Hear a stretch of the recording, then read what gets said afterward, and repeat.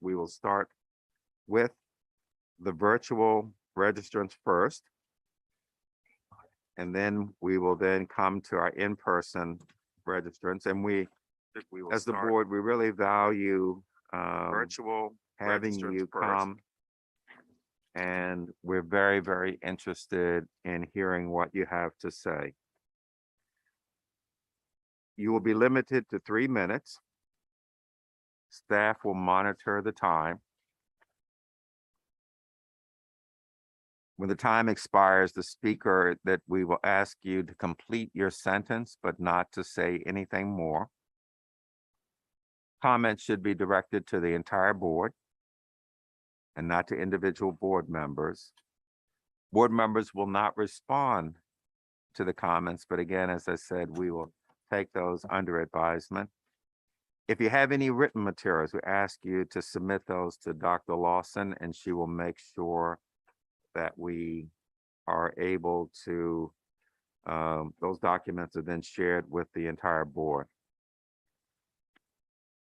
Also, while we're doing this, I just want to welcome our new student member, Ms. Thomas from Wacomico County. She's a neighbor of our vice president. So this is her first meeting. Welcome. And we're excited about having you join us. At this time, we'd like to go and Ms. Morrow is joining us virtually. She's in California, so she'll be with us today virtually. At this time, we'd like to go to our virtual participants.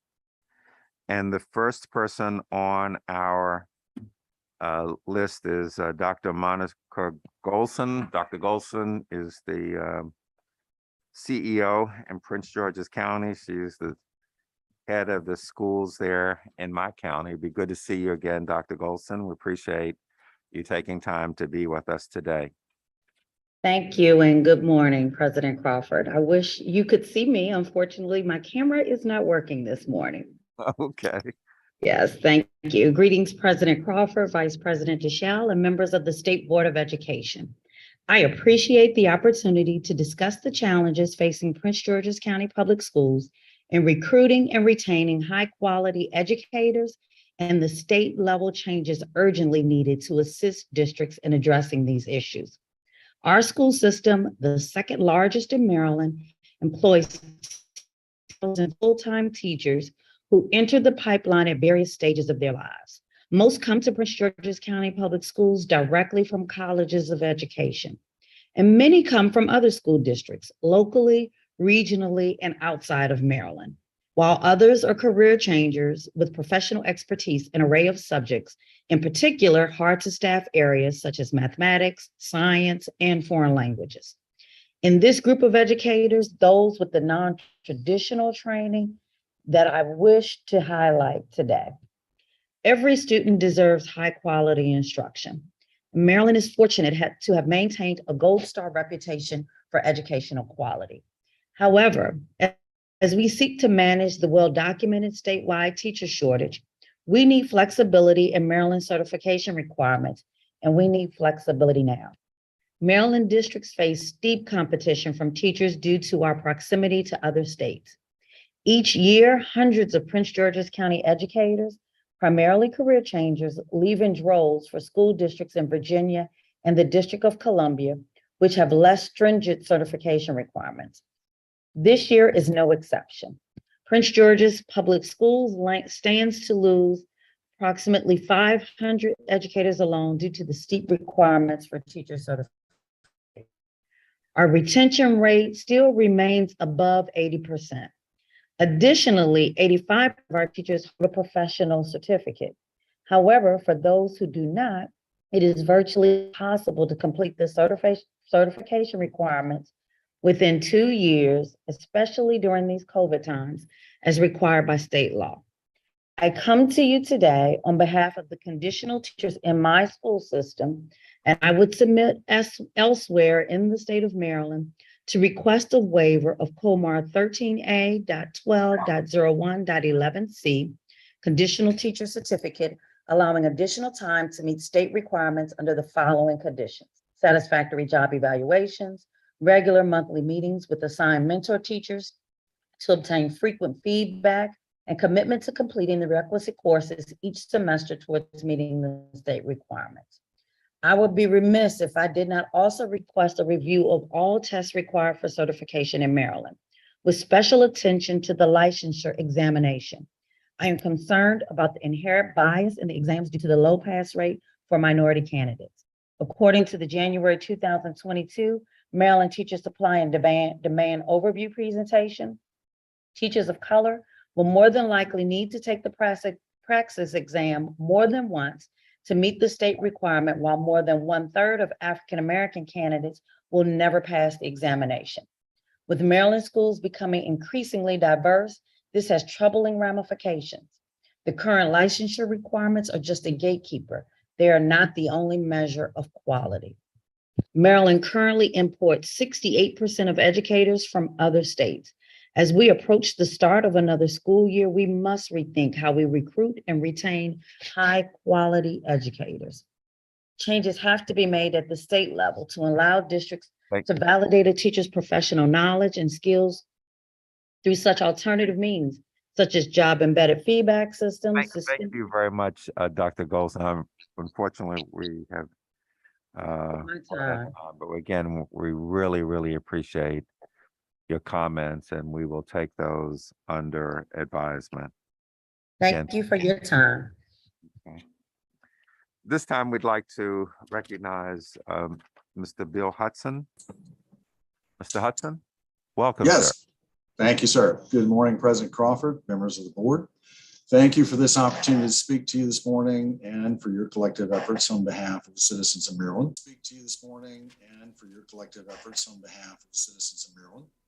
As noted, my name is Bill Hudson. I'm the Executive Director for the Family Child Care Alliance of Maryland. The Alliance is a nonprofit corporation started in 2019 specifically to support family child care providers in Maryland.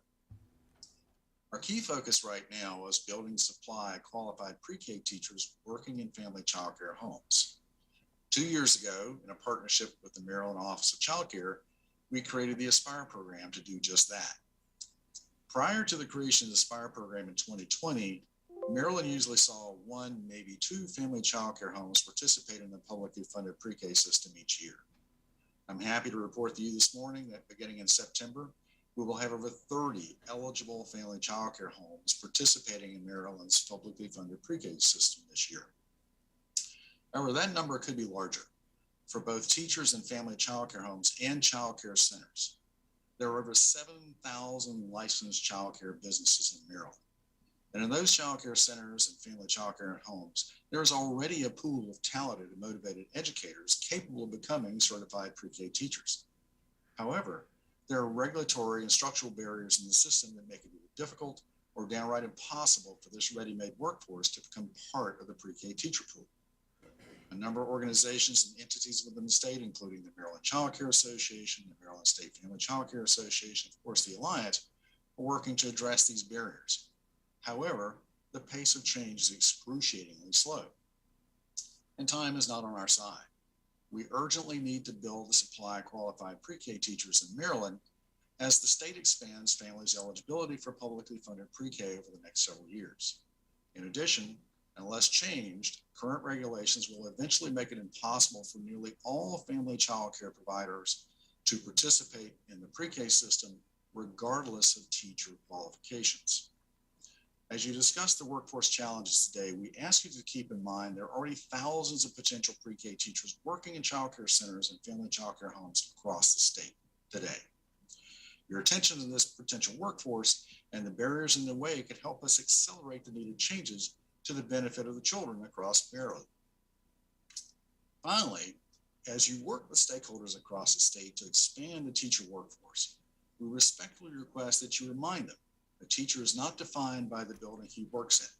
Rather, it's the quality of the instruction and the meaningful interaction she provides to the young minds in her care. Again, thank you for the opportunity to speak to you and your efforts on behalf of Maryland's children. Thank you very much. We appreciate your comments. At this time, we'd like to recognize like to recognize Ms. Lisa Wilson.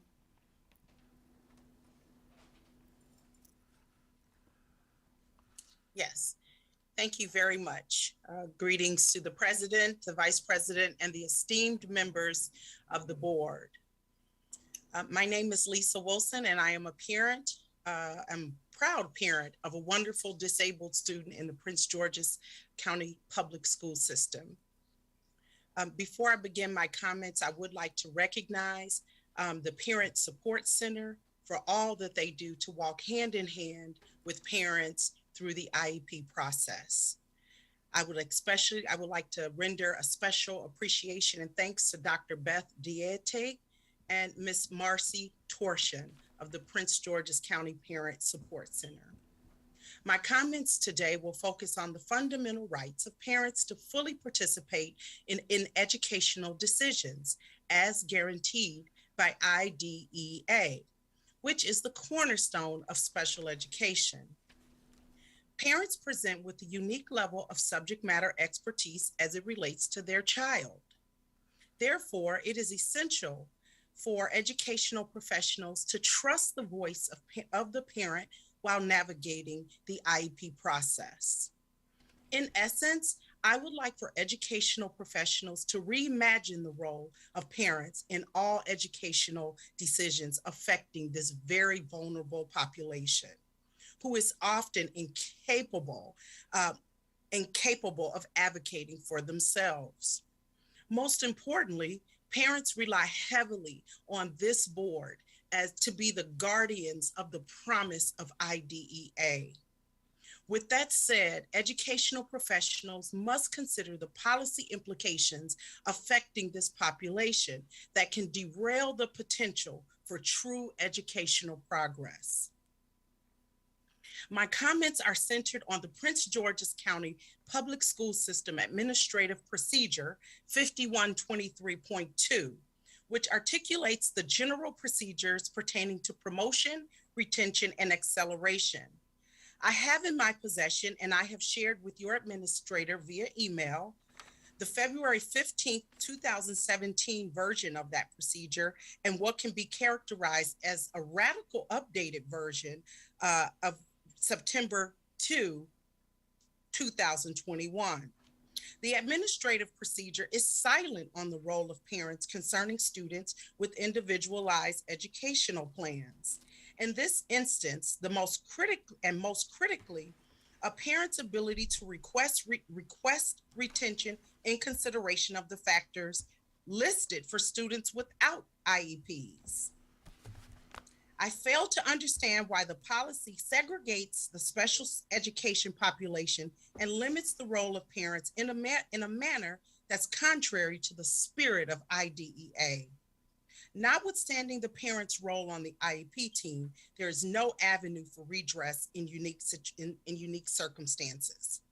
In closing, I would like to state for the record that in instances where the IEP catastrophically fails to be reasonably calculated to confer some educational benefit and progress, the parents should be able to engage the agency with a sound request for retention.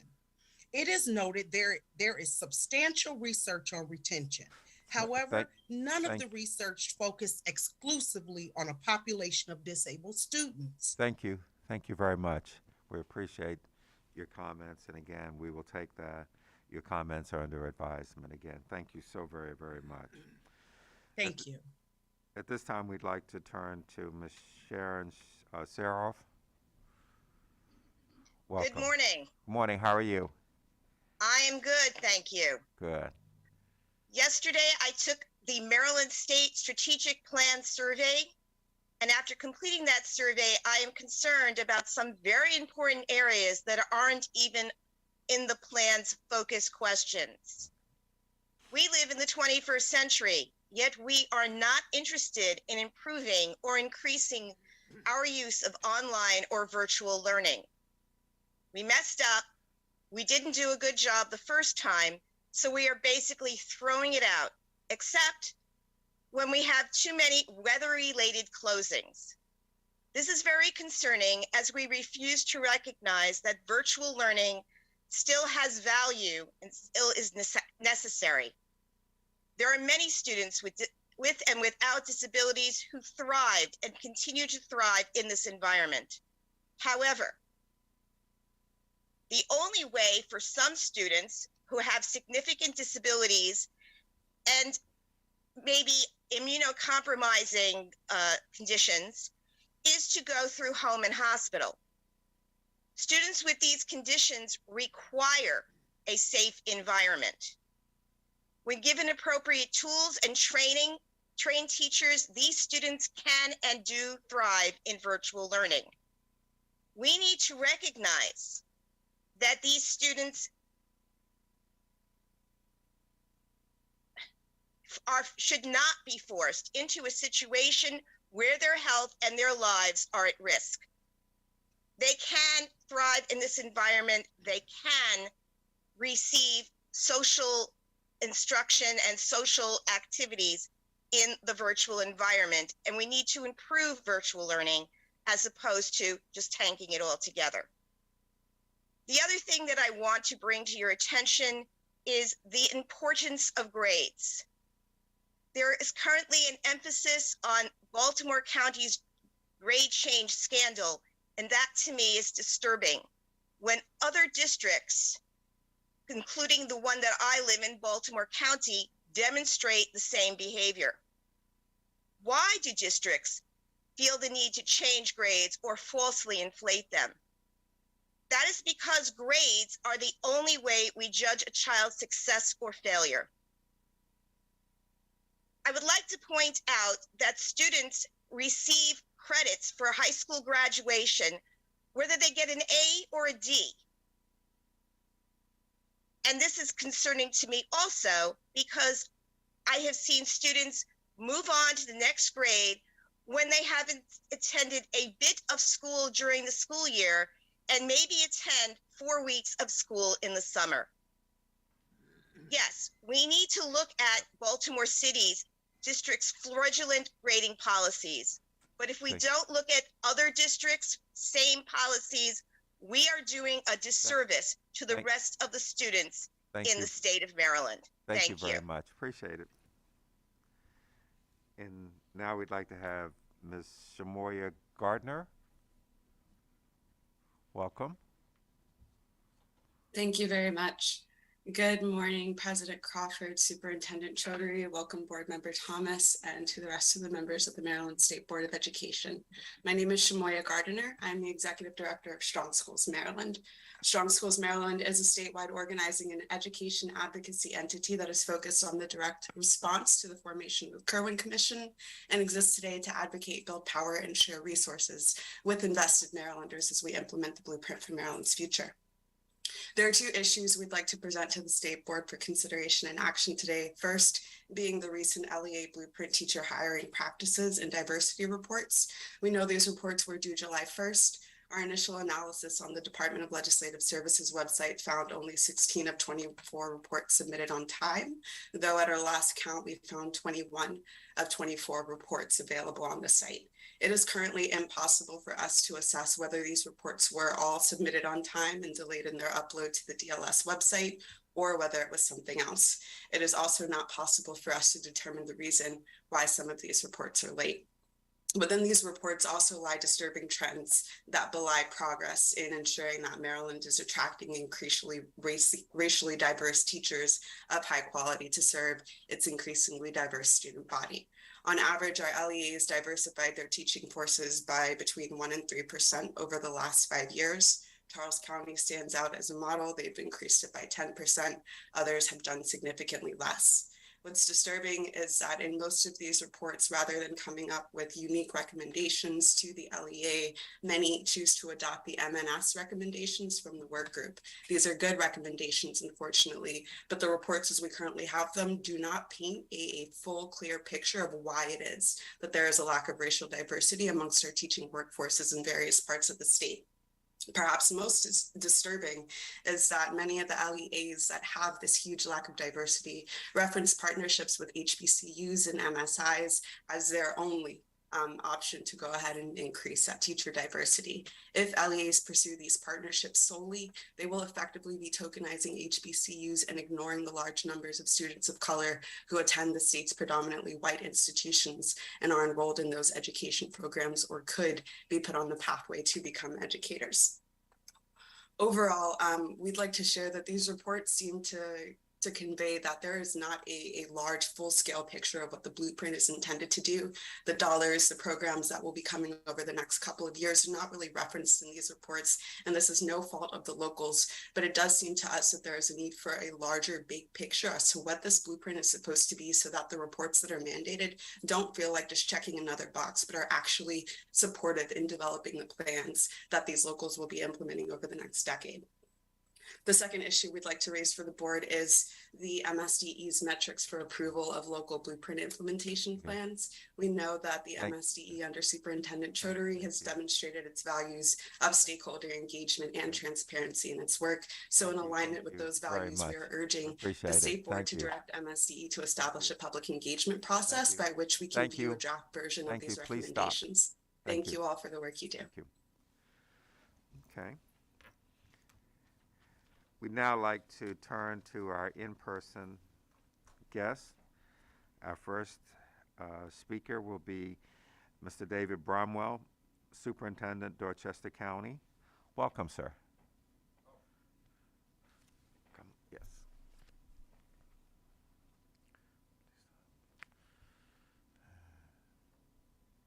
Good morning, everyone. Good morning. Good morning, President Crawford, Vice President Shield, all the board members, and of course, State Superintendent Chaudhary. My name is Dave Bromwell, Superintendent of Schools, Dorchester County. The heart of the Eastern Shore, and if you look at the little lapel I left you, you can see why that is. And I hope you all enjoy that and go ahead and use them. Each Maryland school district has its own unique diversity pieces. Dorchester County is no different. We are one of the largest counties in the state of Maryland when you include our marshlands, waterways, and 3 islands we have to support with our students. We have just over 4,500 students and about 743 employees, but an approved budget of 800, which kind of relates to what I'm going to get to with having an employee. I reiterate what Superintendent Goldson said. She used wonderful statistics, and you have to imagine PG County being so large, we have relatively the same problems and statistical issues that they have, just on a smaller scale. We're a CEP school district, which means in our community eligibility provision, we're one of 3 counties in the state of Maryland, Somerset and Baltimore City. We feed all our students breakfast and lunch each day, and sometimes dinner as well. So our limited tax base kind of hurts us as it comes down to starting to recruit. This past school year, we were able to match all our local neighboring districts with starting teacher salary. We all went to that 49,000 area, and we were able to maintain teachers. But this year, because our tax base is so small, we were not able to keep up, as they say, with the Joneses. You know, our neighboring districts went up 3.5 to 7.8% in salary, and we saw some teachers leave us. That leads us to the main reason I'm speaking to you. Normally, on a normal year, Dorchester County, right about this time, is looking for 6 to 10 certificated teaching positions.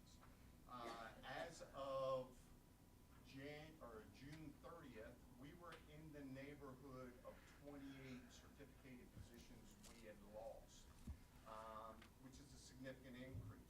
Also, this past year, we operated about 18 to 20 certificated positions down. And again, you got to keep that relative to all the districts across the state. Everyone was having the same problem. As of July 15th, we're up to 45 empty certificated positions because teachers jumped and went in different directions, and we were not able to keep up. That's one of my major concerns with the blueprint. While I love what the blueprint is designed to do, there's a piece of it that doesn't seem to be matching when it comes to using an existing logarithm formula. Thank you. It's very difficult for us to keep up with everyone else. Thank you very much. I appreciate it. Thank you. Thank you. Just a note to the technical staff. Ms. Morrow is saying that she's unable to hear. Okay. Okay, so we'll switch the mic. Mic check 1, 2. Okay, very good. Thank you. At this time, we'd like to invite up Ms. Cheryl Bose. Welcome, welcome. Good morning. Morning.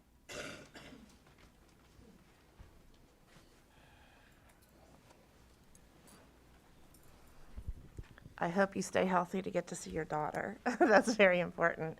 Good morning, President Crawford, Vice President Shields, Superintendent Chaudhry, and members of the board. I'm Cheryl Bost, a 4th and 5th grade teacher from Baltimore County, proudly serving as the president for the Maryland State Education Association, representing over 76,000 educators across this state. I want to welcome Ms. Thomas to the board. Our student voice is very, very important in our deliberations. You hear a trend today, shortages. It's not just in the teacher ranks, it's in administrators, teachers, counselors, bus drivers, as that's going to be the first thing you hear of is when students can't get to school. We're going to hear about cafeteria workers, custodians, everyone. There are shortages in all areas within our school systems. I want to first start by saying we support the waivers that are before you today when it deals with conditional teachers and resident teachers. One word of suggestion or caution, and I'm pleased to say Superintendent Chaudhry and I and our other organizations have been talking about this on how to address the shortage. Conditional teachers want to be in our classrooms. They're training to be in our classrooms, so let's keep them in the classroom. But we must give them support. This just can't be a waiver of time and then let them just be off in the classroom. So maybe in the attestation form, the amount of mentoring should be checked off as they're going to actually provide the mentoring. You heard Dr. Goldson say she was, but making sure that it's across 24 districts that they're provided mentors and the support. I know through MSEA, through a large grant we received from NEA, our national, we provide praxis support for many educators, but the test is not the end-all be-all. And we know that for students, we know that for educators. So finding out different ways to assess productivity and performance is something that we need to look at the long term. We need to increase salaries in all of those job categories. We're competing with Amazon. We're competing with, as Dr. Goldson said, Washington, D.C. area and other areas. And we're not taking a look at retention of the educators that are in these places. We do import a large number of educators. But if we keep filling the holes but never keep replacing but never fill the hole, we're just going to keep doing this like a hamster wheel. Our educators want to be there, but we have to look at workload. We have to look at supports. We have to look at class size. We have to look at all these things, not substitutes. Substitutes are important, but they're a reaction to a symptom. The symptom is we have so many vacancies or that we have so many people that are leaving. So we must look at all of the ways that we can retain educators. We believe salaries is important, workload, class size, all of those items, or else we're going to continue to see this turn of people leaving. We continue to want to work in partnership to see that we can get this done. School's open in a month. We need to make sure our students have people in front of them qualified to educate them. Thank you for your time. Thank you very much. We appreciate your comments.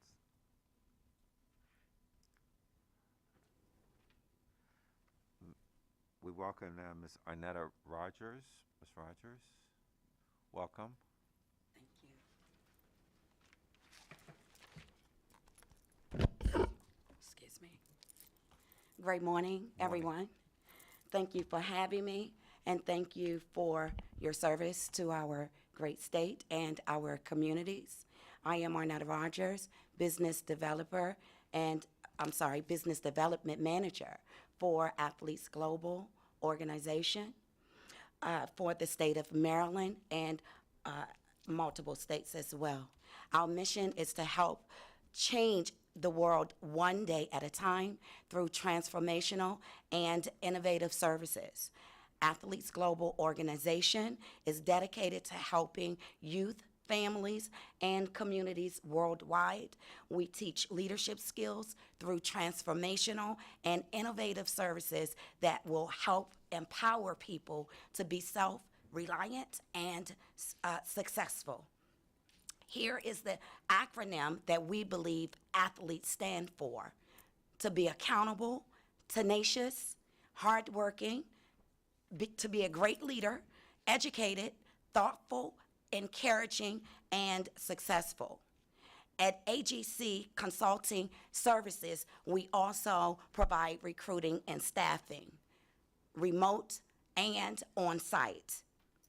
Statistics show that we are in dire need of teachers and principals across the nation, and AGC understands the need. We can and we will help to fill that gap.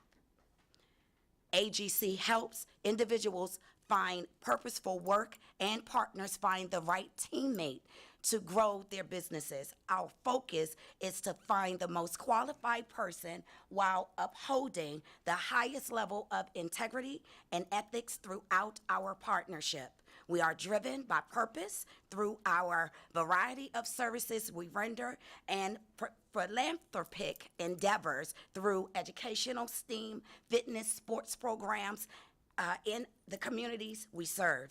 We understand that there is an in-house process, and we're here to assist with that, with your recruiting and staffing efforts. Our recruiting leaders will match you to skilled contract and permanent talent in education, administrative and customer support, technology and marketing, as well as creative fields. Our mission is to find the contract and permanent talent you need to help your company, the school district, exponentially grow in all areas.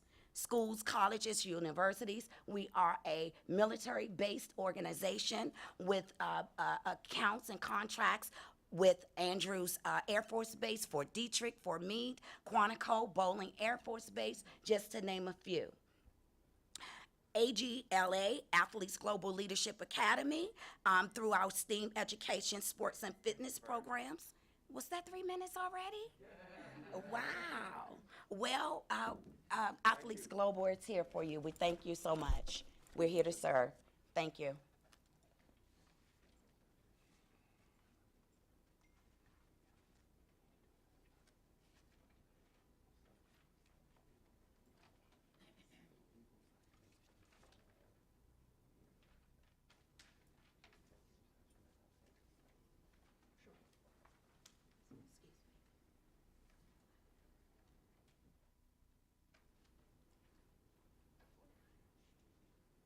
Alrighty. Pardon me, I just had to talk to counsel,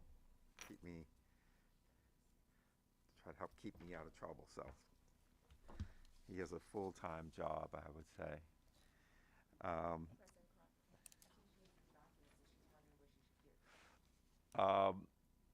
We need to, one of the things that we're gonna have to just do a little bit better is, in our public comment period, the public comment is for the public. It's not for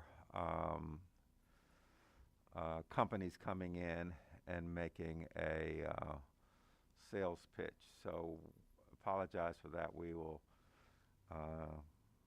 ask some additional questions. So in terms of sharing documents, we're not going to do that. If you, as a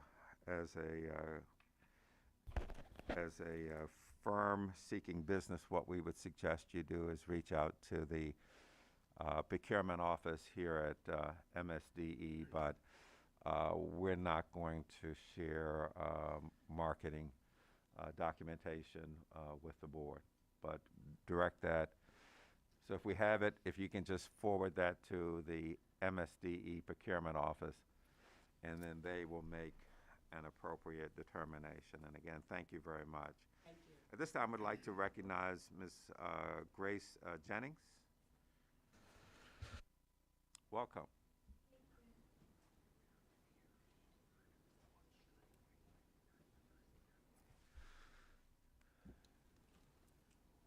Good morning. Good morning. My name is Grace Jennings, and I'm honored to be here today to speak in support of the COMAR regulation changes impacting the Maryland Public Secondary Schools Athletic Association. Specifically, I would like to speak about the proposed change to the summer camp rule. I am currently a student at Winston Churchill High School and a member of the Montgomery County Public Schools Student Athlete Leadership Advisory Council. At MCPS Athletics, we have a vision known by the acronym RAISE, which stands for Respect and Sportsmanship, Academic Excellence, Integrity and Character, Spirited and Safe Competition, and Equity and Access. The proposed regulation change for the summer camp rule specifically addresses our core value of equity and access. The proposed amendment will create equity to all members of school communities and benefit students in many ways. During the summer months, students will have more opportunities for involvement, including being able to engage in social and emotional interactions with teammates. Students will also have more opportunities to participate in development camps and have greater access to instruction so they can develop physical sport-specific skills. As a student athlete myself in the sports of field hockey, swimming, and track and field, I believe these regulation changes will directly benefit students all across the state. I strongly encourage you to vote in support of these regulation amendments today. Thank you for listening to my voice today. Thank you very much for coming in. We appreciate your comments. And our last but not least is Ms. Dana Johnson. Welcome. Thank you.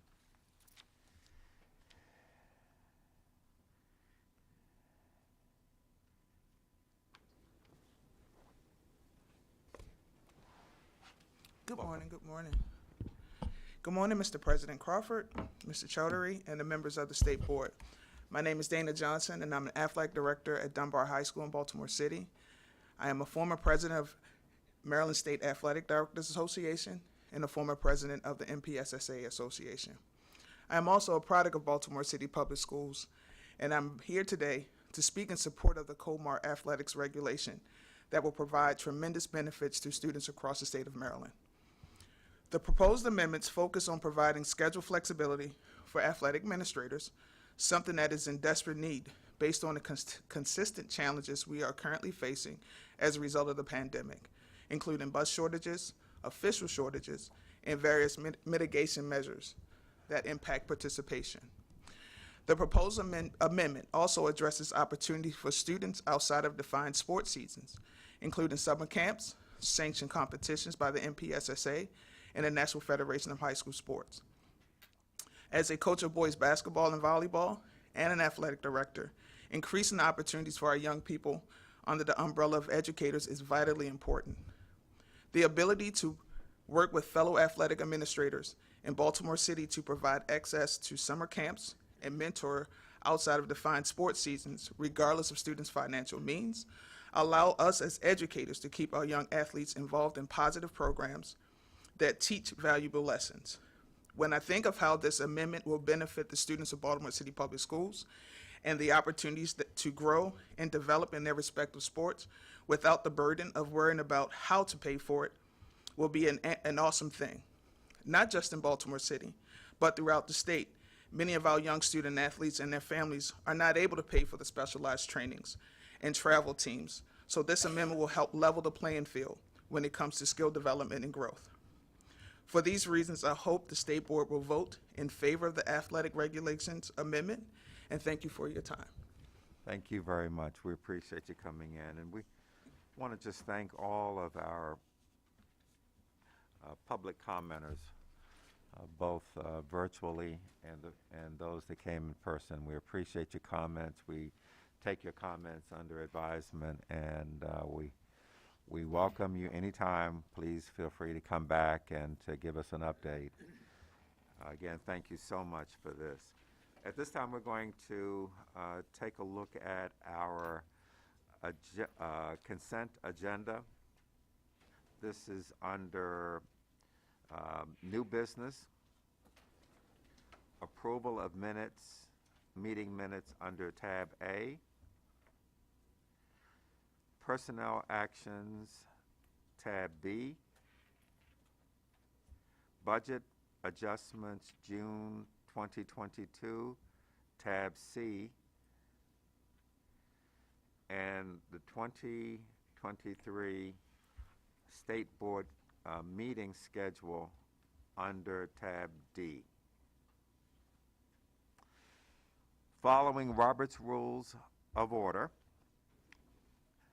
I will say objection 3 times, and if there is no objection, then those items are considered approved. Objection? Something? Okay. Okay. Objection? Objection? Objection.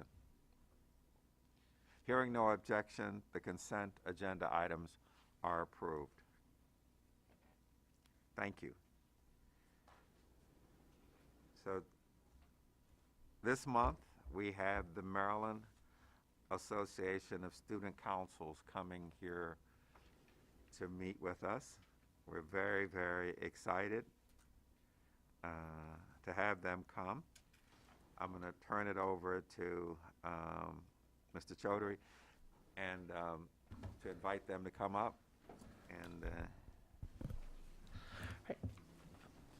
Thank you. I think they brought some swag for us. oh, okay, okay, okay.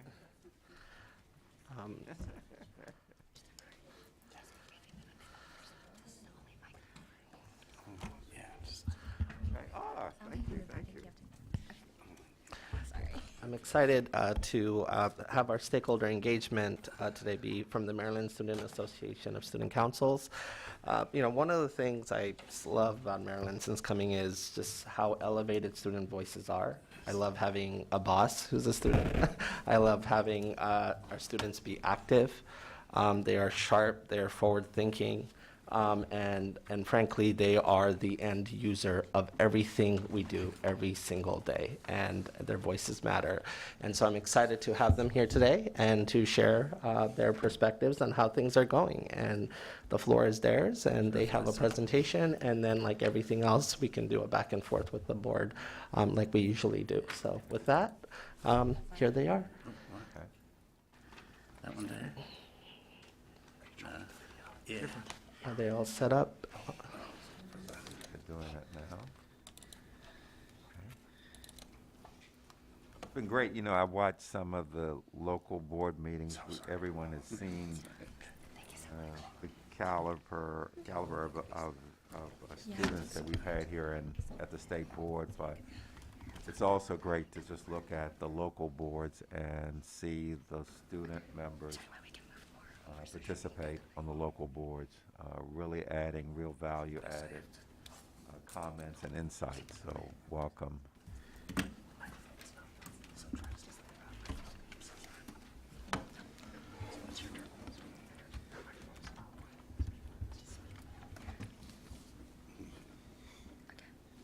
Okay, so good morning, board members. My name is Angelina Shi, and I'm the first vice president of the Maryland Association of Student Councils, also known as MASC. I know that all of us here today, take up a few chairs, are super excited to give an overview of the leadership development work that we do throughout the year. So before we get started, I know Mr. Chaudhary mentioned the swag that we brought for you guys. There are our MASC themed little booklets that you can write any questions that you have throughout our presentation, and you can also use them for any meetings that you have afterwards. So on behalf of MASC, we would like to express our gratitude to all of you for giving us the time today to share the work that we have done and will continue to do for the students of Maryland. To start off, what is MASC? Again, MASC stands for the Maryland Association of Student Councils. And to break this down, we bring together students from across the state through our events, such as our conferences and leadership forums, as well as our year-round executive board, also known as our appointed staff, and our committees. Alongside these features, we have dozens of other initiatives that link us to our national peers and our regional partners. Before we go through our presentation, I would like to introduce our officers, executive directors, and supporting staff. Unfortunately, Maya, our president, is currently in Croatia visiting family, so she couldn't make it, but we have a video from her. Dobar Dan, or Good Day, Msde. My name is Maya Djurkovic, and I am the 2022-2023 MASC President.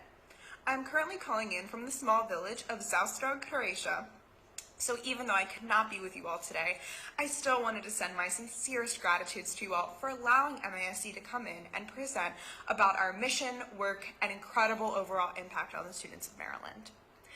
I hope to one day be able to meet you all in person, but until then, I will pass it over to my amazing MASC officers and executive directors for the rest of our presentation today. Bok, or bye, and thank you again for this wonderful opportunity.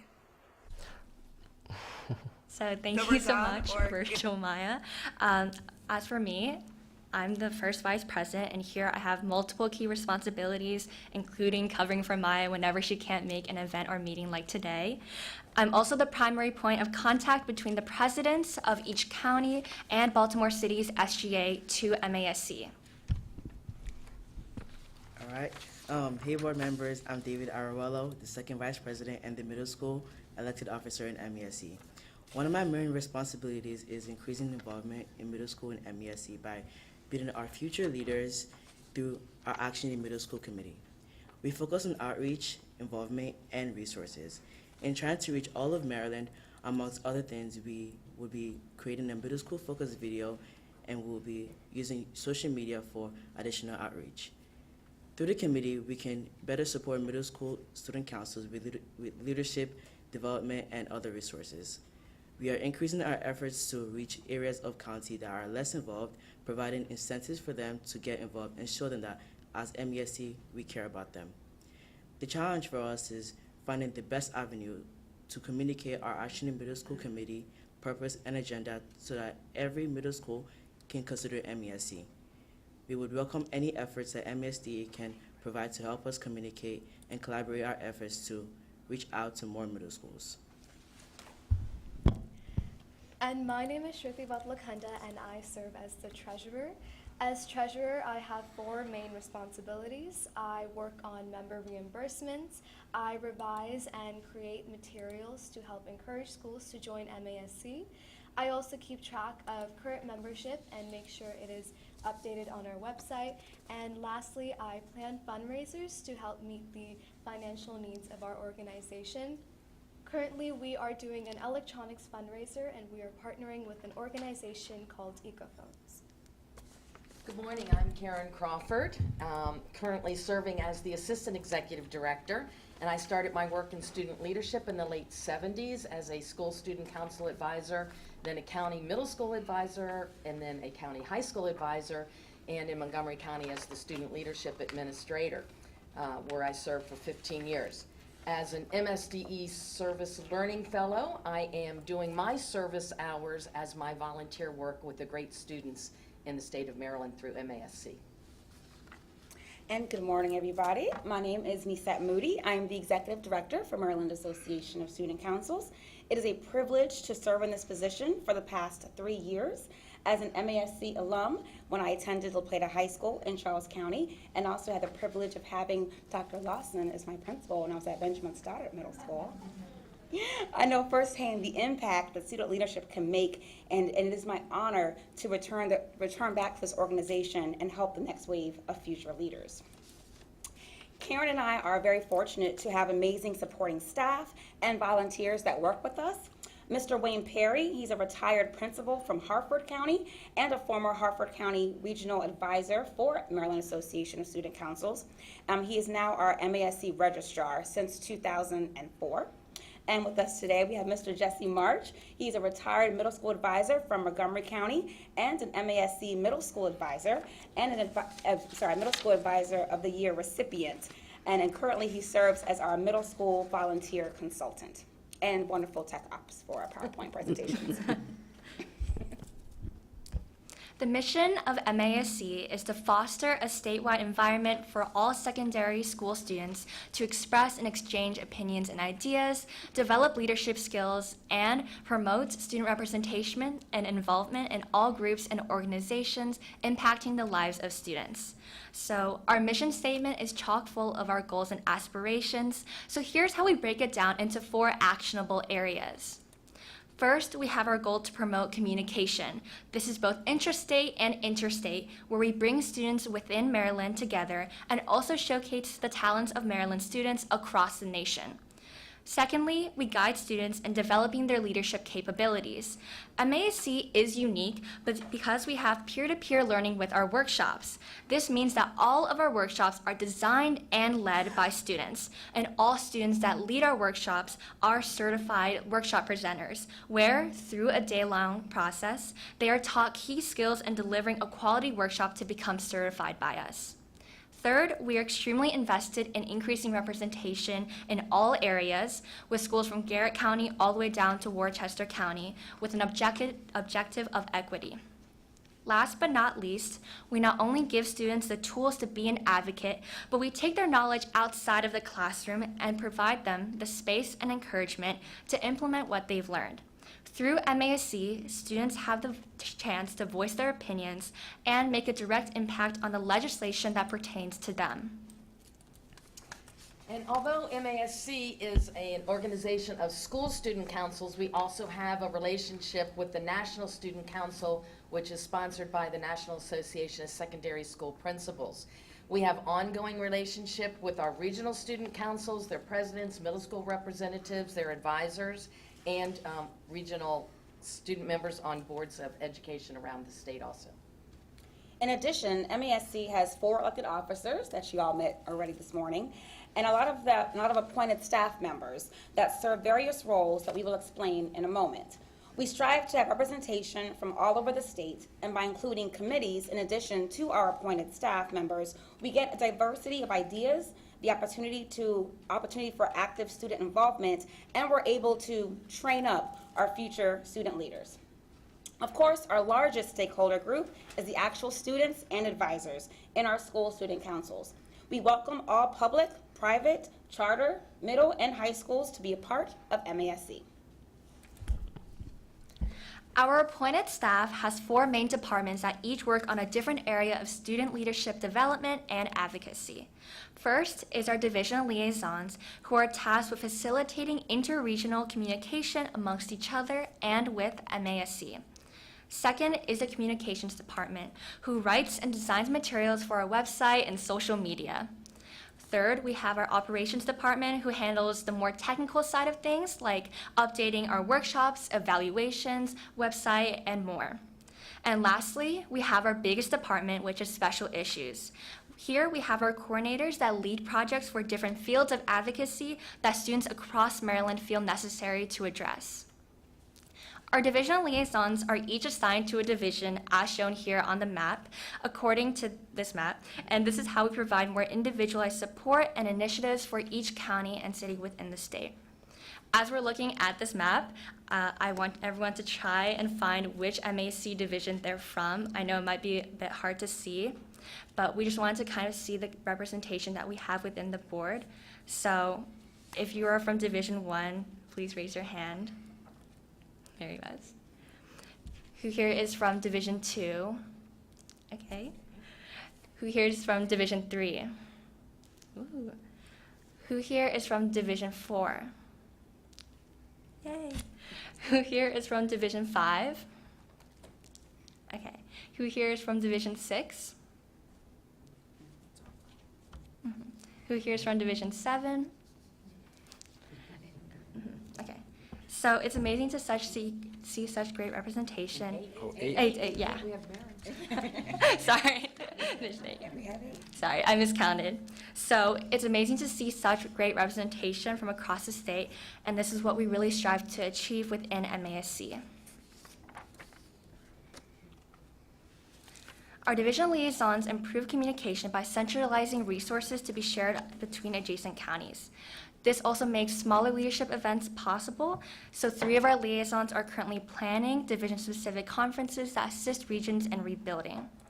One area of Maryland that we've been especially focusing on is the Eastern Shore, so Division 6 through 8.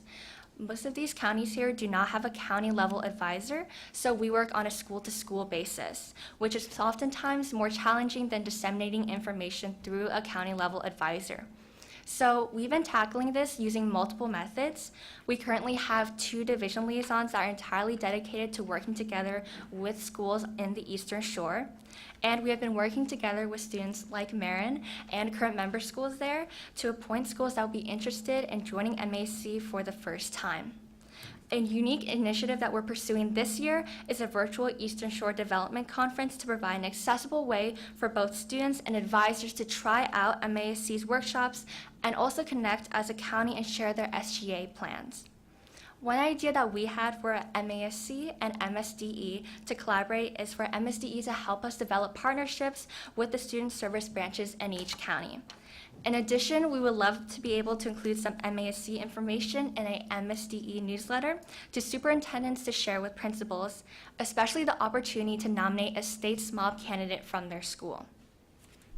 Moving on to our amazing communications department, led by our communications director, there are 4 positions: the secretary, the historian, our publications coordinators who help create and distribute materials to be made available to schools across the state, and also our social media managers. Now, MASC is very active on social media, so in order to ensure constant and effective communication, they lead the social media committee. Moving on to our operations department, led by our operations director.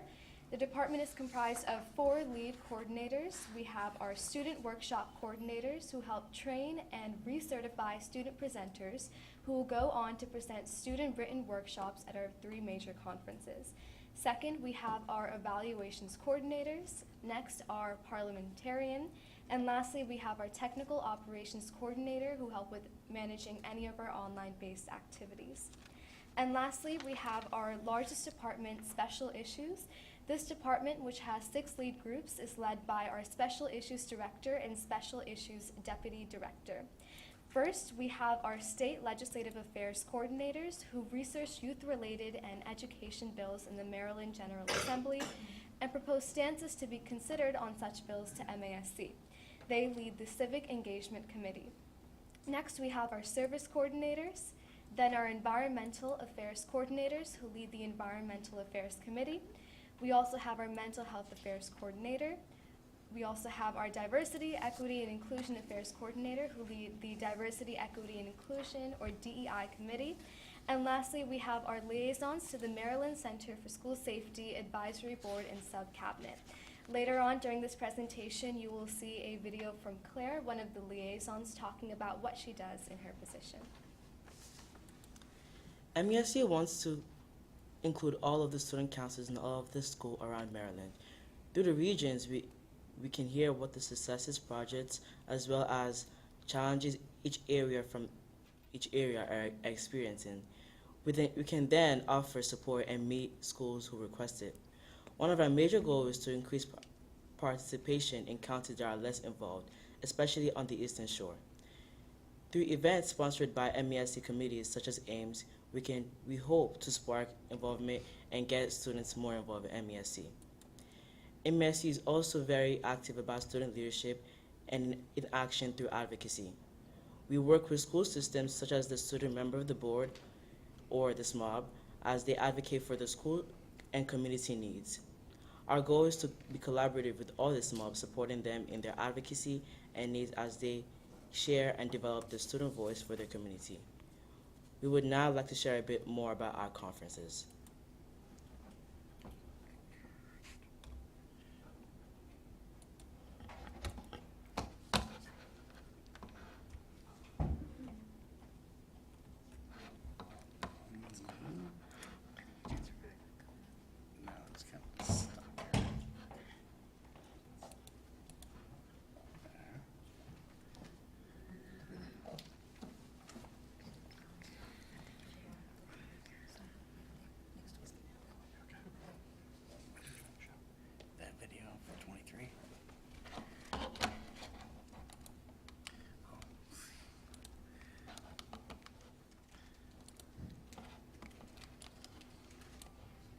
Hello, my name is Maggie Roth.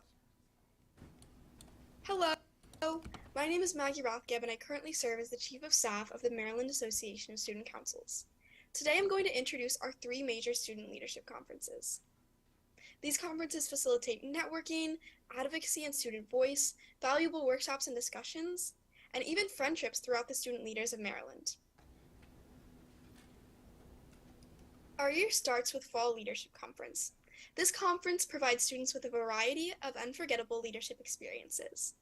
We present student-led workshops on a variety of topics that are very important to our students, things like mental health, student council leadership, and even diversity.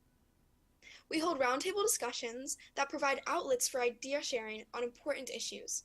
One of the highlights of this event is a middle school mock General Assembly, where middle schoolers get the opportunity to learn hands-on how bill stances and parliamentary procedure work in the legislative process. Our next conference is Legislative Session. This is where our students narrow down the finalists for the State Student Member of the Board of Education. At the same time, students are attending workshops about the position and role of student member of the Board of Education throughout Maryland, youth-related bills, and a student's role in advocacy. Our General Assembly takes stances on youth-related bills that are currently in the Maryland General Assembly. At our final conference, convention, this wraps up the entire year with opportunities to vote on state student council officers, hear from motivational speakers, attend even more workshops, and most importantly, network with other student leaders.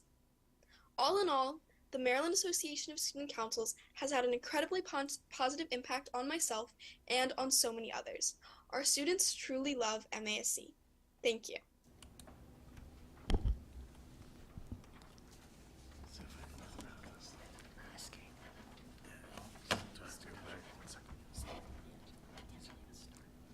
Okay, so continuing off of Maggie, MASC has had a long history of providing resources and training to foster student advocates, both inside and outside the classroom.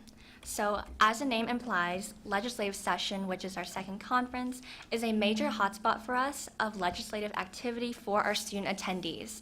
So at this, student leaders get to enjoy our blended workshops that are hands-on and all student-led, and also learn how to advocate and how a bill passes in Maryland. At the end, students also receive a list of immediate actions that they can take to advocate for youth-related bills. One aspect of MESC that many are unaware of is that we actually elect 2 candidates for State SMOB to be recommended as nominees to the governor. Candidates go through a rigorous process with many stages before they reach the legislation session. Speeches, candidate profiles, resumes, and open question and answer sessions along with candidate campaign proceed to the final vote for the top 2 candidates. Legislative session is also where our state legislative coordinators, also known as slackers, present bills that are currently in the Maryland General Assembly that they believe align with MASC's platform. Students study the bills and experience pro-con debate participation before voting on MASC's stance. This is real hands-on civic education.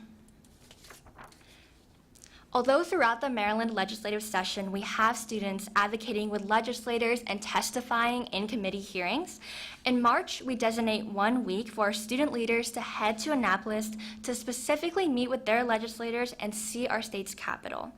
Here we have photos from when Calvert County Student Council participated in Advocacy Week with students engaging in seminars with their state representatives. Outside of these specific events, our committees do an amazing job dividing statewide projects into steps that students can implement at their own school. For example, last year, our environmental committee members worked with the local organization Compostology to write over 2,000 postcards and hand-delivered them in Annapolis to state delegates and senators in support of innovative composting in schools. With such wide-ranging work, our committees do a really incredible job not only creating projects, but providing the guidance for first-time advocates to lead their own projects. In the past few years, we have hosted many different seminars and forums. First, we have pioneered our Women's Leadership Forum, where MASC constructs a safe space for students of all identities and genders to learn from established women in leadership roles about difficult topics such as how to deal with discrimination, explore future career paths, and generally navigate the gender disparities that many face throughout their careers and leadership. We are honored to have Dr. Lawson, Deputy Superintendent of Organizational Effectiveness, as one of our guest panelists at the 2021 forum. We also held our first ever environmental summit during the virtual school year, where our environmental affairs coordinators shared how students can implement innovative initiatives such as no car idle zones and cafeteria composting within their respective schools. And starting this year, we will have our first student member of the board, or SMOBs, informational webinar, where our current and past SMOBs will speak with interested students about the qualifications needed to excel in the position. During the pandemic and virtual learning, MASC continued to support advisors and students by sharing virtual resources, mainly through our monthly bulletin. We also recorded our workshops and webinars, plus other miscellaneous resources, and made them available to all of our member schools. We held executive board meetings, forums, and conferences, all virtually, when we even ramped up our day-long workshop presenter certification to help our students adapt to presenting on virtual platforms.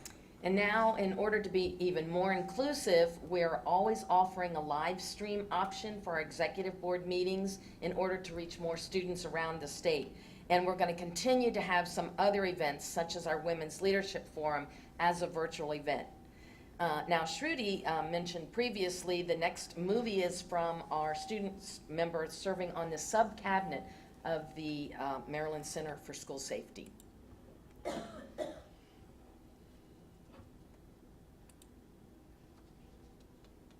Good morning. My name is Claire Cabral, and I'm a school safety liaison for the Maryland Association of Student Councils. My counterpart, Henry, was not able to be here today, but we'd love to give you a brief presentation on the Maryland Center for School Safety, its impact on student advocacy, and its impact on students. So to begin, what is MCSS? The Maryland Center for School Safety, or MCSS, is an independent unit of state government that provides grants, training, and support to public, non-public special education and private schools throughout Maryland.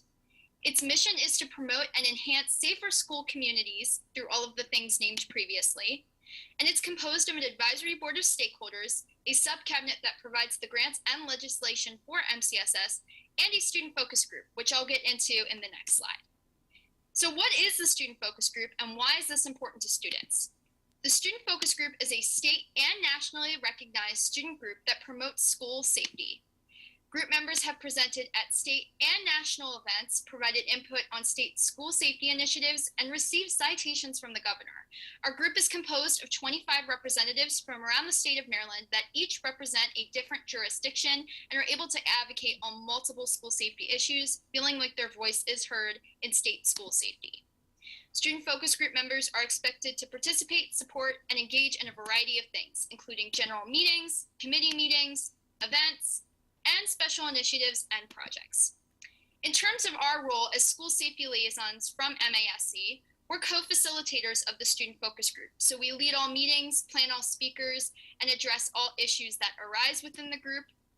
One of us serves as a stakeholder on the advisory board, which is my role, and one attends sub-cabinet meetings and maintains relations with those members on the sub-cabinet, reporting back different things that are occurring there to MASC. And we represent and present at all MCSS events and other specialized school safety functions across the state, including DARE conferences, the MCSS conference, and attending a national conference coming up this upcoming week. Thank you so much for listening.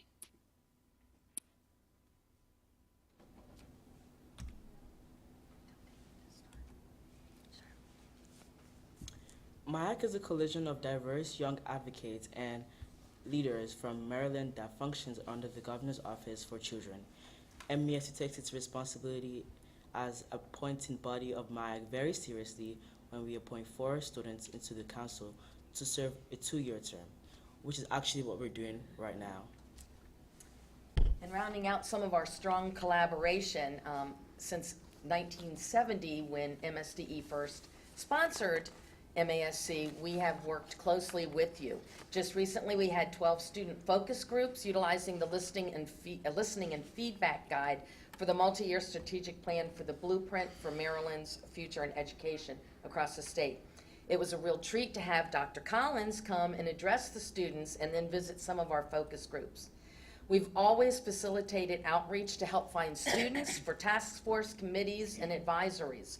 In the past, some examples were the high school graduation task force, the Maryland Math Alignment Project Committee, the Discipline Committee, the ESSA External Stakeholder Committee, and most recently, students for the Asian American Advisory Board. We really appreciate that MSDE recognizes the student voice should be represented on committees, task force, and advisory boards. We also help when student representation is requested of MSDE, such as in 2018 when the governor's press conference and they released the Safe Tips hotline. So we had students there for you.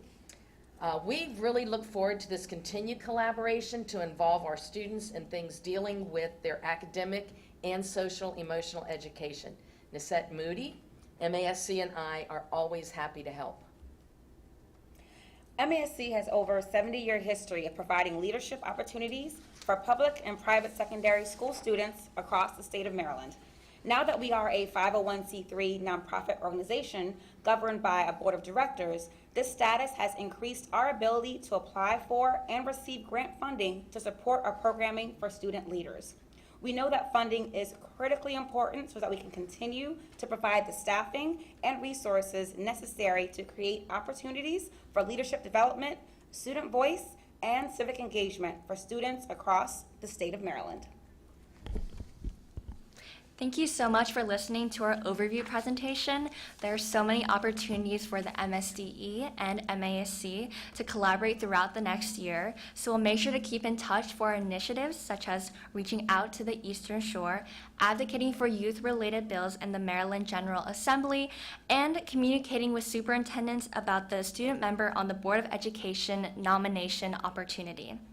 There's a lot of information and even more that we couldn't fit into this time limit, so if you have any questions, we would love to take them right now.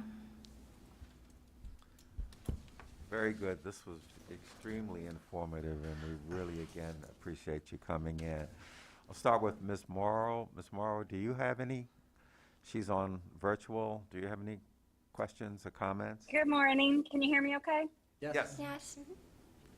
So I don't have a question. I just want to say thank you to MASC for joining us this morning. I've said it many times before that I think Maryland has a fabulous tradition of student leadership and love to see this engagement across the state. So thank you. Great. Thank you very much. We'll now turn to board members here in the room. Anyone here with comments or anything? Mr. Bartley, then Ms. Halley, and then Dr. Green.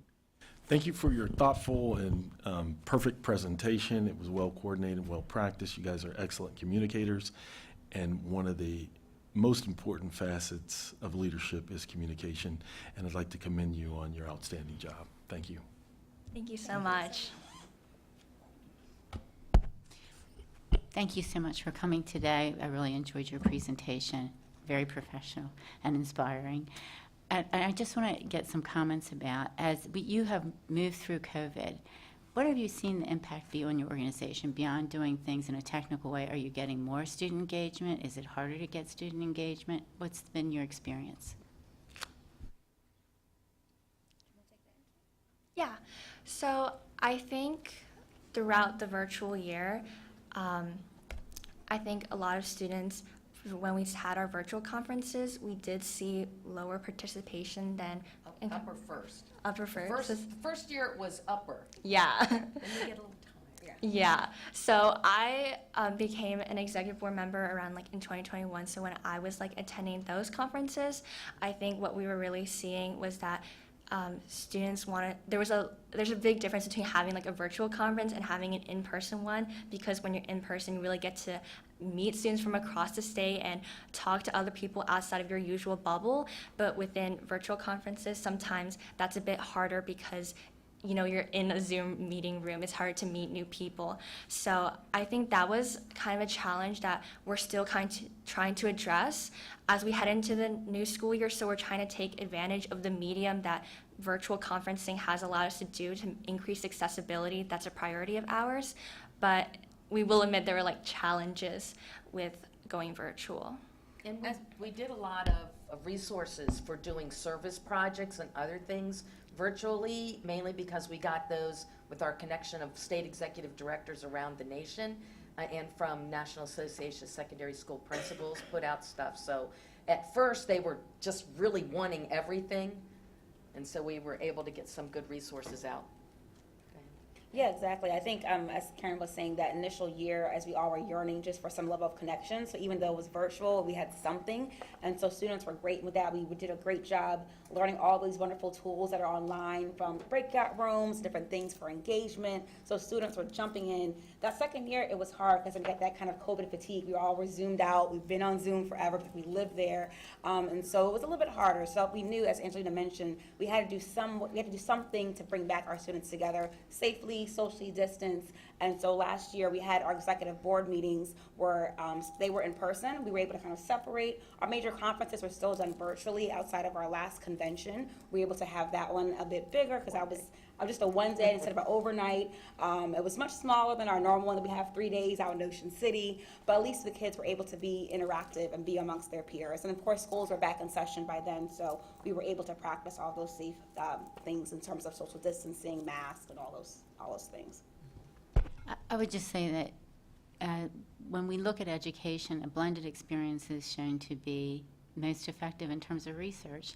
And so as you had that experience of going through and in an emergency situation, taking everything digital and now looking at how you blend it, I look forward to the student voice in terms of how you'll lead us through the best combination of the blended in-person and remote experiences. Thank you.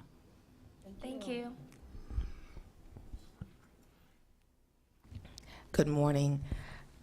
First of all, I want to commend you on your presentation and just want to thank you for the wonderful, SMOBs that you've been sending us. Phenomenal young men and women that have come. So I'm looking forward to also to Ms. Thomas to carry on that tradition. I was pleased. I had written a question about whether you included elementary schools. And I think I saw a slide saying that you do reach out to elementary schools. No? Have you thought about doing that? It depends. Through some of the regional advisors, like when I was in Montgomery County, I reached out to elementary. I can't speak if they're still doing that or not, since a lot more was put on her plate. I know in Baltimore County, the regional advisor there has reached out. We have had some schools that are like K-8, and have given resources. And when anyone asks, I have so many elementary student government resources. I have worked, but we are a secondary school student council organization. If we had the money and the staff and the personnel, I would head that up, because as we're so strong in Maryland and around the nation, we are looked at one of the most powerful student voices, because we include those middle school students. They are important. David understands that, starting that Ames committee to really work with our middle school, to really train them so that by the time they're in high school, you get the people like Marin and our past student members on the boards and the leaders you see in front of you. But we would love to if we had more funding. Is that a hint? Also, I commend you on your work to increase participation in the Eastern Shore. A lot of times the Eastern Shore gets forgotten about. One last thing, just putting a little bug in your ear. I see that you have a women's leadership forum, and you've done an outstanding job. I see a lot of women in leadership, and as your slides, a lot of women there. Have you given thought to having a young men's leadership forum? Talked a little bit about that. I think it's something for us to really consider. We're trying to also recruit more guys to get involved with leadership. We tend to have a little bit more women than men, but the guys that are in our organization, like such as David, of course, are so strong, so active, so vocal, but it's something for us to strongly consider. I would suggest, because right now the boys sitting there and they're saying, okay, that's a girls' organization. I have many of our teachers are female, our principals are female, and so some of our boys need to see role models. So I strongly urge you to consider that. 100% agree. But I would like to say our Women's Leadership Forum is well attended by various men as well, or guys too, that understand in supporting women. Wonderful. And supporting initiative. So we make sure it's open to all genders. Everyone is welcome. But I do love that idea. It's something for us to strongly consider. And our overall appointed staff has a lot of males. Yes. Right, great. All right, thank you. Thank you. But that's a good idea. Mr. Deschutes, and then Senator Bates. Yeah, thank you. Thank you all for your presentation this morning.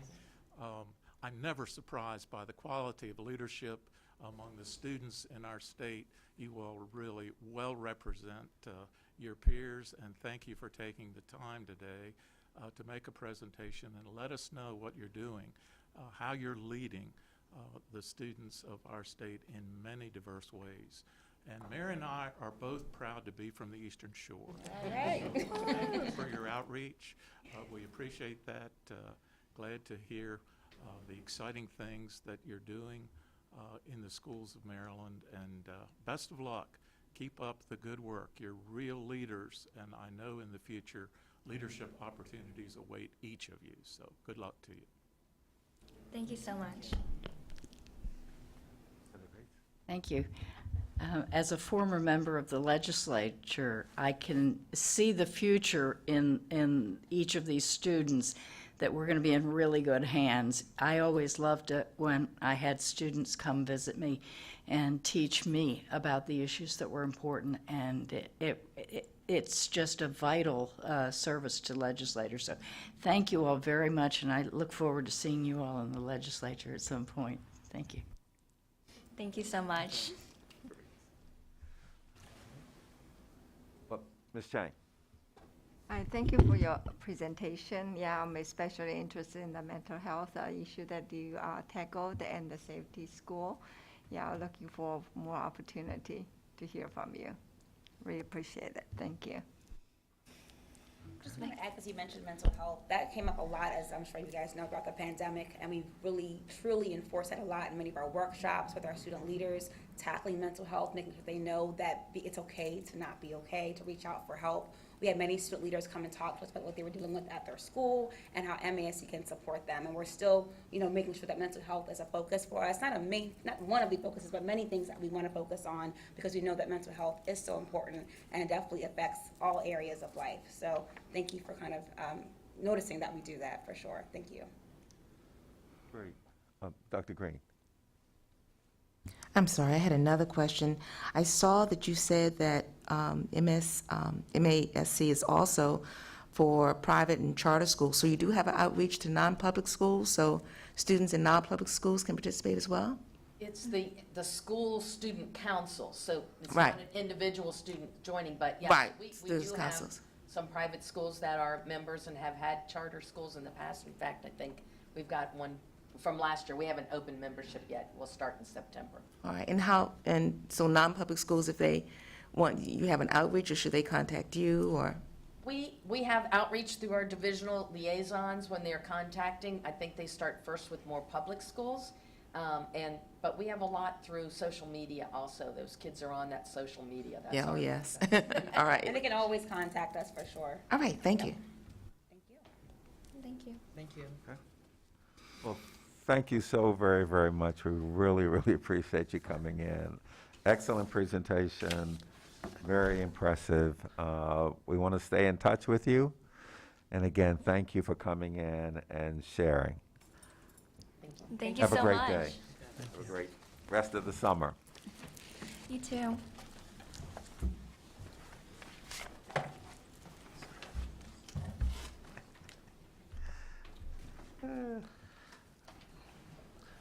One of the things is, at least to me, is just encouraging is just being around the young people, and you just see their skills and their intelligence and capabilities are just so very, very impressive. That was a master class in how to present. No, I need MSD to be at that level. On cue, when the bullets came on, you had someone from a foreign nation, you had a presentation inside a presentation. That was just a master class in presentation. And so that's the standard MSDE. All righty. At this time, I'm going to open the floor. I'm going to read a statement that would allow us to go into executive session for about an hour. So according to the general provisions, Article 3-305B, we're open for a motion to go into executive session to consult with legal counsel and for the administrative function of the board officer elections. So, motion from Dr. Millie McCarthy, seconded by Senator Bates. Seeing no discussion, we'll just do a voice. All in favor, please say aye. Aye. Opposed? Abstain. Okay. So we will be back in about an hour. Thank you very much, everyone, and we appreciate all that have been able to participate with us this morning.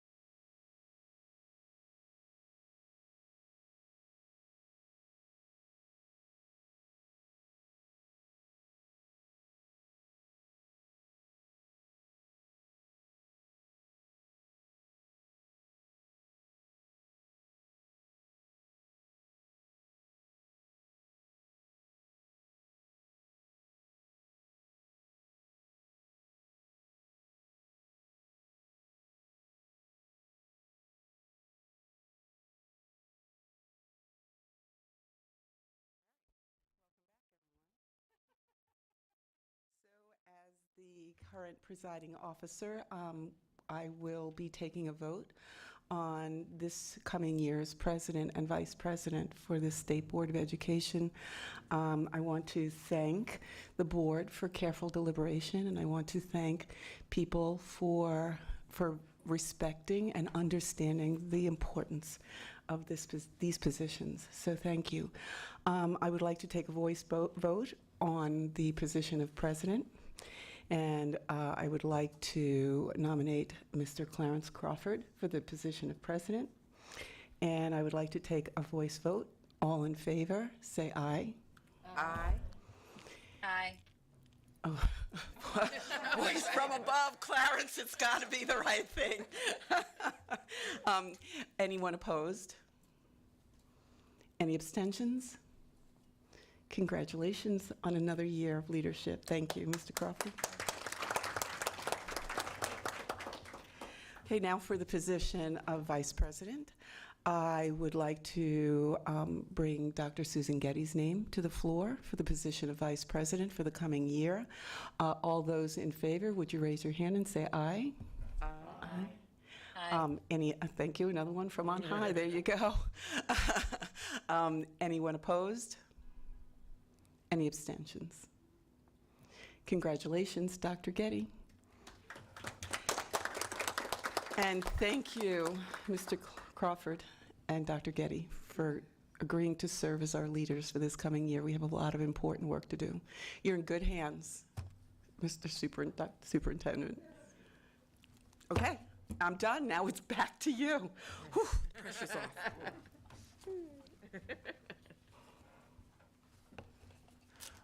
I would also like to recognize Chip DeShield for his outstanding and dedicated service as the Vice President and his constant and consistent focus on what can we do to actually help children. So as we teamed up this past year, I just want to thank him. He's been a great partner, valued his advice and guidance, and I just wanted to acknowledge him and his outstanding support over this past school year. And and you know, in addition to everything else, just a really good person, you know, just a really good person. Thank you. Thank you, sir.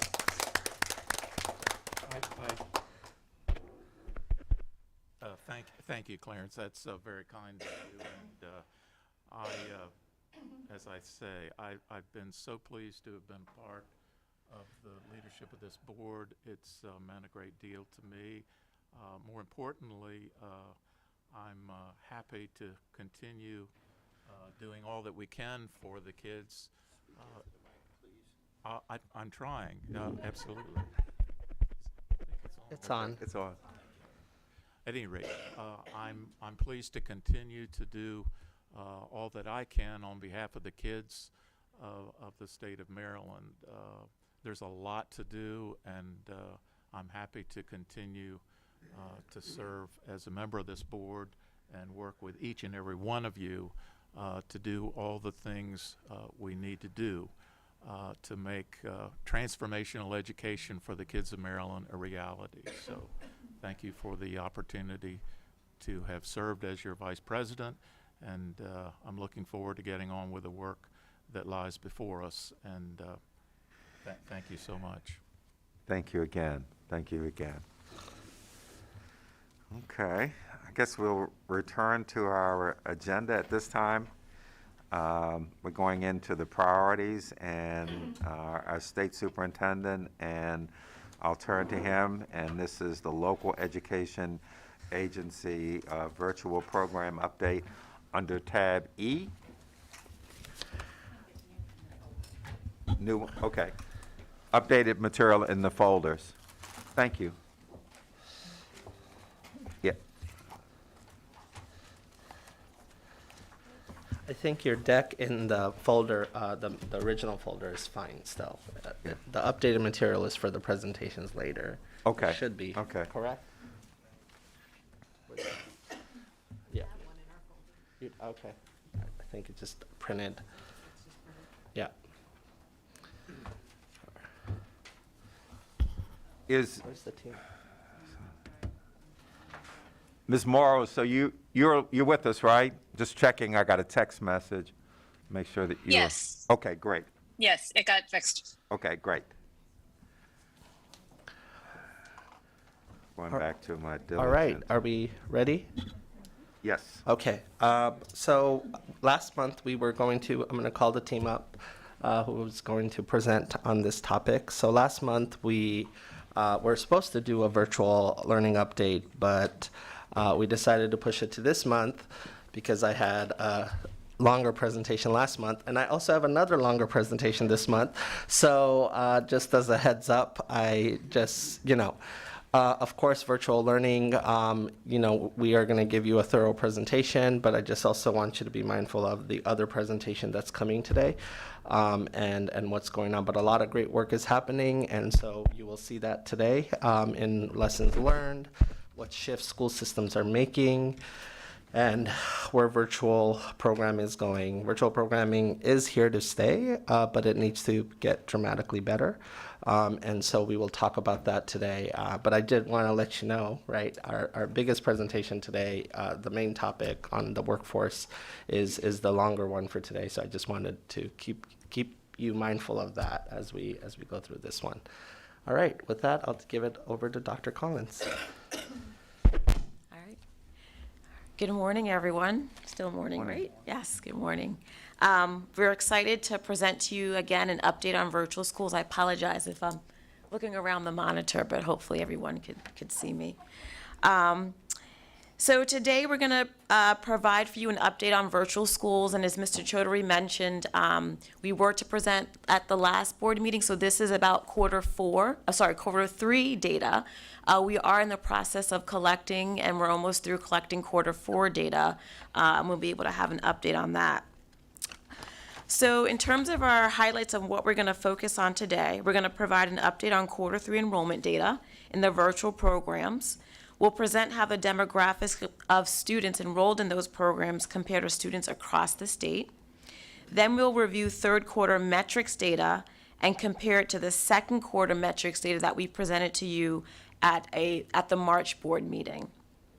We'll conclude the presentation by highlighting some strategies being utilized in 2 school systems that are helping to foster student success. We actually will have someone from Washington County zoom into the meeting so that you can hear directly from Washington County. And finally, we'll identify characteristics of successful online students and summarize information shared during the virtual schools roundtable. Again, these are the different sections of our presentation outline. And again, here on the side, it just outlines what we're going to talk about. So in terms of virtual school enrollment, third quarter metrics, virtual program attendance, virtual program grades, the analysis of the virtual programs, school system best practices, and then the lessons learned. Okay, so we're going to first start looking at student enrollment in the virtual schools. So at the March board meeting, it was reported that the total virtual student enrollment for quarter 2, and that was as of January 27th, was 22,282 students. The total enrollment for quarter 3, and this was as of April 11th, was 12,472 students. The enrollment for each school system is written on the map. And as you can see, next to the enrollment number are either arrows that go up or down or equal, and that just explains the differences in enrollment. Overall, we have 12 school systems that had decreases in their virtual program enrollment at that time. 7 systems had increases, and 2 systems did not change. The largest decrease that we saw in enrollment was in Prince George's County Public Schools, who reported 10,105 students enrolled for that quarter 2, to 454 students enrolled in semester 3. and that was a decrease of 9,651 students. And as you remember, Prince George's County Public Schools eliminated their elementary virtual program, so that's why there was a decrease in the enrollment. In your folders, there is a handout that shows you the enrollment across all of the school systems, so you can take a deeper dive and see the changes in enrollment. Also, at the March board meeting, we provided information on students at the aggregate by grade level. We looked at the student groups and also race and ethnicity, as well as gender. So here we're showing, as well as you'll see on the next slide, an update on the information. Again, this is based on the April 11th virtual student enrollment of 12,472 students. The blue bar represents students in virtual programs, and the orange bar represents all students in Maryland. On the left-hand side of the graphs, you can see the distribution of students by grade level. So, for example, the orange elementary bar indicates that about 46.3% of all Maryland students are elementary school students. But in comparison, 37% of virtual students are in the elementary grades. The blue bar is lower than the orange, which indicates that the share of virtual students in elementary school is lower than the share in the state as a whole. And again, just to note that this is a change from the previous report in March, again, due to Prince George's County Public Schools eliminating the elementary program. And then the share of virtual students at the middle and high school levels is higher than the share in the state as a whole.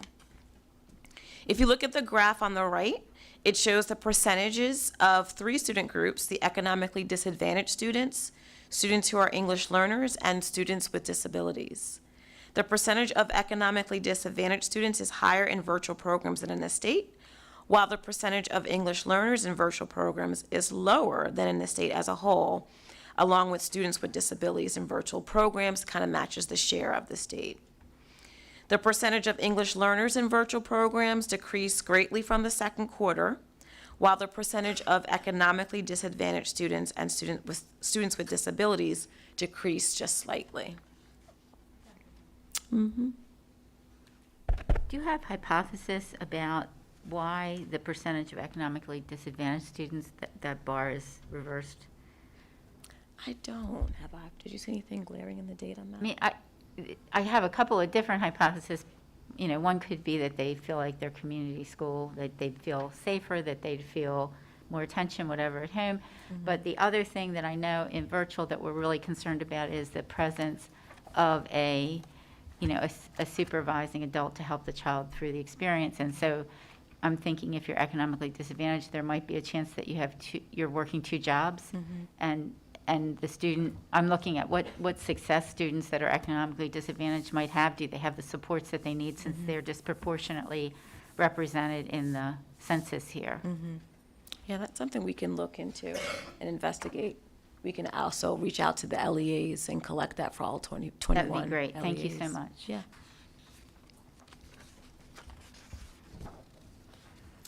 Okay. The graphs on this slide should be interpreted the same as the previous slide. So the blue bar represents the percentage of virtual students, and then the orange bar represents the percentage of all Maryland students.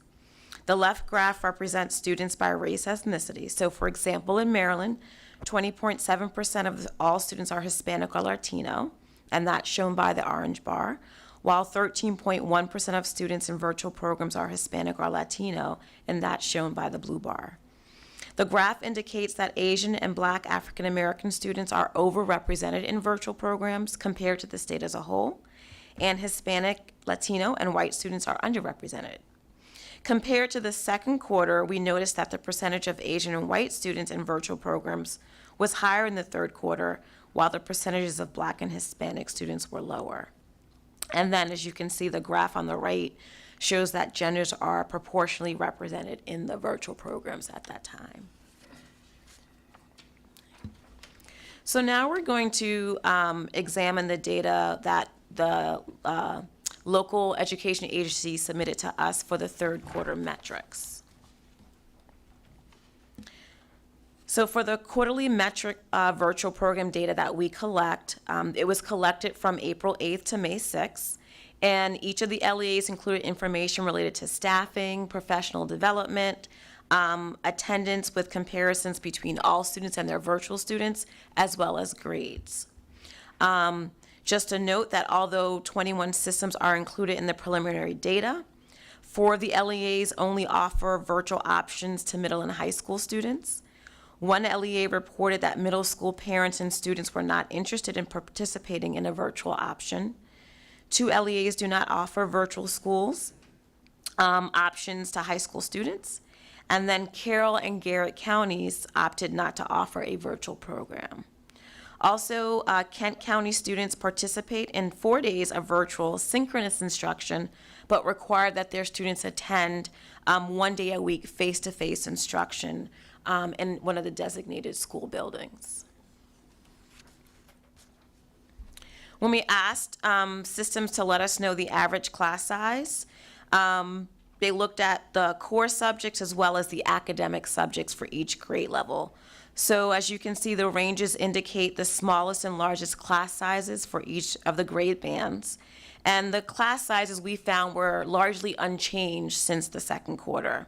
They pretty much remain consistent.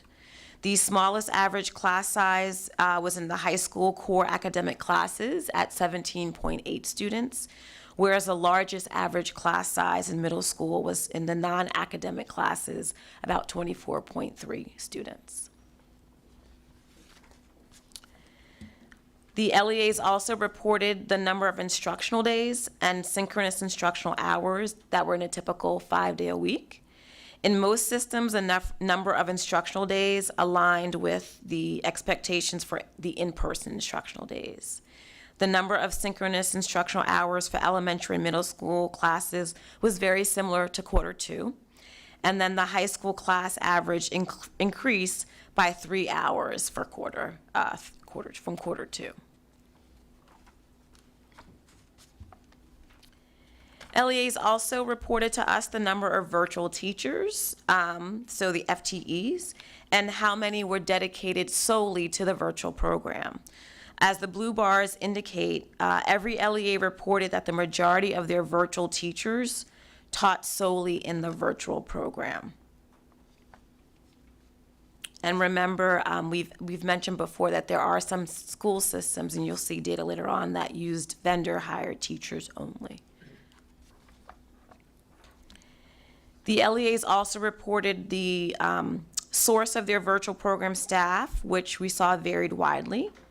So the dark blue bar represents LEA educators who are delivering instruction virtually. And then I'll just say the dark green portions represent educators that are provided through the virtual program vendors. And then the gray segment represents educators that are contracted by an LEA to only teach 1 or 2 classes in the virtual program.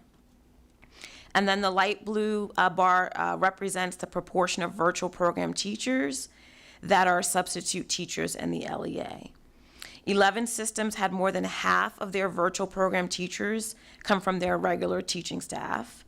5 systems used all vendor-hired teachers, while the rest use a combination of their LEA teachers, vendor-hired, contracted teachers, substitute teachers. We asked school systems to give us an update on their professional development hours that were provided to virtual programs during the third quarter.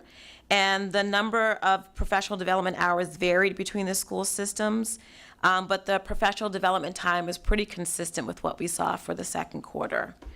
The elementary school average increased by about 1.5 hours from quarter 2. The middle school average increased by 1.4 hours from quarter 2. And then the high school average remained consistent with quarter 2.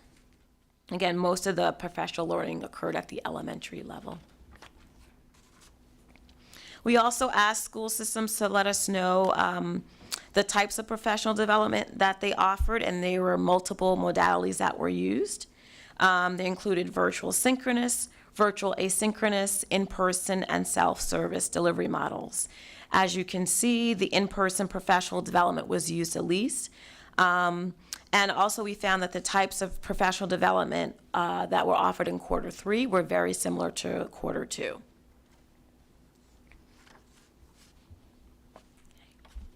Now we're going to examine the attendance data that our LEAs share with us for the 3rd quarter. So almost half of the systems, that's 10, reported virtual program attendance at 95% or greater. This is in comparison, the large majority of systems, 18, reported attendance for all students between 90 to 94%, as represented by the bars there. Then when you look at the attendance by race, ethnicity, a similar pattern can be seen. The majority of systems reported virtual program attendance between 90 to 100%, while the majority of systems reported all student attendance between 85 to 94%.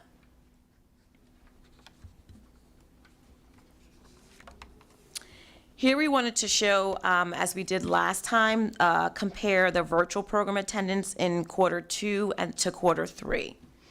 So we're showing the number of systems by the change in their virtual program attendance between those 2 quarters. So for example, if you look at the all students, which is in the first 2 rows, it indicates that 9 systems had an increase in attendance rates from quarter 2 to quarter 3.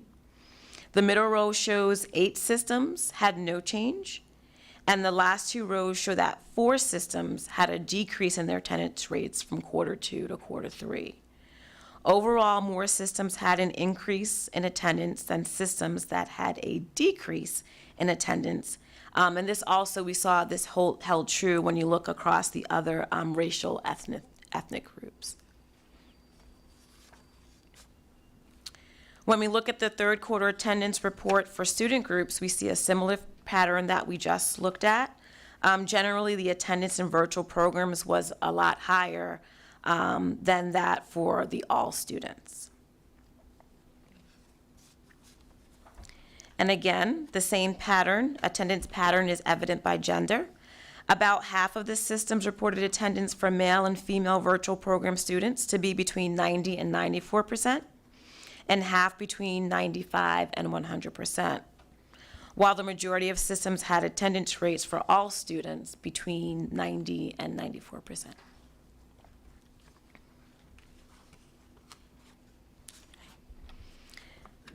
Again, we wanted to look at a comparison of virtual program attendance for quarter 2 to quarter 3. So as we look at English learners and students with disabilities, economically disadvantaged, and male and female, we see a similar pattern to the previous slide.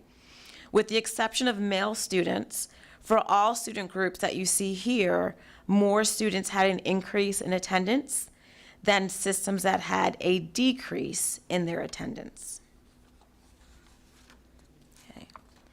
It was also important for us to take a look at attendance comparisons within a school system. So we just talked about attendance across school systems, but then what does it look like when you're looking just within a school system? So that's what this slide is showing here, is a comparison between attendance rate of virtual program students and all students within each school system. The blue bars show the number of systems in which virtual program attendance was higher than for all students. So 14 systems at the elementary level, 15 systems at the middle school level, and 14 systems at the high school level. On the other hand, if you look at the yellow bars, they show the number of systems in which the attendance rate for all students was higher than the attendance rate for virtual program students. And this was the case in only 2 systems at the elementary level, and then 5 systems each at the middle and high school levels. Overall, the attendance rate for virtual students was 2 points higher than for all students. Okay. Next, we wanted to examine grades. And again, the LEAs provided this information for quarter 3. And keep in mind the attendance data that we just talked about. So the next 3 slides we're going to present, they will show the percentage of students that failed a course in the first quarter by grade level and subject. So if you look at the bar starting at the bottom, the dark blue portion at the bottom, that indicates the number of systems that reported less than 5% of students failing the course. The bright blue segment right above that represents the number of systems that reported between 5 and 9% of students failing the course. And then the green bar indicates at the top the number of systems that reported between 10 and 19% of students failing the course.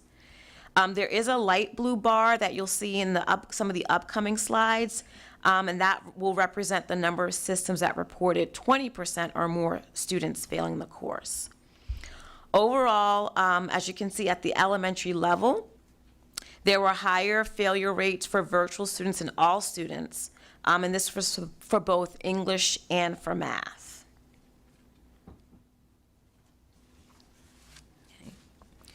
When we look at the middle school level, more systems reported higher failure rates in virtual programs than for all students. And this was consistent when we looked across all grade levels. So for example, 6 systems reported failure rates of 20% or more in English in their virtual programs, as indicated by the light blue portion at the top of the first bar on the left. And that's on top of the green, so you see the 6 there. While no systems reported failure rates of 20% or more for all students. And then we saw similar results that were reported for the math, science, and social studies courses as well.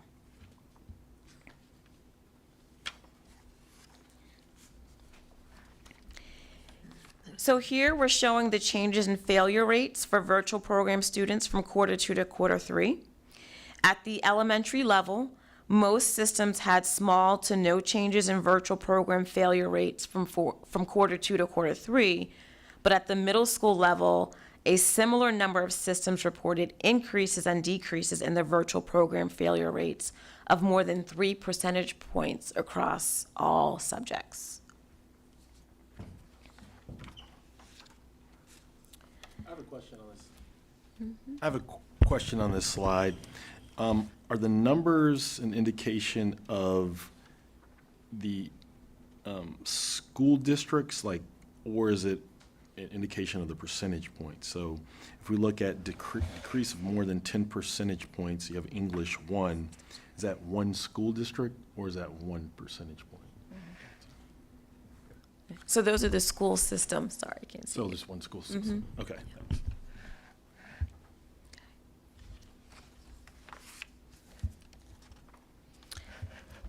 The third quarter failure rates in the high school were equal to or higher than the middle school rates.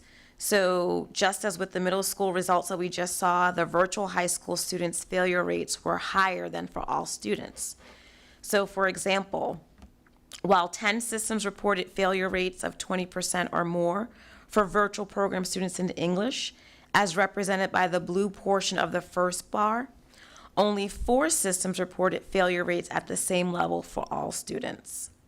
Similarly, 13 systems reported failure rates of 20% or more in math, while only 4 systems reported similar failure rates for all students.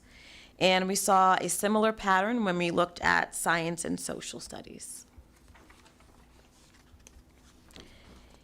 Here we show the changes in failure rates for virtual program students from quarter 2 to quarter 3 at the high school level. In English and in science, more systems reported increases in failure rates of more than 3 percentage points than systems reported decreases in failure rates.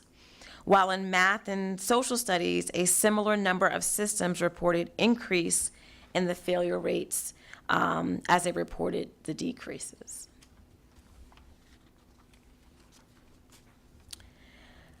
Again, we wanted to show the comparison between failure rates of virtual program students and all students within each school system. So what does it look like when we look particularly within the school system? So the blue bars show the number of systems in which virtual program failure rates were higher than for all students, which was the case for 15 systems in middle school LEA, English Language Arts, confusing my LEA, ELA, English Language Arts, 19 systems in the middle school, math, and 13 systems in the high school, ELA, and then 14 systems in high school math. On the other hand, if you look at the yellow bars, they show the number of systems in which the failure rate for all students was higher than the failure rate for virtual program students. This was the case in only 5 systems in middle school English Language Arts, 1 system in middle school math, 6 systems in the high school ELA, and 5 systems in high school math. Overall, the failure rate was 5 points higher for virtual students than for all students. Okay. We thought it was also helpful and important to show you some of the characteristics of the virtual programs and also what their outcomes look like. So for the analysis, we looked at the relationship between Excuse me, I'm sorry, before you go on. Sure. I had a question about slide number 29. At the bottom, it said, one system did not meet the reporting requirements in English, math, and science. What is done when a system doesn't meet the requirements? That's because of the end size, right? Yeah, it's based on the end size. You want to clarify that, Matt? Yeah, it's just that the system had less than 10 students in those courses. Okay. So for privacy and statistical reliability, we exclude them. Okay, thank you. And what is done if we don't get the data is call them up. And if we don't get it, then we'll call the superintendent up. That's what we do.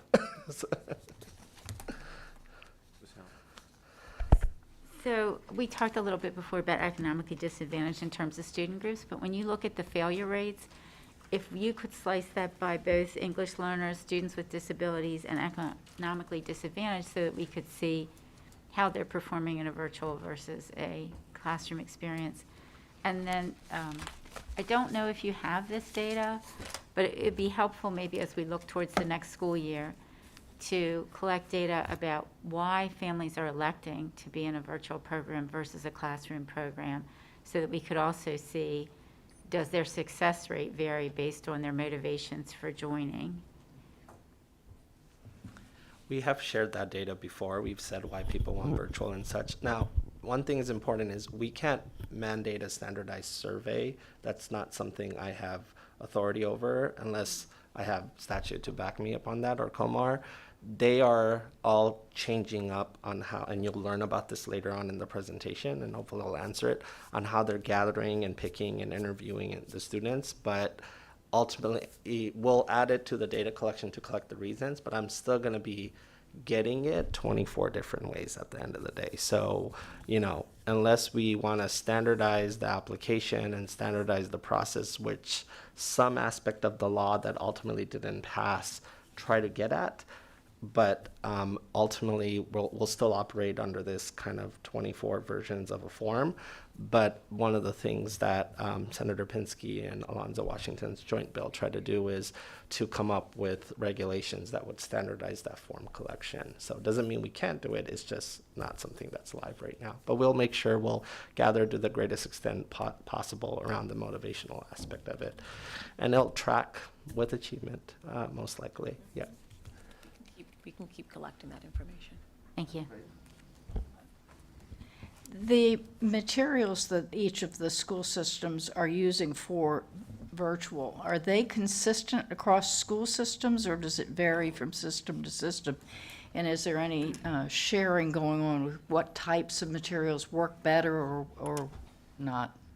We collect and share best practices. That's what this forum and other forums are. But at the end of the day, who purchases what and what they choose, we can't dictate that. But we do share, like, okay, Washington County, they had X number of percentage passing more. This is what they're doing, trying to uncover that and put a spotlight on that. Right. Well, then the question: was the material teacher developed or system developed, or was it something that they purchased to use that had been tested? I'm just trying to get a Yeah. sense of what they're doing, because I know a lot of teachers didn't have a lot of experience in the virtual, and so I were would they say- having to choose their own materials? Were these available? Had they been tested? That kind of thing. I'm just wondering if we can learn how to go better in the next time in case we have another one of these. I would say that's going to be a mix of vendor-created materials coupled with teacher-created materials. And so just like it is in brick and mortar, and curriculum is kind of all over the place. And we don't mandate curriculum, but I think ultimately more and more, the standard for what's a high-quality instructional material in brick and mortar versus virtual to teach the science of reading, the standard's the same, the modality is different. But that's a great question. And then in terms of, you had asked about sharing resources and what's working, Erin and I talk because she meets with the program coordinators regularly. It's kind of like a PLC where they share updates and share resources and things of that nature, because we're always interested in making sure we're aware of best practices, but also across the LEAs. So that was a consistent structure this year that the LEAs appreciated. Okay. Thank you for sharing the information. I try to understand on the slide 30. The brackets at the bottom of like x-axis, are they like a failure rate per each system? Because I see some outliers for the ELA and middle school ELA and high school ELA. Can you talk into the mic so they can hear the question? This x-axis have a bracket of like a -50 to -45. Are those indicator of failure rate for the school system? Go ahead. It's the difference in the failure rate between virtual students and all students. So you're correct that the ones farther from the split between the blue and the yellow to the left are outliers. So there's a larger gap between the failure rate for all students and virtual students. Okay. So it seems to me, if I interpret it correctly, for the middle school and high school ELA, they have more outliers than the math for middle and high schoolers. Okay, thank you. Okay. So here we wanted to provide a summary of some data that you're going to see in a few minutes. The average synchronous instructional time in middle and high school for systems with 100% vendor-provided teachers was significantly lower than systems with no vendor-provided teachers. More synchronous instructional time for virtual students was associated with a significantly lower course failure rate in middle school ELA, English Language Arts, and Social Studies. And the average middle and high school course failure rates for systems with 100% vendor-provided teachers was higher than systems with no vendor-provided teachers. Dr. Collins? Do we know, do the contracts, when they're using vendor-supported teachers, does the district articulate the expectations for synchronous instruction, or does the vendor decide how much they will give? It can be either way, but at the end of the day, you have to decide on what deal you want to craft and sign off on, and clearly their board of ed is approving these at the end of the day, because all contracts at the LEA level, different from the state board, are approved by locals. So, I think the reality is, coming out of COVID, I think people enrolled kids in a loose manner because they were fearful of losing enrollment. That was the ultimate motivation for some folks, and we can't do that. But we're in a system where we fund systems per pupil, so you've kind of created this interesting tension where it's like, we're coming back. Is it safe to come back? You saw what Prince George's did. We'll just enroll a bunch of kids in virtual, and we won't vet students. So Eastern Shore, we put students in, and they held on to their enrollment. They held on to the per pupil, but the kid's not learning at scale. And so we need to think about that can't that can't be the motivation. We can't sacrifice failure for a per pupil allotment. And so this year, I expect to see more shifts as funding stabilizes, as systems work to hustle to bring families back, as we have a realignment, as we've kind of normalized how we deal with COVID. It's weird to say that out loud, but ultimately, that's what happened. So I think these contracts was like, well, will you provide X vendor? We'll take it. And the board adopted it. So I think that can't continue, and there's more scrutiny, and there's going to be bills and laws and regulations coming. So I imagine it's going to get tighter, and then as districts demand more, the vendors who want to provide more, they're the ones who rise to the top, hopefully. So I realize it has to be somewhat of a partnership between the legislative response and the department response. It looks to me like there is room in COMAR to talk about some of these findings in terms of some expectations about access to programs, some expectations about what are the guidance about who will be successful in a program, expectations about synchronous instruction time, class sizes, et cetera, because we've learned a lot. This was baptism by fire, and we've learned a lot. Absolutely. You can say 4 hours every day synchronous in any bill or law, and the market will adjust to that. I mean, you could say, teacher must wear a red sweater. I mean, do you get the point is, I mean, that's a ridiculous thing, but at the end of the day, what I'm saying is we can do that. Those were requirements, right? Texas said 4 hours of synchronous every day, regardless. And for virtual waivers that it gave school systems, it said only kids who scored proficiency or above are eligible for virtual schools. That's what Texas said, and that's the law of the land now. And so there's a reason why they did that, because they're not going to put kids who are far below basic. Those are the proficiency levels in Texas. We don't have anything like that right now. And so just giving you an example of a model, but you're absolutely right. And it's time to do that. The bill sought to do that. It didn't pass, so it's definitely going to be a topic this session. Yeah. We can, but ultimately what we do should also get the blessing of the sponsors of the bill who believe that what we do is just right, so they don't have to override it. So that's the work ahead. Yeah. Thank you. So it would be helpful, I I think, have a question also. In looking at this summary of significant results, in the last paragraph, it says the average middle and high school course failure rates for systems with 100% vendor-provided teachers were higher than systems with no vendor-provided teachers. Are the vendor teachers qualified, and are they subjected to passing the same exams as a teacher in the school, like practice exams? Are they qualified? They have to meet certain bars and qualification bars. That's correct. It's very different when they're not your staff and you have not trained them and you're just entrusting a vendor. I don't like saying vendor names out loud, but you're trusting X Inc. to essentially do that. They have to meet the requirements that in order to do business in the state, you have to meet certain approval requirements. We do that now, and that's been true before COVID. But at the end of the day, just like a brick and mortar teacher, the training of that teacher is going to be mainly up to the person you're going into business with. But they do have to meet requirements, but that doesn't guarantee quality at the end of the day. And we'll talk about that too later. Yeah. So whatever the state requirements are, from whether they have to meet those certification requirements. And their qualifications could be different than a brick and mortar in-school teacher, correct? No, they have to meet the certification requirements to teach at the end of the day. Okay. But as I like to say, a piece of paper doesn't ensure quality. Yeah. Let's show you some data, what this looks like. I have Another a quick- question? Oh, that's okay. I can see you.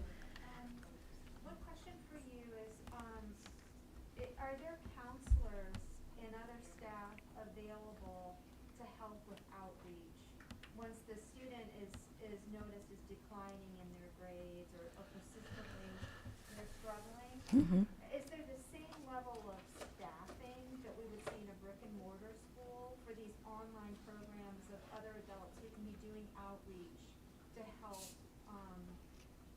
with these types of issues and interface with the family and the student? I would love to continue with the presentation that's going to answer that question. And but but it's not the same all throughout. But yes, let's talk about who has been successful in our school systems and why, and those are some of what you just said are answers to that question. So, Thank you. if we can move forward.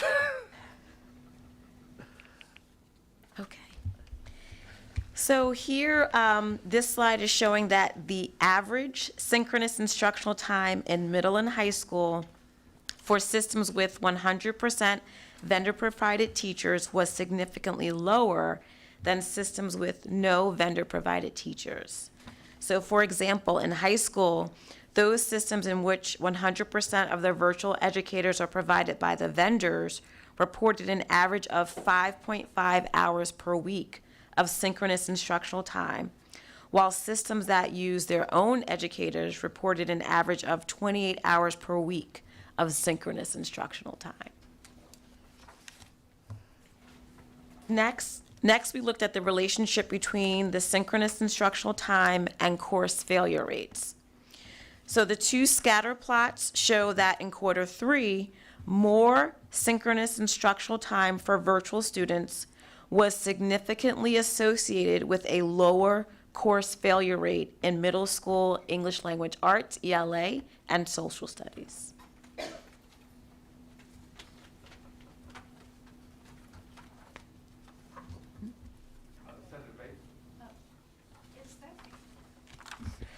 Is that possibly because the students and the teachers became more adapted to the way it was being delivered? Is that, with more use, they began to do a better job? Because it looks like it improved, or am I looking at this chart wrong?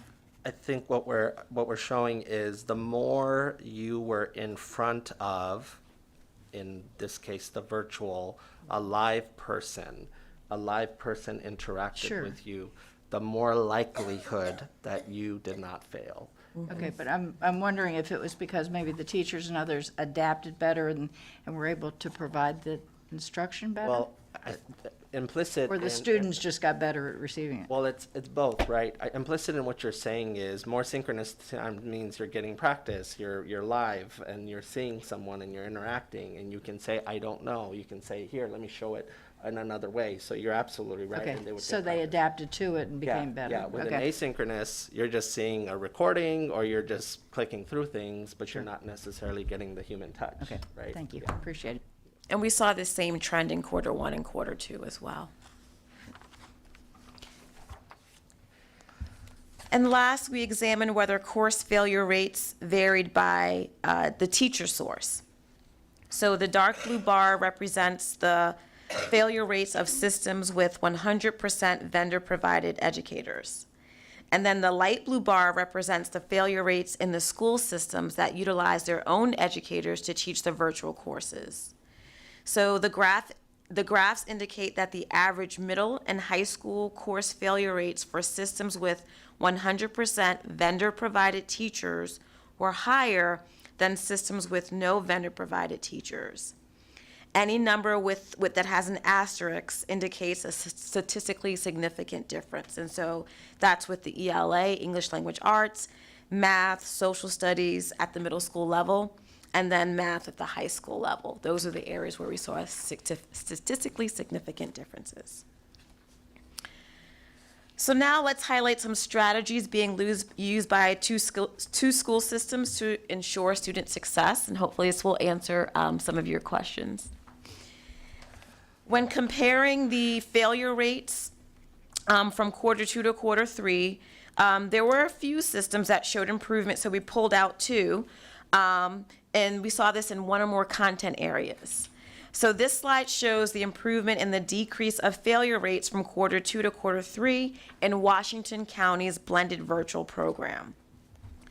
So to summarize, the virtual failure rates decreased from quarter 2 in middle school and high school core subjects, as can be seen by the chart at the top of the slide. And then the failure rates in Washington County's virtual program in quarter 3 were lower than most of all the Washington County students in middle and high school core subjects, and that can be seen by the chart at the bottom.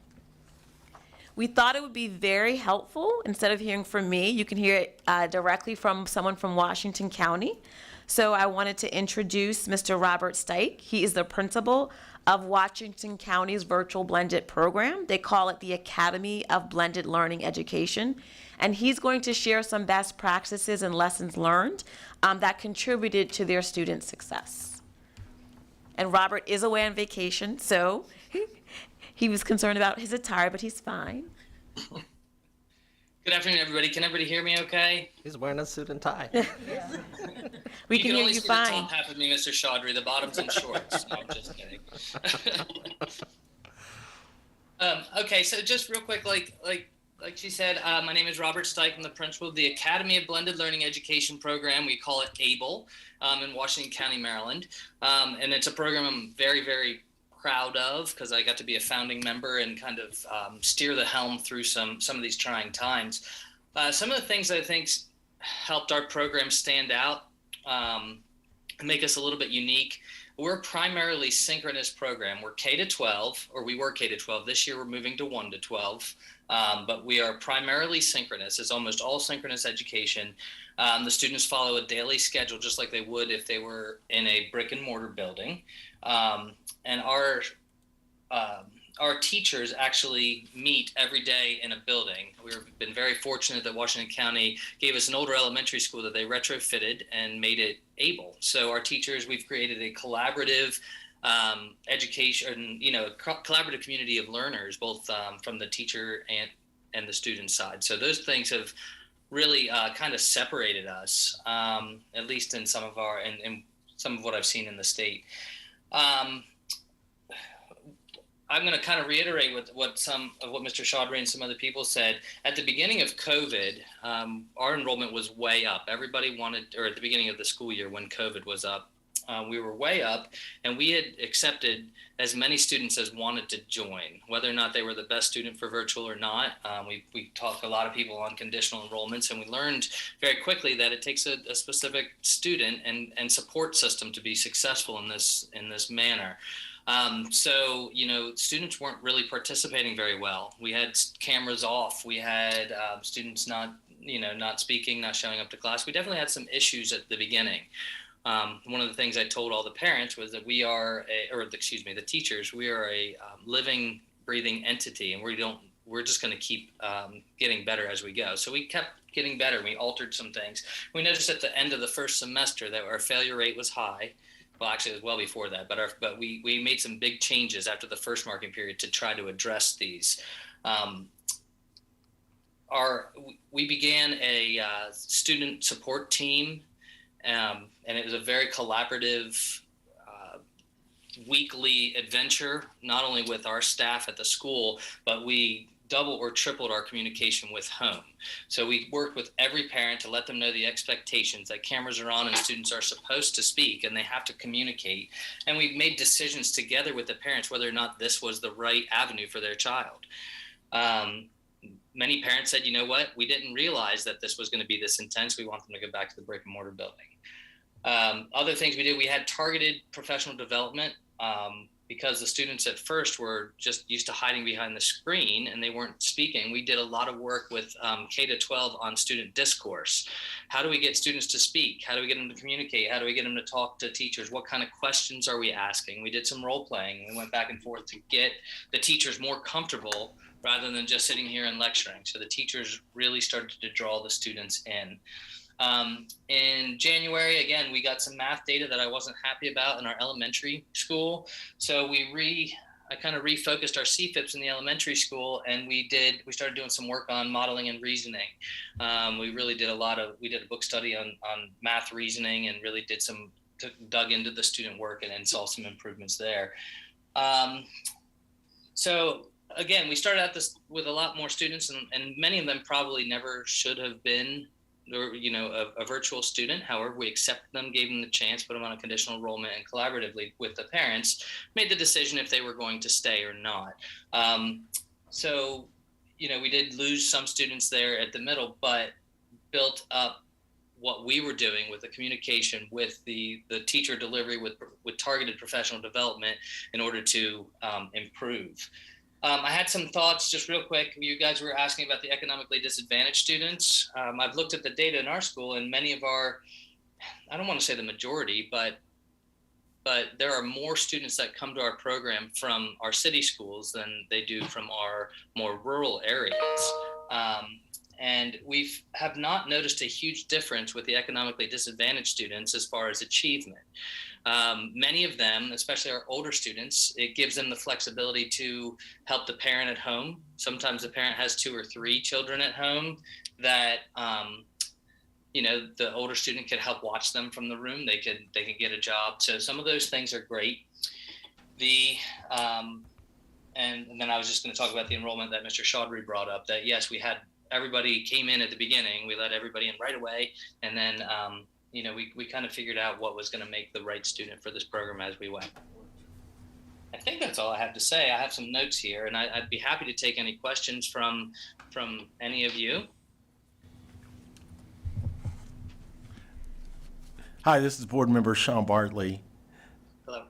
I think your role-playing idea is great, and I think engaging the students online and figuring out a way to do it is great, because the distance that the camera and the computer provide while the students are at home is an obstacle to communication and learning, and I'd like to commend you on the role-playing aspect.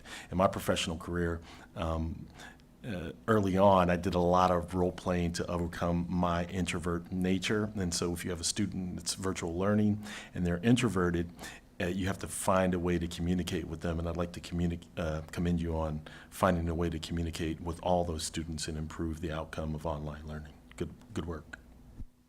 Thank you. We're going to do some more this year. We're talking about breaking down the 4th wall. That's what we're going to start with PD this year, you know, really to get through this computer screen, and how do you make it like a regular classroom? Thank you.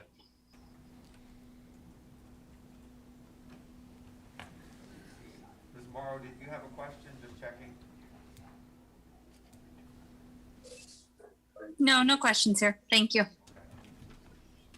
Thank you. Thank you, Mr. Steik. We appreciate your time. I hope you're enjoying your vacation. That was very informative. I appreciate it. Thank you all very much. Take care. I'm going to go on vacation next week. I'm not going to be expected to wear a shirt. Only for the waist up.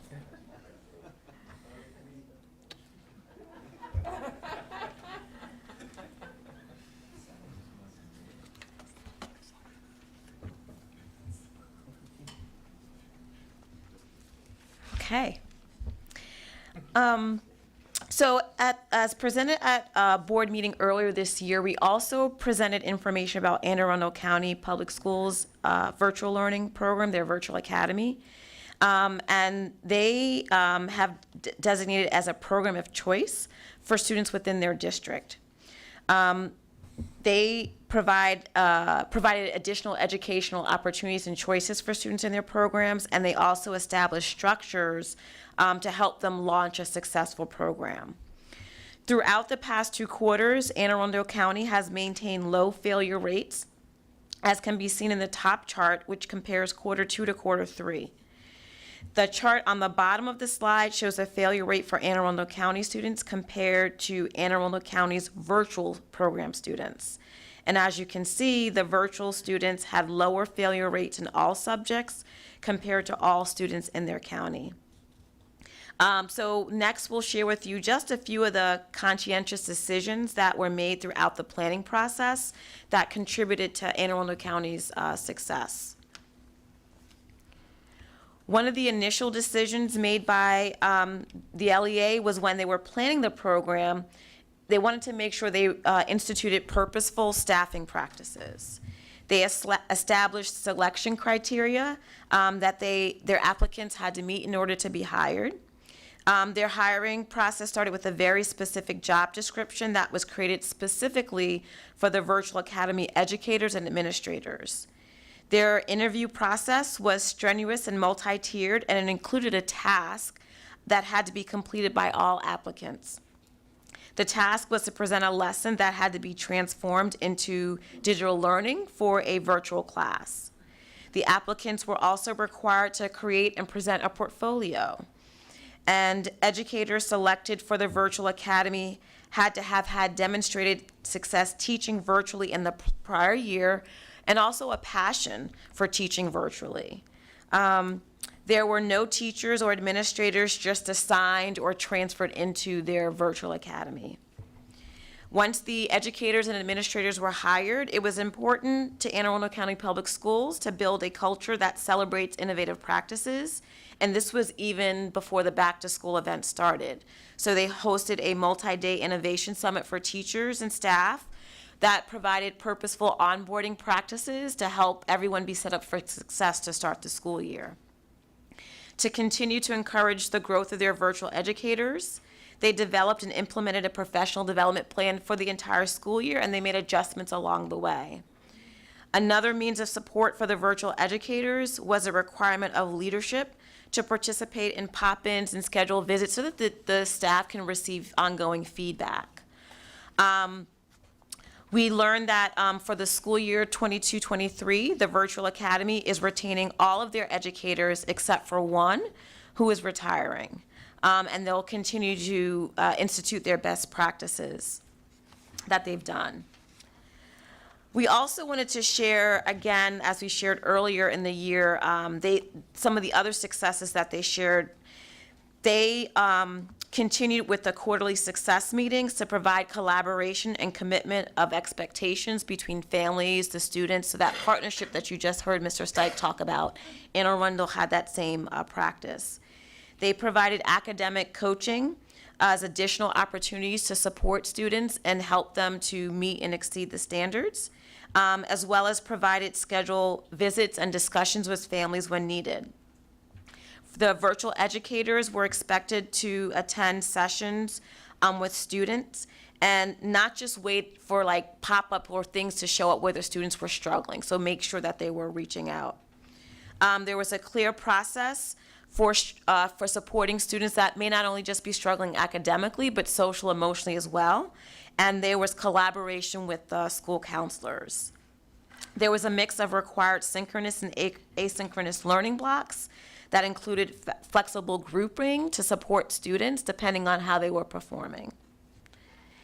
There were two additional best practices that Anne Arundel County mentioned to us. One is that they felt strongly that the size of the virtual classes and the schedule should reflect what would be seen in a traditional school setting. So they tried to maintain that as much as possible.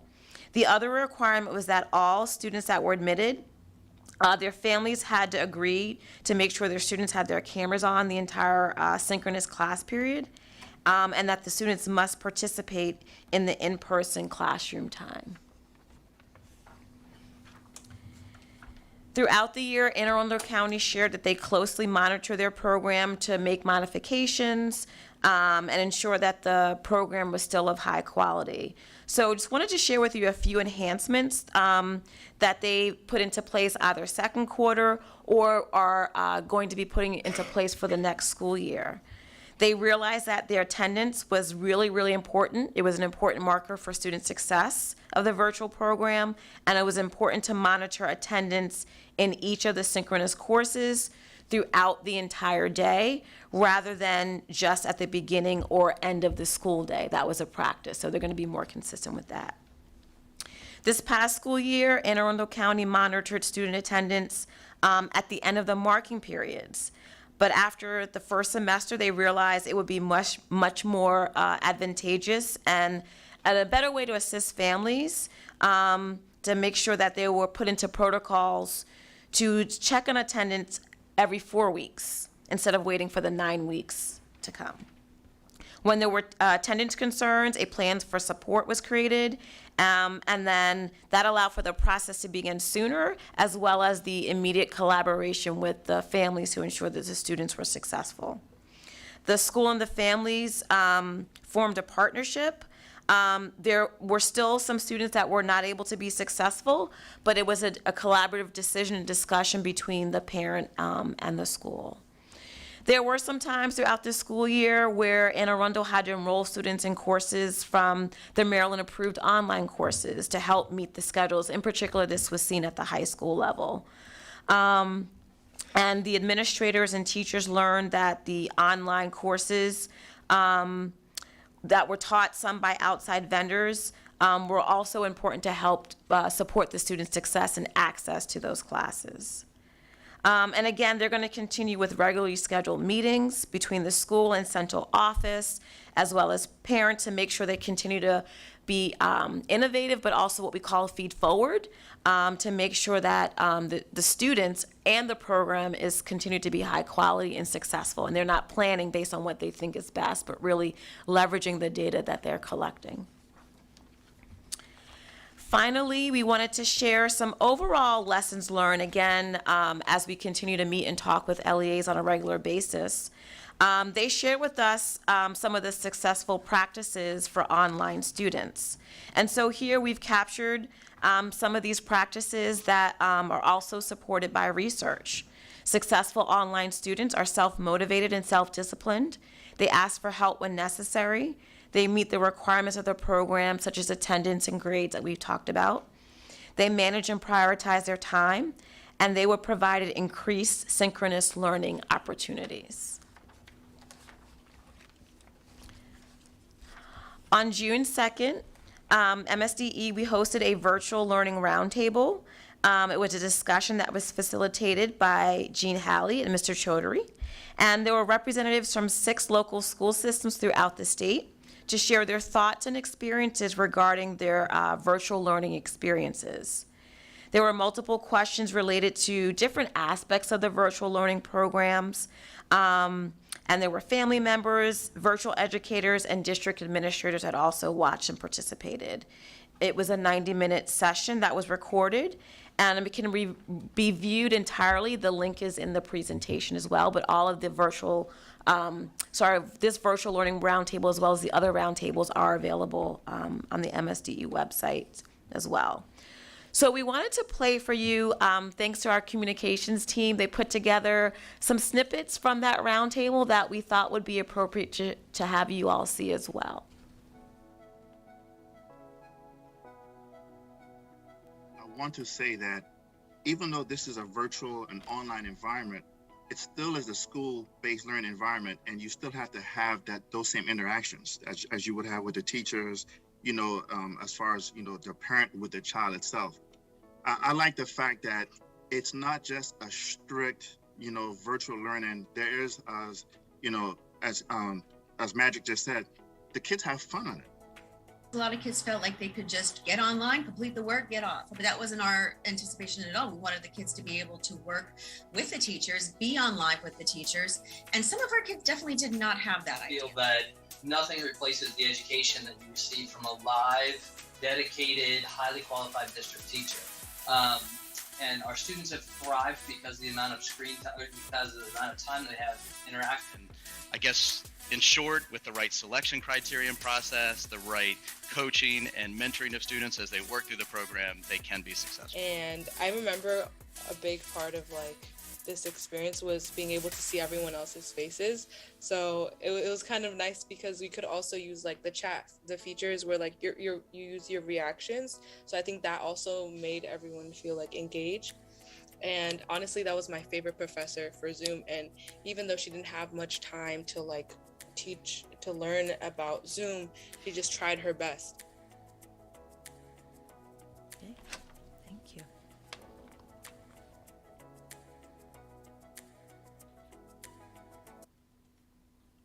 Okay. So in terms of next steps, we will monitor Q4 data. Again, we are in the process of collecting that. We're going to conduct a program evaluation and present a report on virtual learning, explore legislation and or regulations regarding the virtual learning program, and create a playbook and compile resources at the state level to support and ensure the success of the local school system's virtual programs. Thank you, and we will open for questions.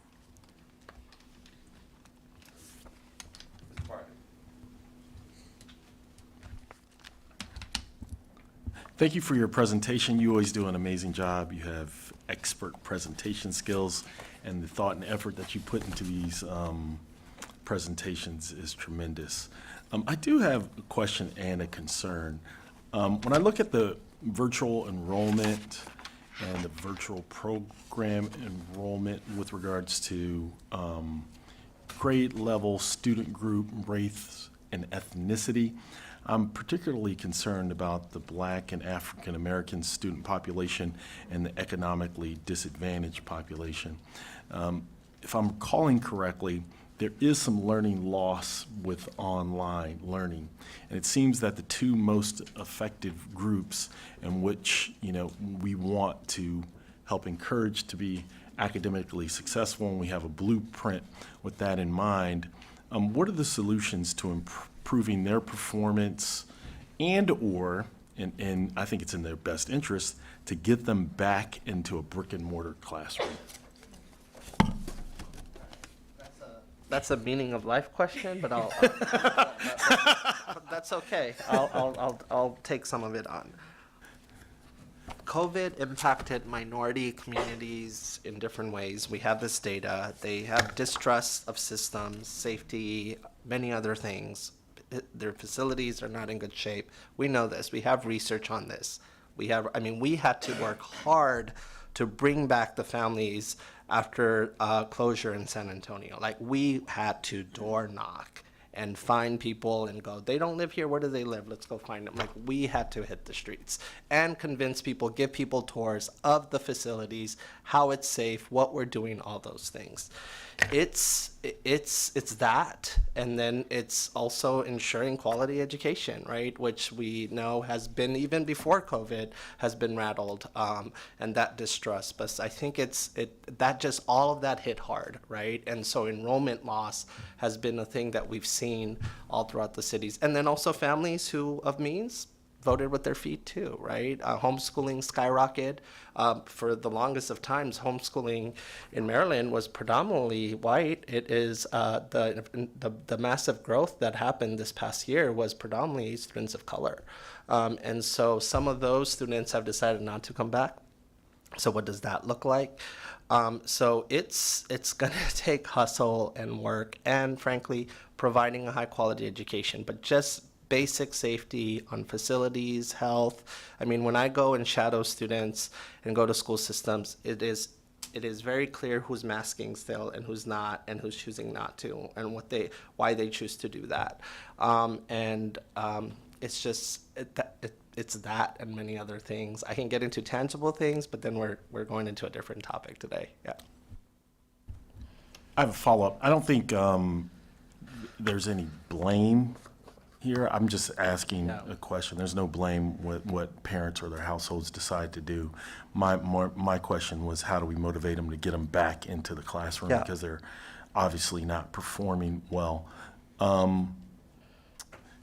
Taking into consideration the failure rates of some of the students, is there an option to take away virtual learning from them because they're failing and requiring them to return back to a brick and mortar school? So that's what the systems who have been successful have been doing. And some were more true to it this past year, where others extended it out. So others had like a contract, you have a probationary period, you didn't meet it, come back. Like Washington County was really tight about that. And so what we're gonna see this year, and we will track this data still, is that's what they're gonna do more of. I just always keep in mind that tension though for systems who are bleeding enrollment, and how are they gonna respond to that tension? And so that's not gonna go away, right? We have systems who have lost enrollment. And so when families say, I'm not gonna come back because I'm worried about safety, and my kid doesn't do well in virtual, but it doesn't matter, I want him home. You're in a tough spot, because that's a per pupil, and if that's a student that's an English language learner or other things, then there's additional per pupil bumps.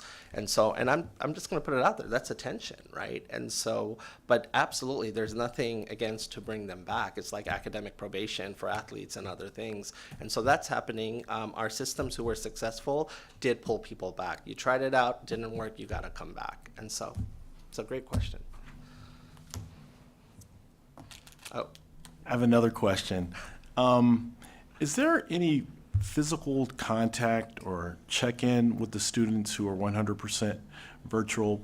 And the reason why I'm asking this is because if the economically disadvantaged and the minority students aren't performing well, and if I don't have the specific statistics, but I think for me, there's a concern whether or not they are receiving all the social, emotional support that they need, and whether or not they're subject to a household or conditions that are not favorable for a learning environment, and whether or not they're subjected to any form of neglect or abuse. And if you can't identify those students because they're only virtual, that's problematic, and I don't know if there's any way to touch those students, because sometimes the school is the first opportunity for the students to receive help and or rescue themselves. Yeah, so the systems that were successful in, keeping students of all economic spectrums, especially those historically disadvantaged, are the ones who did exactly that, what you just said. They went out of their way. I just told you what we had to do in San Antonio to bring students back. Holly had a question about counseling. That's what Anne Arundel is doing. Anne Arundel has success coaches and nudging. As soon as you get that first F, like, let me hug you. What's going on? Tell me what's going on. Whether you want it or not, parent, I'm coming. And many systems go knock on the door, and that's what it takes. And so yes, and then there's others who don't put that energy as much, and then we'll see what happens. It is disturbing, and we know this data that CPS referrals dropped during the pandemic. We had so many different things, that happened during the pandemic. There was glows, and then there was many disturbing trends as well, because no one was reporting things, and reliable meals went out the door. And so all of those things played out. So you're absolutely right. But ultimately, still, whenever we see a sign of abuse, we're all mandated reporters, so no hesitation. And I'd rather people overreact sometimes than underreact. So, great question. Mr. Cusco? One of the things that, and I've said it before, I keep saying it, I'm really concerned about some of these synchronous instructional hours I'm seeing where it's less than an hour and a half a week, 3 hours a week, 13 hours a week for an elementary age child.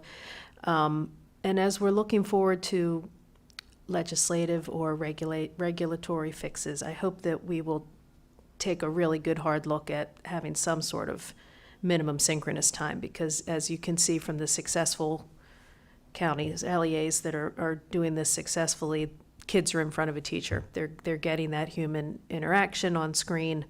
They're receiving instruction that is flexible, adaptable, as a teacher sees a need, can adjust instruction on the fly and meet all the needs of students. And if they're only in front of a teacher an hour a week for all of their subjects, I don't see how students could possibly be getting the benefit of really high quality instruction. I also see in the trends that when the teachers are teachers that are employed by the LEA, students are doing better. That I think because those teachers are invested in the success of the community, many times they're members of the community. And I think those are an important couple of things for us to take a look at as we look at policy moving forward. Absolutely. I mean, nothing you said. We need to set standards. We have to have a floor, and we don't right now. And so, we can keep studying this issue, but we know what works. We know what doesn't work. We know it doesn't work for students at scale. We know it worked for some students. We know there are smart innovations we can do. There's a lot of things we can do. And so it's time, whether it's through legislation or regs. I would like to engage first the architects of the original bill and see where their head is at. Because, there are things that we can do, but I don't want to do all the work with you guys and then in the spring, it's something else. So I'd like to leverage the respect and working relation, because MSD is now active in legislative session. So I would want to get that kind of head nod. And if that's the case, then would want to work with you guys to get regulations in. And so that,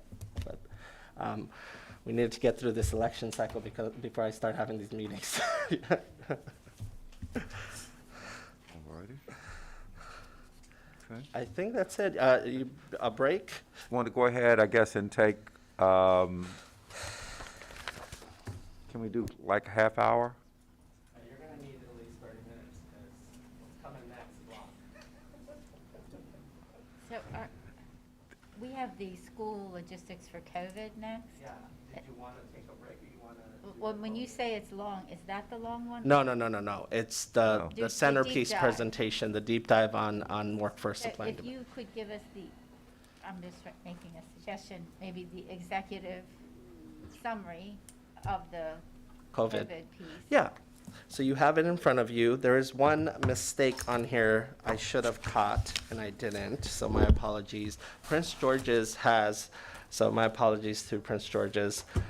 They have shifted to optional masking starting in the beginning of July. So we are officially, all of our systems are now in optional masking. They just announced that in early July. So we will update that and make sure that's the version that is up for the public. The variant BA.5 is the dominant variant. People are getting COVID at higher rates. It's happening right now. So you're seeing masking again. It's not as boosting, getting vaccinated and boosted is the right thing to do, but it doesn't keep you from not getting the variant, right? But it does help you to mitigate the health challenges. So we're seeing that. Not numbers in terms of our hospitals are, are completely subscribed.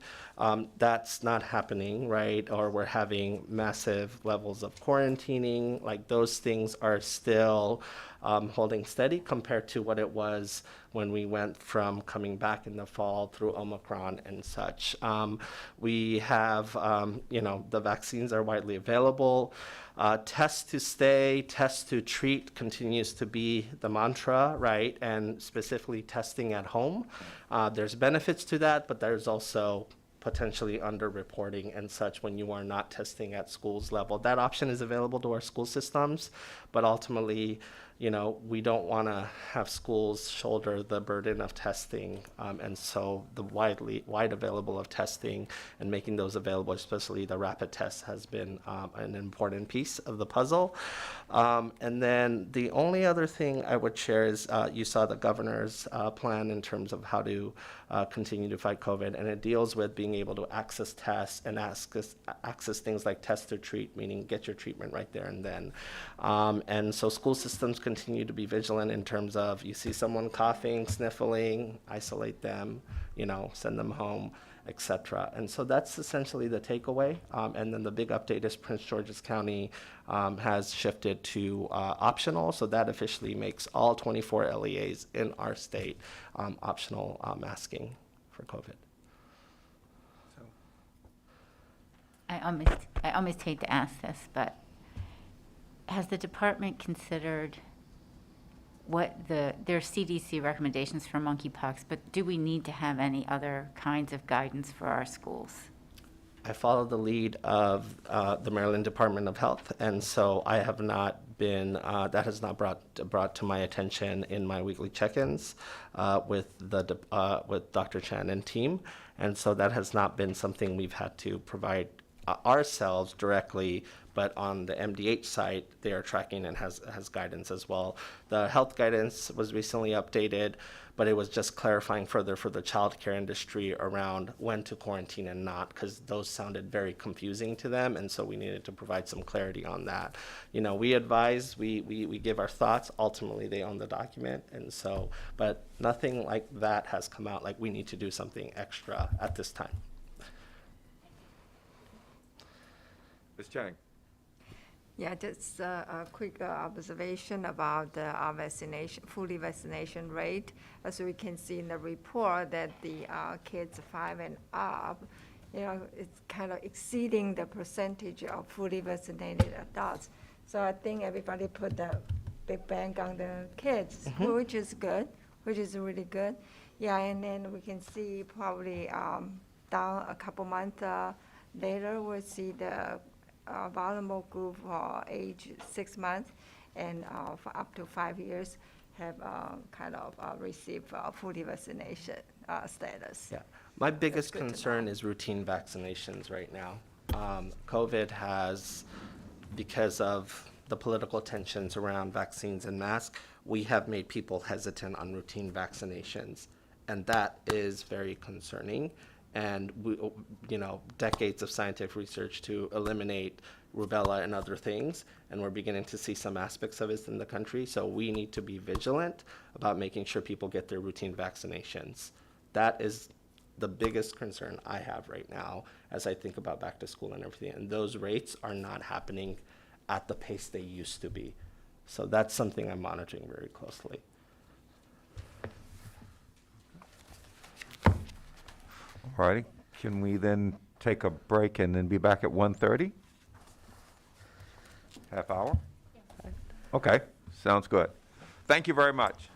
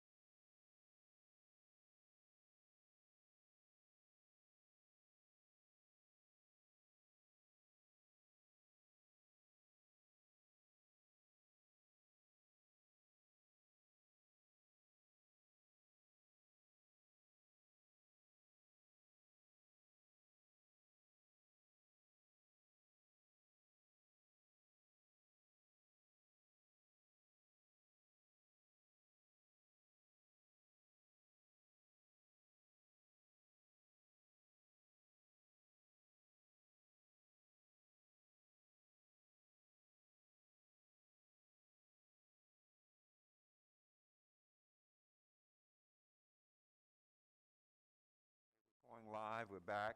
Welcome everyone back. I think we concluded the COVID, right? We're now going to go to the teacher. Okay. At this time, we're going to continue with the priorities, the blueprint, and the deep dive. School, a Maryland teacher workforce supply, demand, and diversity. That's under tab G, and I believe we have an updated copy, hard copy, in the folder. Superintendent? Yes, so just making sure you have your updated copy. It's a long presentation. I will stop at chapters and see if you have any questions when we're at that chapter, rather than stopping mid-slide. If you can entertain that with me, I would appreciate that. So I will do that throughout it.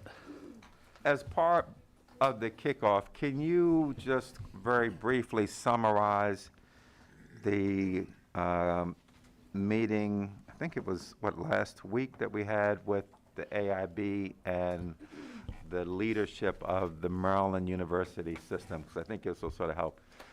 Yeah, the meeting was just to, what can we do to tackle this topic as it has become commonly known as right now, the teacher shortage challenge. And so the meeting was to think about what are short-term, long-term solutions, and how we can work better together, smarter, faster, all of that. And so there's no quick fixes to this.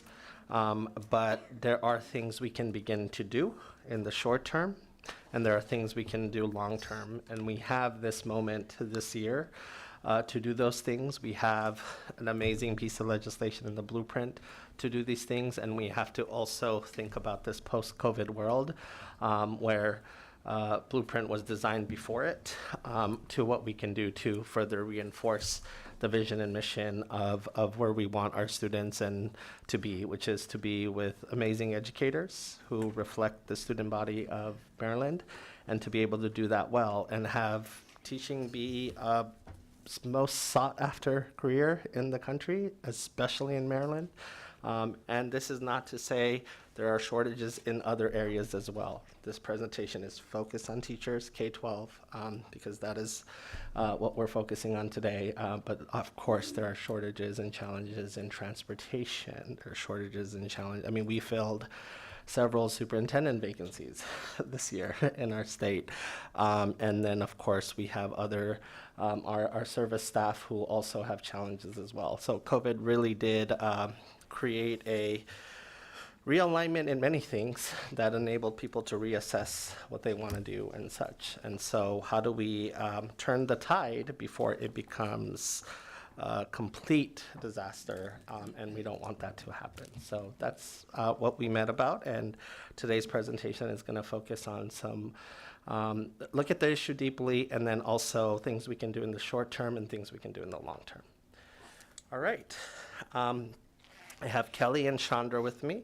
I want to really thank my team, Kelly, Chandra, Mike, Phil, Deanne. They worked really hard on this presentation, and I am a perfectionist, and so we worked really hard to get the data. Some of this data is not naturally occurring data, meaning we don't actually collect it historically in the way we went about collecting it. And so one of the challenges I put forth on the team is how do we, the blueprint wants to modernize our financial and data systems and collection efforts, but how do we also be smarter about workforce data collection? And we tend to do things in a snapshot in time versus looking at things, at more frequently. And so we had to do a lot of different things, and I also want to thank the LEAs in entertaining us in our data collection efforts this time around. So with that, we'll jump right in. Again, I will stop at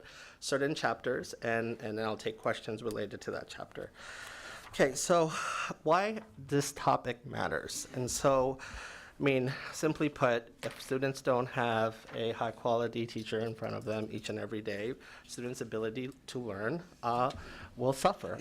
We know even just having Substitutes throughout multiple points in the year does not create a sense of permanency for our students, and learning does suffer when that happens, or when you have to constantly fill vacancies. Separation costs money. I ran HR divisions in 2 large urban school systems, and separation does cost money. Every time you need to replace a staff member, onboard them, and do everything else, there are costs you are incurring. And so that is well documented, and you can see it can range from as low as $9,000 as high as 21. I've even seen higher, and I'm used to more of the number that it's on the higher end.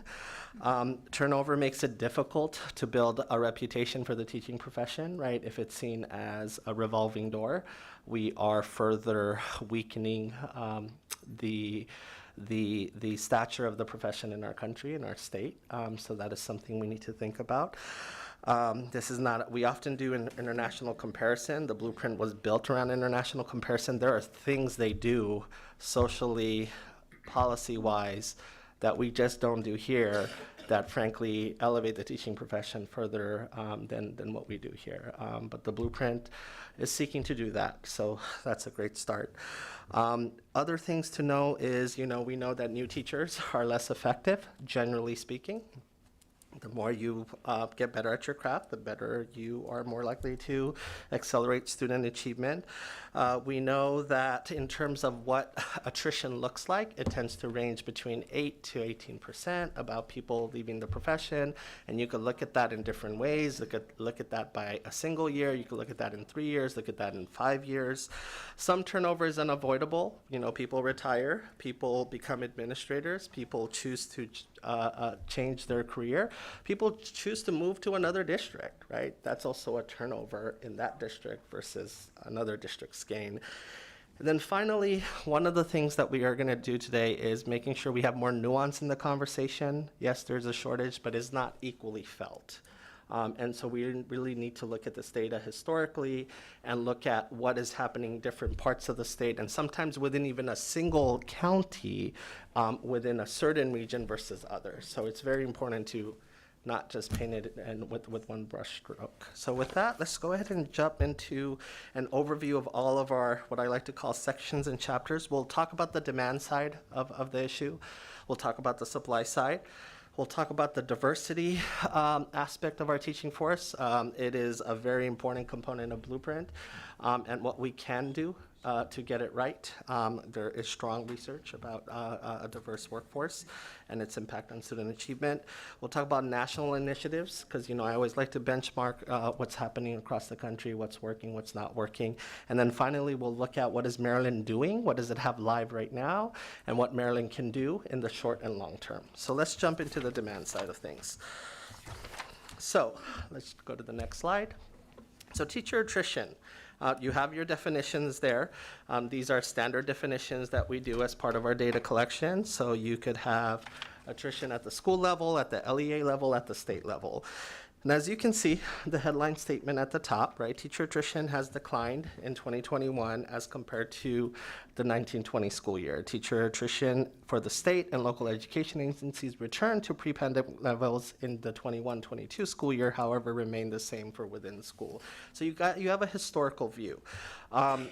Yes, it is being felt in different places, and we'll dive into the numbers, but I do want you to see the historical view of how the numbers have gone up and down and leveled in some respects as well. But you've got to dive into the data and see how that's felt across different systems and schools and regions.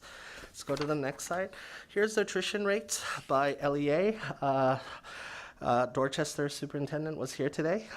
He was alluding to his attrition challenges, and as you can see, they do have high attrition rates when you look at the state average. And as you can see, again, it varies, right? Allegheny with a low of 7%, Cecil, and then as high as 18% in Dorchester. So this is our most recent attrition data and what it looks like at the LEA level. Let's go on to the next slide.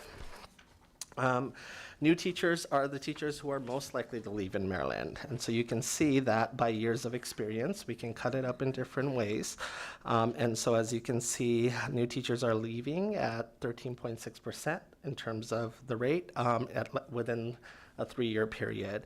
And this, in terms of nationally what this looks like, as you can see, beginning teachers are leaving around at 17% with the most data collection efforts. So we're below that, but it's still very high. And like I said, it is felt differently, but you can just kind of see a multi-year look at by tenure, what percentage of teachers are leaving our state or our systems.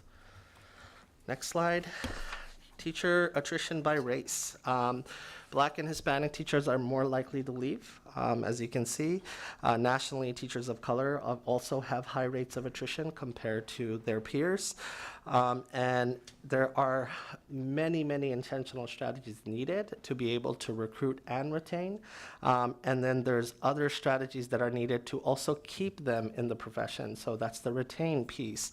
And some of this came out in our roundtables, and we'll have some roundtable quotes that we grabbed around the issue of where when you are the only person of color on campus, or when you are the only person who speaks Spanish at the campus, you are taking on what has come to be known as an invisible tax to take on other duties beyond what your other colleagues have to do at times. And that doesn't necessarily come with additional pay or other things as well. So this is what our data looks like in terms of by attrition and race. Let's go on to the next slide.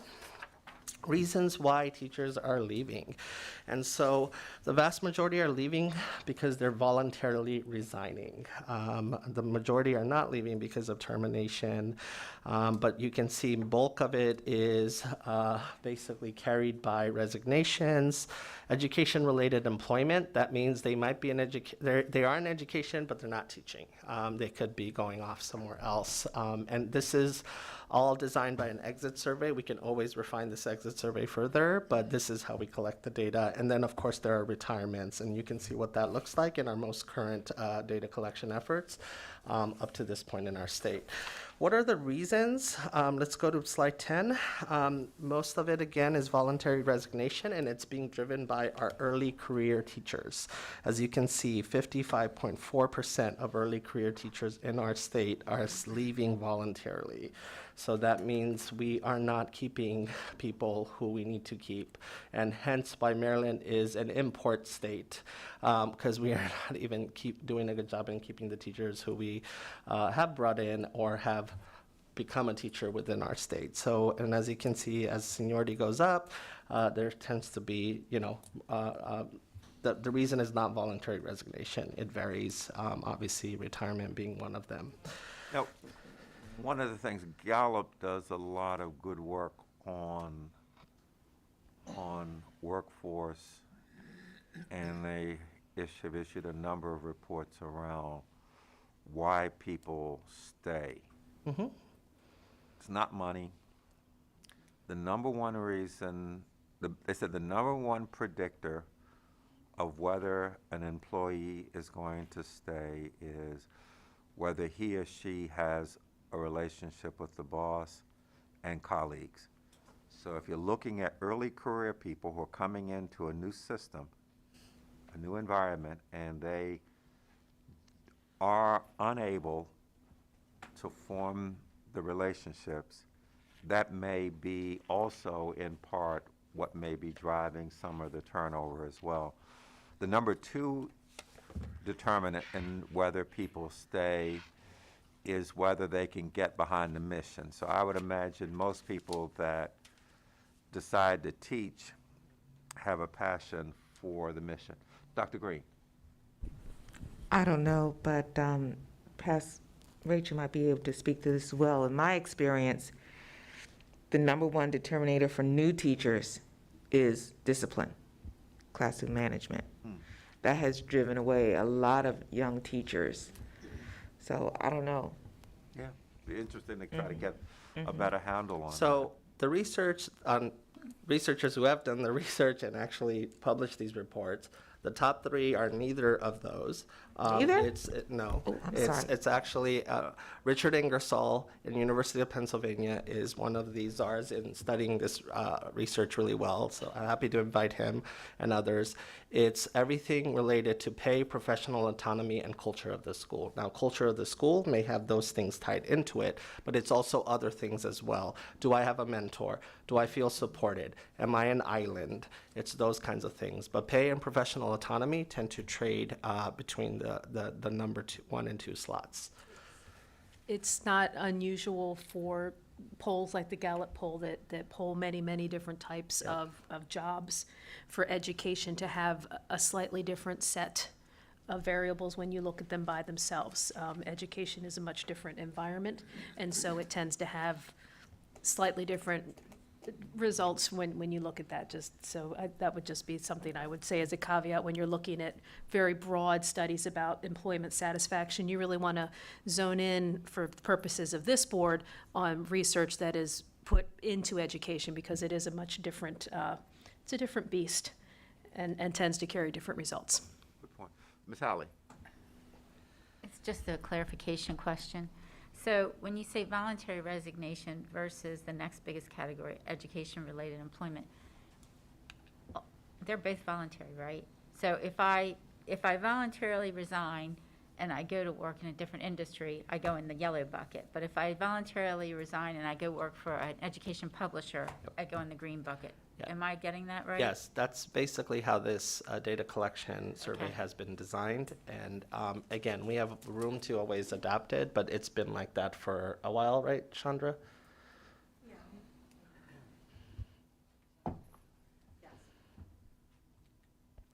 Yes, I mean, there are subcategories. Basically, voluntary resignation, one of the major ones. Underneath that is other, meaning they just don't know where they went. But 22% of those that voluntarily resign moved to another state or moved.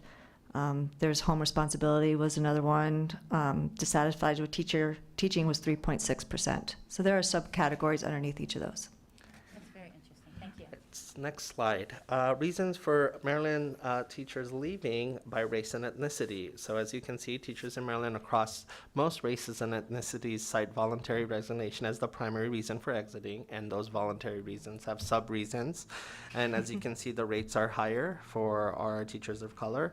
But again, voluntary resignation is definitely the one that is up there. So essentially, in the end, I tried teaching and it's not for me in the classroom, right? And then all the different reasons, or they moved and maybe they are a teacher somewhere else, but we can't confirm that on our end.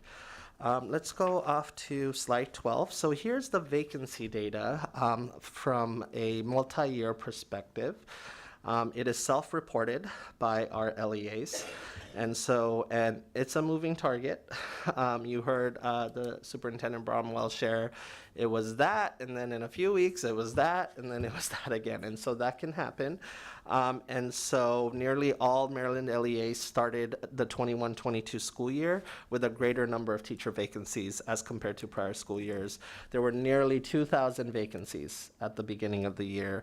And then as you can see, just for national context, to juxtapose that, right, 44% of public schools reported full or part-time teaching vacancies at the start of the 21-22 school year. More than half of the schools said those vacancies were due to resignations, which tracks with what we're seeing in terms of why people are resigning. But just to kind of give you a sense of what it looks like, Worcester County versus Prince George's County. Very different worlds there as you look at the data and what that is. And we also followed up and for this school year, what the vacancy rate was at the end of the school year as well. So how successful were they in possibly closing the gap for some? And we'll share that in the next slides. Yes. Another clarification question. When we have 1/10 of a position, how is this measured that we get a partial body? It's the allocation of time at the end of the day. It's not a partial actual human body, but 0.5, 0.3, 0.4. School systems have formulas, and formulas generate allocations, which are usually driven by student enrollment, and you put in other things, whether your title, etc. And there are certain rules where you could have a 0.5 media specialist or a 0.3 art teacher because you're sharing allocations and such. Okay. Yep. General Sumter. When does a teacher stop being a teacher? Administrator? Do they stay a teacher all the way through to central office? When Turn on your mic. Sorry. when do teachers stop being teachers? When they become a principal, a central office person? Is that When you stop being coded as a teacher, basically. So all of this is based on job classifications and coded. Principals say, I'm an educator and I'm also a teacher. Yeah, the coding stop as soon as you jump into the next role. So if you go from teacher to instructional coach, you're no longer a teacher. If you go from teacher to, something else in the central office. Now, if you go from teacher to something else in another state, we won't have that data. But yes, it's ultimately when you make that shift and you jump into the new job classification. Okay. All right, slide 13, 11 LEAs. So this is the look at what did the end of year snapshot look like for our LEAs. So I showed you where they were on the first day and how did the year go, right? So 11 LEAs had an increased number of teacher vacancies over the course of the school year, where others it was level or went down or stayed the same roughly. So as you can see, it was felt in different ways. And so that's something to look at as well. Let's go on to slide 14. Vacancies vary by region. So I wanted to give you a regional comparison. The Washington Post recently did a nice piece on this. It was highly nuanced. And as you can see, when we compare to Virginia and what those school systems look like in comparison to some of our school systems, it's different, right? Even though Prince George's has a high number of resignations and vacancies, it is a decrease from 2018-19 and 2020-21. And Montgomery County has remained pretty flat, whereas others have gone up. So it is felt differently. It is still a high number of vacancies, but it is not the same as previous years. Now, your pool might be different, right? So that's another nuance to this as well, right? I was talking to the high school principal of, Dr. Lawson, where were you principal in Calvert? Northern High School. And so I was shadowing a student there, and the principal, that school is a high-performing school, not about 20-30% poverty. Actually, I'm probably overshooting that. And normally they would have a deep pool of teachers applying for their vacancies. Now, they don't get a lot of vacancies. His pool was slim, and so he's feeling it in a different way, versus others are just struggling to even get an applicant. And so just to give you a little nuance there based on a qualitative story that I experienced recently. Let's go off to 15. So where are the shortages, or where are the vacancies? And we collect this data. We've gotten a lot more systematic about it. So the greatest number of vacancies are single subject secondary areas, which can vary by subject area. Special education continues to be a critical shortage area. It was a critical shortage area before COVID, and it continues to remain a critical shortage area. We need to do something about special education teachers. And then Maryland teachers, of course, Maryland LEAs also have vacancies in non-teaching positions as well, speech pathologists, counselors, etc. So as you can just see it break down. Let me give you another view of this. So slide 16 gives you by subject. And as you can see, there are widespread vacancies covering every subject area in Maryland. Most districts had vacancies in the areas of special education, early childhood, and elementary education. So just to give you a sense again of where these areas are. And we'll talk about demand and production in terms of teachers, but this is a very important slide. One of the questions I'll throw out is like, how well do we communicate with our teacher pipelines around what we need? Are we producing what we need, or are we producing something we don't need? And so that's a thing that we have to also figure out and get better at. All right, let's go on to the next slide. Again, just key takeaways. On the demand side, attrition has held steady in Maryland over the last 5 years. Nearly all LEAs started the year with vacancies than previous years. Teacher shortages are driven by local conditions, There's variance. As you saw, most common vacancies are in single subject secondary areas, and then special education continues to be a struggle to properly staff, and then teachers of color tend to leave their position more frequently. So that's just a summary of what we just looked at. I'll stop here if there's any other questions on demand before I go off to supply. Bartley? Thank you. Are conditional and resident teachers part of this data? Yes. They are. Okay, thank you. And we'll give you those numbers too coming later. Yeah. Oh, how is that? Okay. Because you guys. But they are part of that data, but we'll give you how many there are. Okay. Yeah. But it's part of this overall teacher data. You are including them in this data. Yes. Okay. When you, and I know this is hard to get, but I would venture that when you looked at the vacancies at the end of the year, if you waited until July 15th, which I know was only a couple weeks ago, these numbers would be different. A lot of people, that's when kind of that's the date where if you're gonna transfer, you can't transfer after that date. A lot of people wait till the last minute to declare their retirement. So how can we find out where LEAs are coming into this coming school year? Because I think these numbers have probably changed. Yeah, I will. And I know it's not easy to get, and it's a quick turnover. No, I've told Kelly it's just pick a date, right? So I'm gonna get more systematic about collecting this data until this is not a problem we have to obsess about solving, but we need to obsess about solving. So I will continue to collect this data. I just don't want them every week. So I'm going to do something. I'm going to pick certain snapshot of time. So I'll probably do another beginning of the year. And so we'll do that and we'll see where that's at, and then we'll track it. And it's something we can share regularly as an update, or I can email it to you guys as like a here's And so if you are going to do it, when you not only share maybe vacancies, will you also share the supply piece and how that's panning out and how that's changing over time with it? Yeah. Because I think, they're so closely Yeah, linked. I thought you were going to ask me how many left-handed teachers. I'm like, Rachel, I don't know. I don't know if I could do that. I want to know how many left-handed music Yeah. teacher positions Yeah, are open in the state of I was like- Maryland. No. Okay. No, but I did want to know whether or not the overall teacher was included in Okay, those other things. got it. Yes, the data collection is great, and I appreciate it, and it's very thorough, and I look forward to the solutions that you come up with based on the data. Good job. Let's keep going. So let's talk. Tomorrow, did you I have forgot. a question? I always forget about. No, I'm good. I'll text you if I get any questions. So I have Ms. Chang and then Dr. Green. Hi, I do have some clarification question between the slide 5 and 6. By looking at the slide number 5, the state is in blue. So at the very bottom, I thought it could be in the between the school and the LEAs. I'm not sure if that's my misinterpretation. Can you give the question? Slide number 5, on the right side, the graphing, the state is at the very bottom. Apparently, that's around 9.1, but for the year of 21 to 22. I see what you're saying. But Yeah. then on slide 6, it says state average is 10. We'll have to look at that if that must have That's been. kind of Yeah.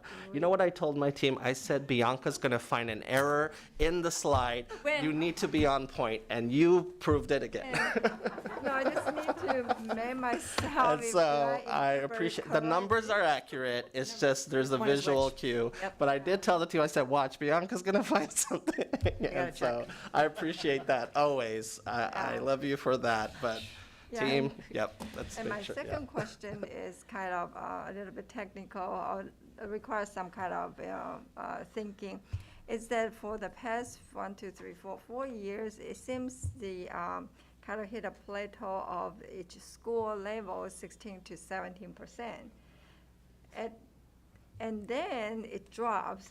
So what I'm thinking is that are we, the attrition, like an actual number drop? But I said, no, it got to be the denominator. The entire pool is getting shrunk a little bit. Yeah, you But should- then it means that the number of teachers kind of retire or leave, whatever. You also got to think about COVID here. right? And Right. holding on to your job and not sure what's going on in the world. And so there's a COVID factor as well here too and other things. And Right. so people stay put, and then after people realize, I don't want to do this anymore, or this is not what I want to do, or Amazon is offering a $5,000 sign-in bonus, right? There's other things that have happened, and so, but yes, that drop is a significant drop, but I think there's a COVID factor in that. And Okay. So in putting that thinking ahead, so we are projecting from the school year 22 to 23, maybe there is an incline, right? There could be, or it could stay steady, but if you look at previous years, right, like you saw, right, it pretty much stayed level and then went up. So it could stay level or it could go up.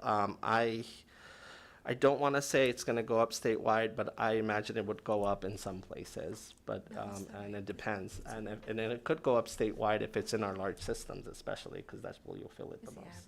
Okay. Thank you. All right. At the LE level. I grab. One last two questions. First of all, on slide number 8.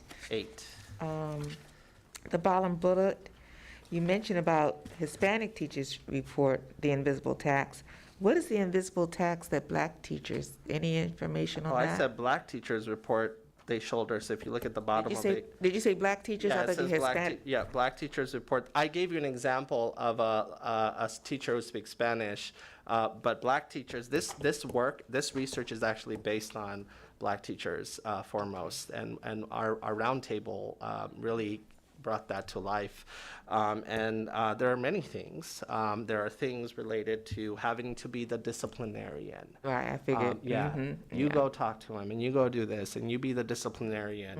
Not having promotional opportunities, not feeling like you get to do the instructional coaching opportunities or teacher leadership, and instead you got to do the disciplinary things. Those are things that come up a lot, and so those are some examples. The other thing, do you think that the fact that our schools, many of our school systems are reporting a decreased enrollment, does that have anything to do? Do you think that that's going to be a statistically significant effect? That is definitely a factor because you're having to rebalance classrooms and also but it's also, there's another element to this.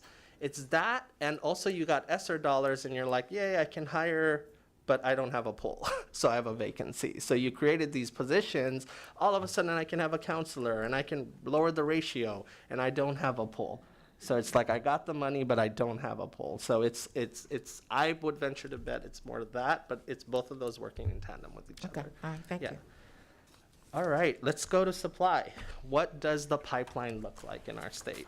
So just to give you national and state context, slide 19, right? Between 2008 and 2019, the number of people complete a teacher education program declined by almost a third nationally. Teacher prep programs, traditional prep programs, this is your four-year universities and such, your community colleges, those declined by 35%. Alternative programs also dropped, which can be in partnership with your IHEs, but this could also be your TFAs and such of the world. The number of bachelor's degree confirmed declined by 22%, but at the same time, the total number of bachelor's degree that confirmed in all fields rose by 29%. So meaning that more people were interested in other types of bachelor's degree than education, right? So that's what that's showing. Alternative prep programs are more diverse than traditional programs. That has held true nationally, and that continues to hold true here in Maryland as well. 71% of those who complete a traditional program are white, compared to 55% of those who complete alternative programs. That's national data. And in Maryland, total enrollment in teacher prep has declined by 33%. So you kind of juxtaposed with what's happening nationally. So let's look at our data. Yes. This is totally self-serving. In terms of, I'm just curious, in terms of, you said there's a decrease in teacher preparation. I'm wondering what the enrollment is in programs for speech-language pathology and occupational therapy and school psychology. We can collect that. That's data we can collect since that's part of the ed prep programming as well. So we'll get that. It might need some cross-divisional collaboration between Mary and Kelly, but we'll figure it out. Yep. some definitions for you, because I'm going to throw a lot of definitions in you, and I have to tell Kelly sometimes, what do you mean by completer again? And so just to have that is good. So EPPs, which is our traditional prep programs, right? They're approved by the Maryland State Department of Education in collaboration with MHEC. And EPPs have graduate programs as well as undergrad programs. There are currently 22 institutions of higher ed approved to operate over 300 EPPs. So you can be a single institution, have multiple programs and pathways.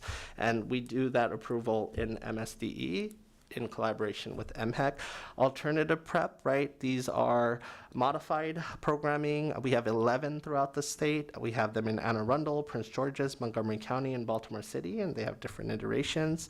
They may be offered in collaboration with higher ed. So Anne Arundel has an alternative prep with their Anne Arundel Community College, for example.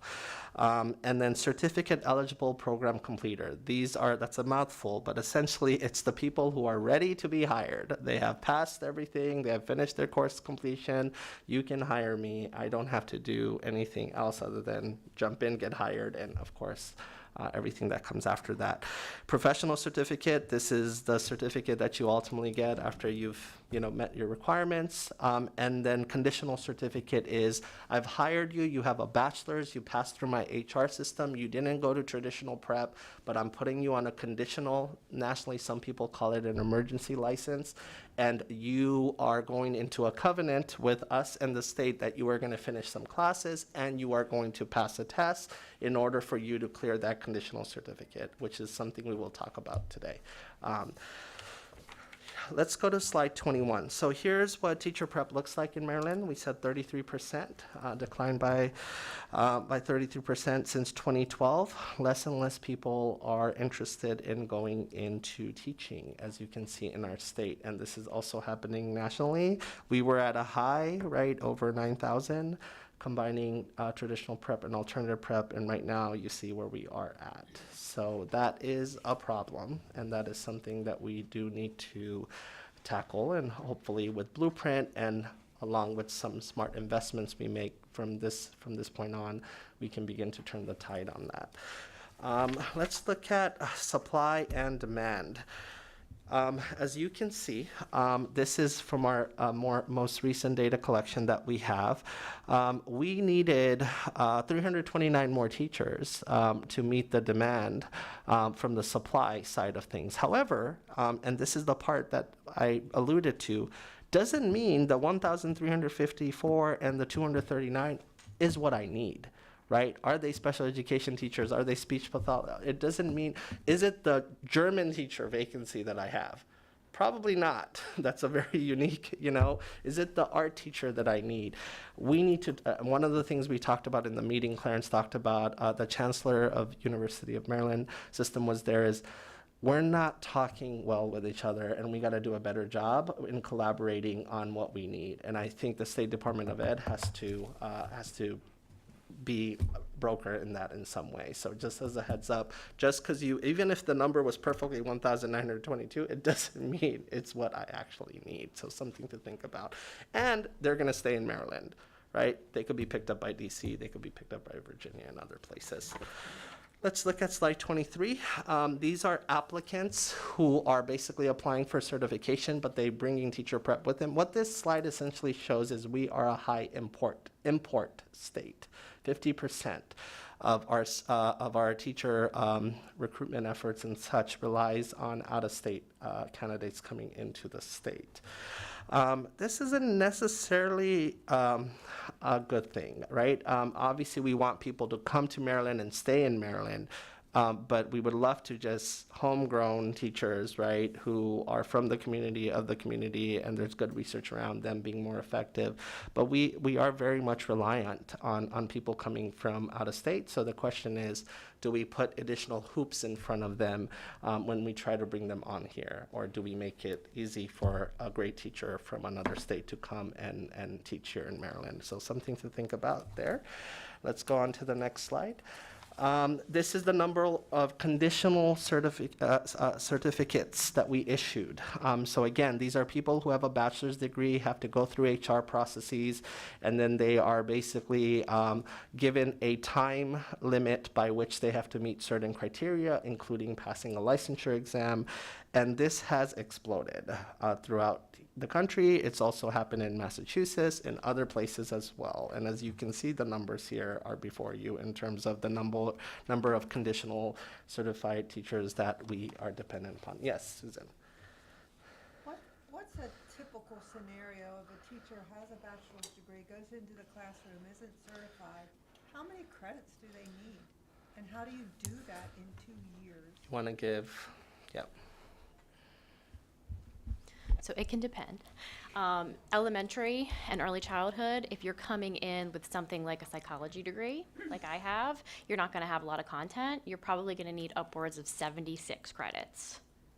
If you go the transcript analysis route to certification, which I wouldn't recommend if you're in that position, most of those individuals are going to find a graduate program, an educator preparation program approved in Maryland to lead to a master's degree in that subject area. Content areas like biology, physics, mathematics, if you're coming in, again, it's going to depend on what you bring to the table. So if you have a minor, if you've got that major, it's going to be a lot easier for you to get the content. But everyone is going to need that pedagogical coursework, and there are 21 semester hours alone of pedagogical coursework if you choose to take the transcript analysis route. So let's go on to slide 25. You can see by LEA where the conditional certificates are concentrated.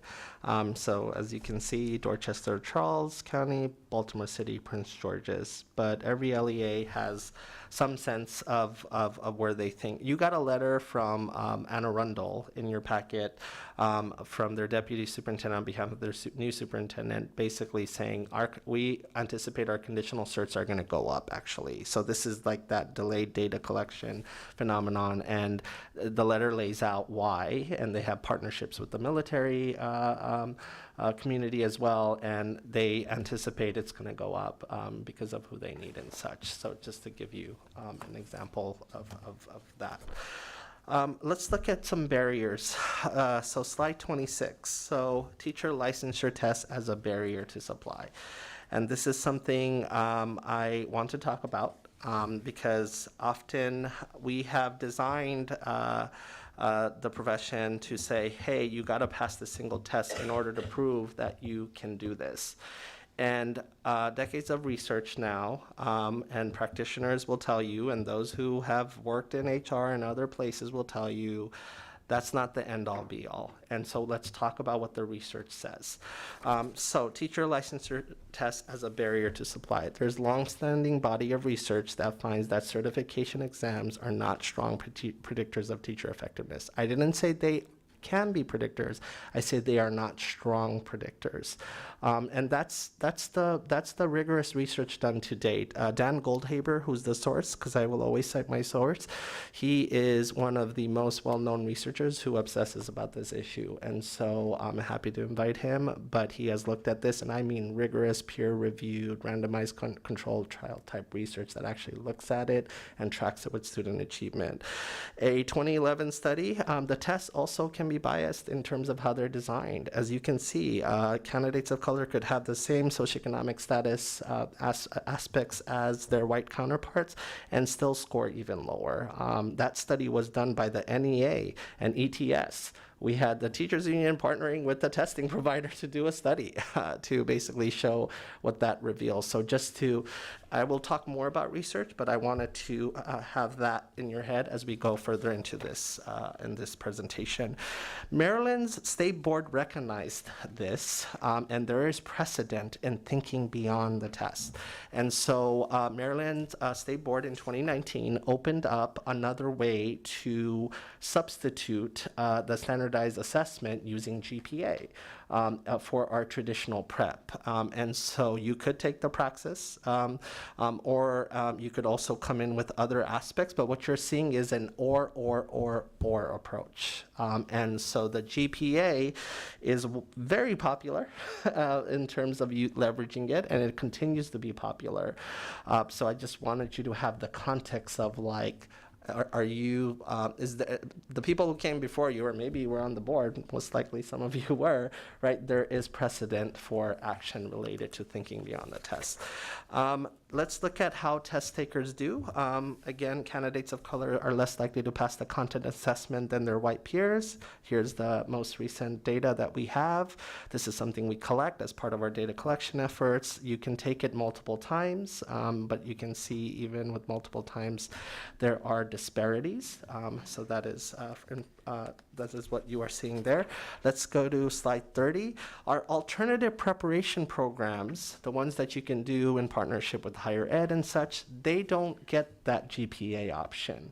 So they have to actually go ahead and still rely on the praxis. And so, and as you can see, that is impacting candidates of color ability and serving as a barrier. And alternative prep tends to be a strong vehicle to diversify the profession. Again, you can do that in partnership with higher ed. And I would recommend those models more so. And so, as you can see, that GPA alternative is not open to them.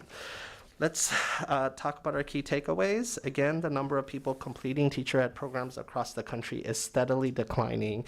Enrollment in Maryland educator prep has decreased. The issuance of conditional certification has increased by 136% over the last 5 years. Licensure exams are not a strong predictor, and I will talk about this some more as we keep going, and can be a barrier to supply of teachers of color. Requiring alternative prep candidates who have a GPA of 3.0 or higher to pass a basic skill assessment limits an opportunity to diversify the profession. We allow that for our our traditional prep, but we don't allow it right now for our alternative prep. I'll stop here for supply. Any questions?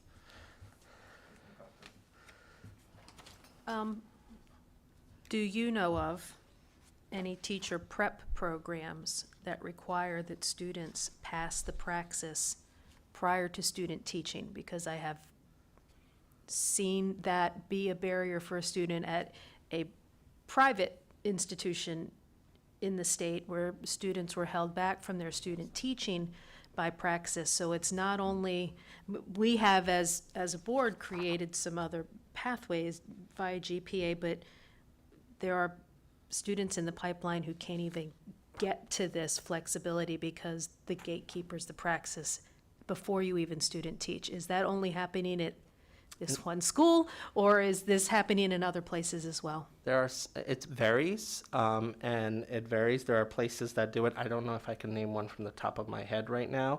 The blueprint does introduce something called EdTPA in order to get your bachelor's degree. That's a conversation to have. But EdTPA or PPAT, which is a performance-based assessment, and we'll talk about how that has played out nationally. In order to get your bachelor's degree, that's in state law right now. And so that's something we need to look at. There are so the National Council of Teacher Quality, they study this issue, and they tend to lean on licensure exams at times. I don't fully agree with that. And actually not fully. I don't agree with that.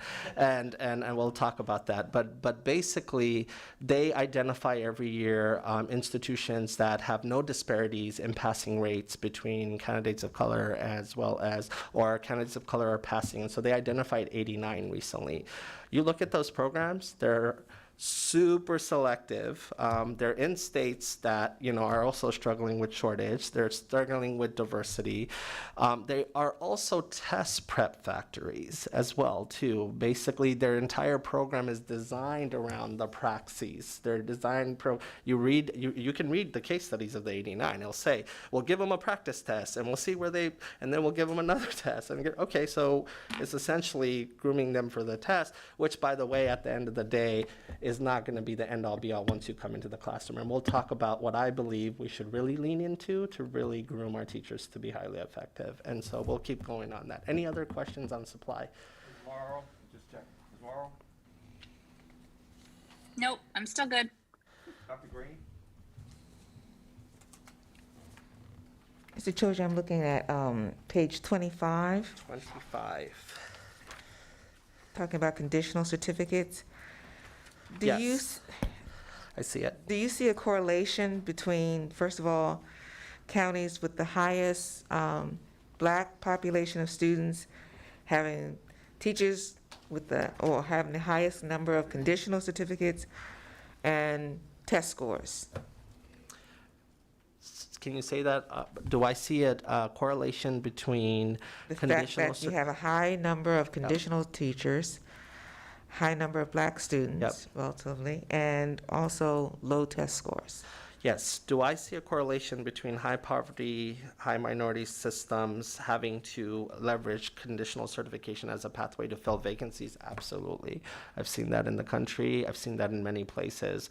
But this also deals with other challenges even before COVID about it's very difficult to bring top level candidates, veterans, to come and stay in high poverty settings. And what you saw data 2 board meetings ago that we present on where tenure is more higher versus others. So this tracks. And so you're absolutely right. We do see that. I wouldn't say full correlation, but definitely if you tell me what the systems are, I can tell you the likelihood of them having conditional certificates. Now, with Charles, that's not necessarily a high poverty county. Yeah, but you have majority minority and other aspects going on That's as well. I'm thinking too. that that trumps the high poverty. Yeah, high poverty, majority minority, you can even see in systems where if there's a school that is more poor or more majority minority, you can even look at what the tenure rate of that school is versus other schools and demographics. So there's other things going on there.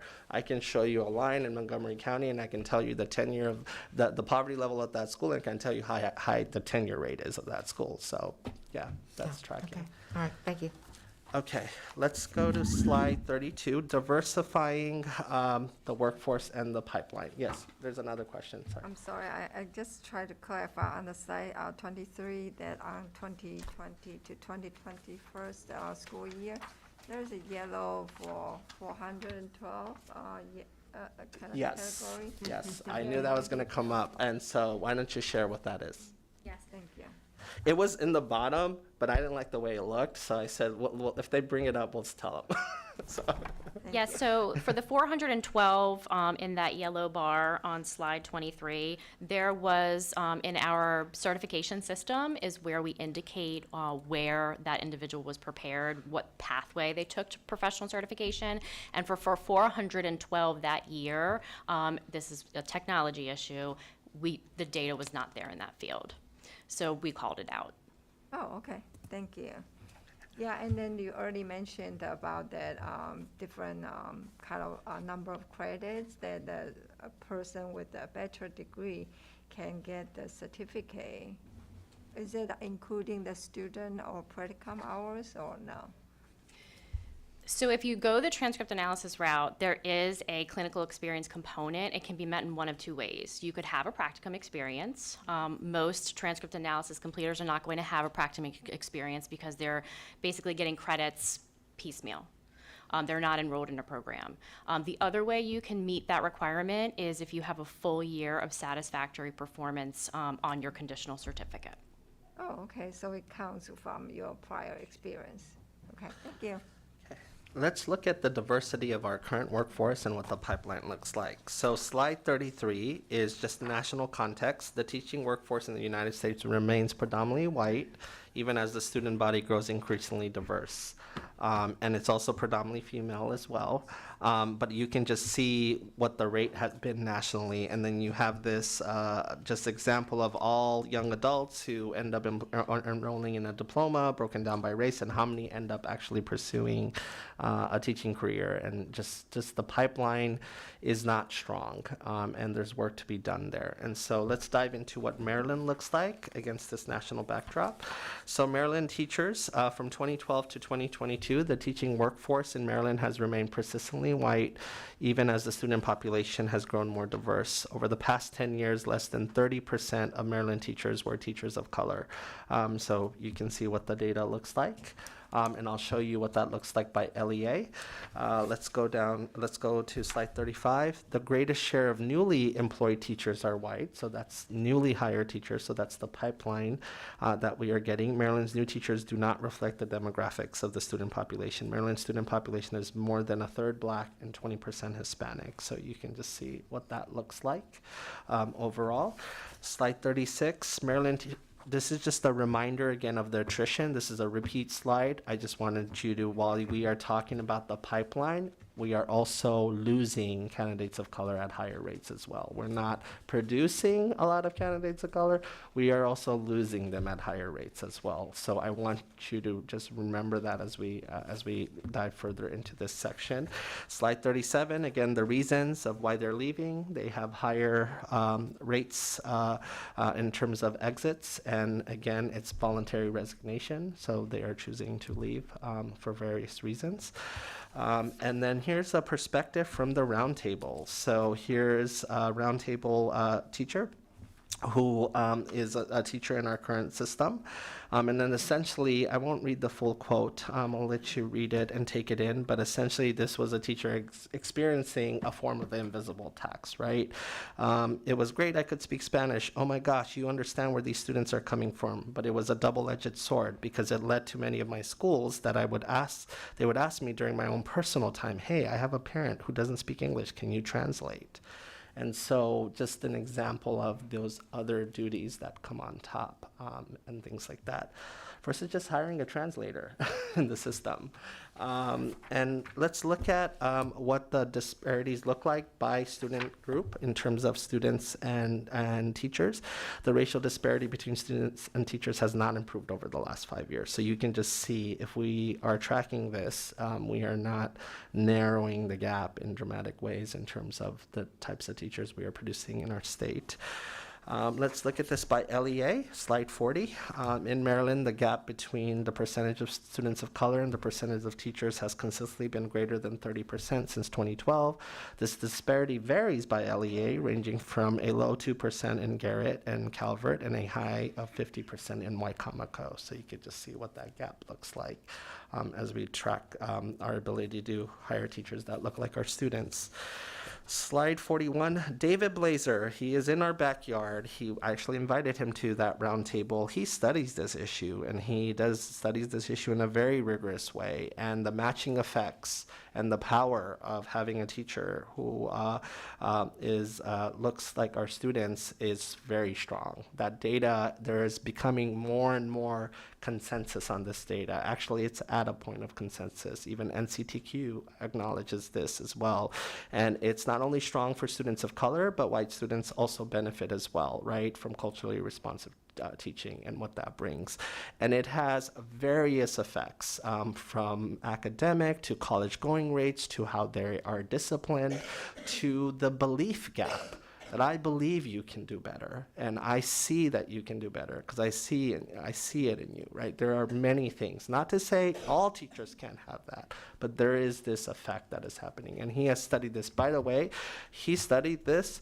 These findings come from Maryland data. Maryland data contributed to this, so we are really, it's awesome to have a Maryland Longitudinal Data System Center here housed in Msde, who basically can provide us generations of data to be able to cut up and look at. Chandra came from there, but now she's on Team Msde, so that's good. And so let's look at slide 42. Many Maryland students do not have the same race teacher, so how likely is it for them to have the same race teacher? Looking across 3 years of data, nearly all white students will have the same race teacher for all 3 years. Only 56% of black students, 8% of Asian, and 10% of Hispanic students will have the same race teacher experience. So just to kind of give you a sense of what it could look like from 1 year to the next to the other. Slide 43, just another perspective on the power of seeing someone who comes from your background or shares your cultural identity. It is powerful. And so this was from one of our roundtable participants and what it meant for them to see educators that look like them as they were growing up. Let's go to slide 44. Here is what the enrollment looks like broken down by race. We have a problem of decreased interest in teacher prep, but we also have a problem of what the diversity of prep looks like as well. Enrollment in alternative prep programs in Maryland is more diverse than traditional programs. You can see that, and it's not even by an incremental amount, and so that's something to look at as well. Let's look at slide 45, completers. So these are the people who are ready to be hired and such. In alternative prep programs, they are more diverse than traditional programs, and that's also playing out here in our state. This is our data, broken down by race. Let's look at slide 46. Conditional certification offers an approach to diversifying the workforce. There you go. It is in front of you in terms of the candidates who hold conditional certificates, and it is a strategy to help diversify the profession. So something to look at as well. Let's look at another perspective. Again, this is just an example of we might be bringing teachers in the profession, but we got to keep them. And so asking people to change their hair or do other things and how you approach that is problematic. There's a difference between professionalism and microaggressions and other things that look like that. And so this was from our roundtable, a teacher sharing their experience and working in one of our systems. And so let's look at key takeaways. Many students of color may never have a teacher of the same race. The teaching workforce in Maryland has remained persistently white, even as the student population has grown diverse. Alternative prep programs are a mechanism to diversify teaching in Maryland. Prep programs can be developed within a district and in partnership with an EPP. The conditional certification approach does provide an opportunity to diversify the profession. The numbers are there in front of us. And increasing diversity among teachers is an academic strategy as well. It's just not a feel-good strategy. It is an academic strategy as well, and it benefits students of all races. One finding, as you can see, Black students having just one Black teacher by third grade were 13% more likely to enroll in college, and those having two were 32% more likely. That's a very powerful statistical finding there, so just something to look at as well. I will stop here for any questions related to pipeline and diversity before we move to national initiatives to try to tackle and solve these challenges. Ms. Morrow first. Morrow, any questions?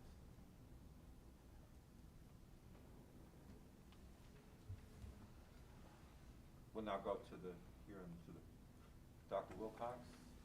I just attended a fantastic roundtable on after-school programs. And I'm wondering if I forgot I was superintendent sometimes in that. That was a lot of fun. And I was just curious, like, it seems to me that's one way to address this, because there were some really innovative programs that were after-school programs with dirt bikes and like all kinds of things. Mm-hmm. And I'm wondering if that's a way to partially at least fill the need for some students. Mm-hmm. Or if we have any data on the characteristics of these after-school programs, because they seemed from the panel you had to be pretty representative of our state. I do want to do a deep dive on after-school programs, and so we can do that, definitely part of that, and invite that group. And yes, I promise to learn how to dirt bike in a safe way during that roundtable, just so you know. Different topic. Moving on to slide 49. So national initiatives to remove barriers. So what are people doing across the country to tackle this, what I call not impossible, possible problem to solve? We can solve this, and there are things we can do, and we have a lot of research on what we can do. It's about execution at the end, right? So case studies about what's happening. Certification is one key area. Thinking about certification differently and how you grant it is one way to think about it. And we are not alone in thinking about this.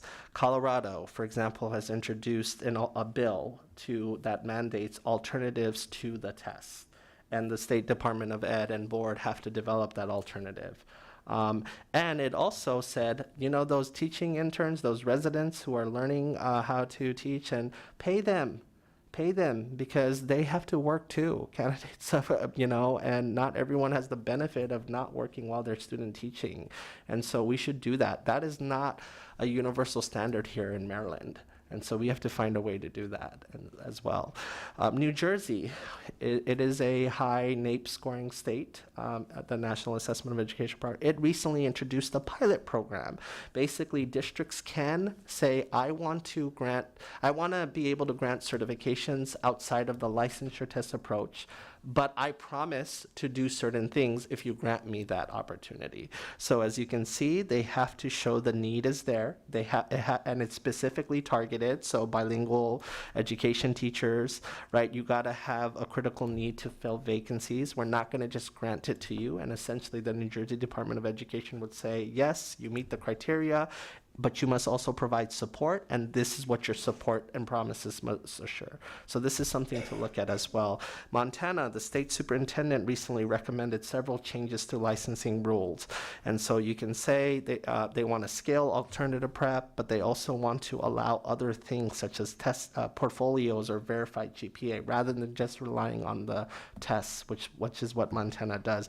They're taking a or approach that can be equally rigorous. So the people who are going to cry, you can't solve the shortage by lowering the bar. We are not lowering the bar. Unless you have worked in schools and actually looked at teaching effectiveness and coach teachers and mentor teachers, right? You can't make that claim. Okay, you can't make that claim. I have friends who came from TFA with a 4.0, passed the praxis, were some of the worst teachers ever. I love them. One of them was my groomsman, but he should not teach.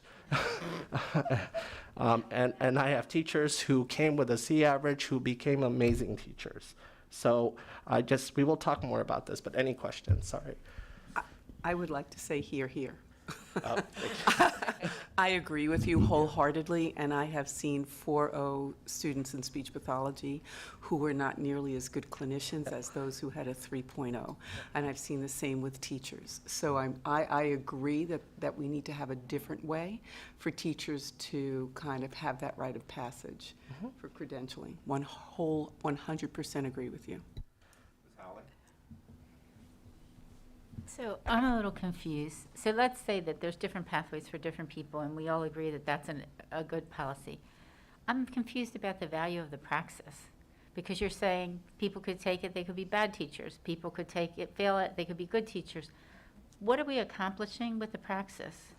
It's just one way to check off does this teacher have content knowledge? And this is, we like quick versions of things in the country. We like to, do things that are scalable and easy to track. In order to do a portfolio, in order to assign a mentor, in order to ensure quality induction, that's harder. But that's what's needed, and we'll talk more about that in other slides. But it's easy to just say, here, take this test, you pass, I think you're good to go. So I understand the scale problem, Yeah. right?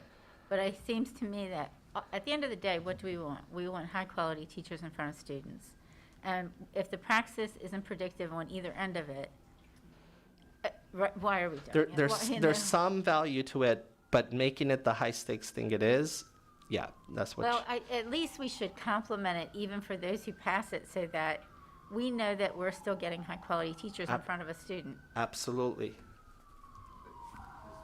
McCusker and then Dr. Green. And I echo Dr. Maley McCarthy. Here, a test doesn't make a teacher, necessarily. Could be, but not necessarily. But I also think it's really important that we spend some time in this looking at induction programs. And I know Yes. you will, and I know Yeah. that we will, but I think that's a really important piece of the puzzle, because the supports we give teachers in those beginning 3 years can define a great deal of their career later on. Dr. Green? Has research been done on the correlation between your praxis score versus your success as a teacher? Yes, and they are cited all throughout this presentation, and I'll give you, there's a slide that I dedicate to that as well. Okay, Yes. thank you. All right, so I gave you some case studies that are happening in the country. EdTPA is a performance-based assessment, but it is done by another organization externally outside of the district. And what you have in the scroll here is what statute says right now that we need to introduce. So there's another equivalent of it called PPAT. What does that stand for? You don't remember, but that's fine. But essentially, it's a test similar to EdTPA. That's a portfolio-based assessment for teachers to prove that they have the competencies. However, it's externally done versus something that is done in-house. And so it costs money. It is something that is also can be a barrier. So statute says our traditionally prep teachers have to pass EdTPA. Some of our systems already do this now in preparation for this. The country is running away from EdTPA. As you can see, they've either eliminated it or said we're about to eliminate it. And so it is something that is also serving as a barrier. It is something that we should also look at and think about what that could look like. And I just wanted to share that context as well. Let's look at Massachusetts. We all like to sometimes benchmark against the #1 place in the country in terms of education, who also has a 40-point achievement gap they have not closed. And so Massachusetts has not diversified its profession, as you can see in the bottom bar. And it has introduced a bill this month. When it came about, I sent the team a late night email. I said, welcome to the club, Massachusetts. And Massachusetts' bill essentially says that you have to develop an alternative way than the MTEL, which is their version of the praxis test, to essentially certify teachers by 2024. They even did a pilot as well, looking at an alternative. In addition, it had added more teeth to it. You got to have a data diversity dashboard. It requires uniformity around hiring and promotional practices, and creates an educator diversity grant fund. And as you can see, that quote from the Massachusetts Teachers Union president, they are on board with this bill. And the quote, the bill is just the beginning of dismantling some of the obstacles that are in the way of educators of color seeking to become certified teachers. It is something to look at as well. And the blueprint did benchmark against Massachusetts. And so it is also happening in other parts of the state as well, too. There is a national movement that is trying to develop a compact, but this time the compact should have teeth, meaning that if I was prepared in, Maryland or Massachusetts, and I came to Maryland, I should respect what your preparation did, so I shouldn't put more barriers ahead of you and should bring you into the profession rather than make you do another test or make you do other things as well. We need to look at this as well. This is another key way. You don't have to be in a compact with every state, but you can be in a compact. And as you can see, the Council of State Governments with the Department of Defense, as well as an association, State Directors of Teacher Education, are forming this compact. We are watching this closely. It may require I think it does require legislative a hook to be able to do, but I think this is something we should not miss the opportunity to do as well. So just as a heads up. Financial incentives. It is not just about making it easier to come into the profession. It's also about giving incentives to want to be a teacher and also supporting their livelihood. So Connecticut has the Teacher Mortgage Assistance Program. And it helps teachers become homeowners in the communities they work, as well as recruit and retain minority teachers. And you have to work and live in specific areas. So priority school districts, graduating from an educational reform district, that means something there, or an HBCU, you are eligible for lower interest rates or down payment. New Mexico has a loan repayment program, and we'll talk about some of the ones we have in our state right now, designated for high need disciplines. If you teach in special education, STEM, bilingual education, low performing schools. Wisconsin has a minority teacher loan program, and as you can see at the end, full amount of the loan will be forgiven after 4 years, so there are hooks tied to it. You got to commit. And so this is very important as well. We often compare to international comparisons. For example, in Singapore, did you know home ownership is subsidized? Like 75% or so of the country are homeowners, and is subsidized by the government. What a great deal that is. Well, teachers are not worrying about home ownership, right? And so that's a different, just sharing. You got to think about policy conditions as well when you are bringing people into the profession. I'm not saying that's the solution, but that's an example of out of life factors that contribute to a teacher's decision to want to be a teacher. And so not having to worry about loan and debt is an important piece of the puzzle. And you can tie strings to it. You can say commit for 4 years, commit for 5 years. So here's a case study. It's called Arizona Teachers Academy Scholarship.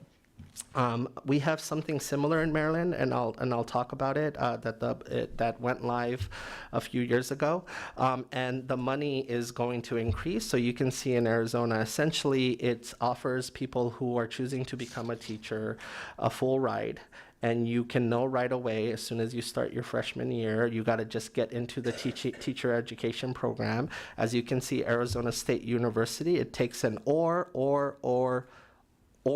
approach. And what I mean by that is, if you're in the top 25% of your class, if you have a 3.0 GPA, you have an ACT score, a SAT score, or if you don't meet all of those, we'll look at you in another way.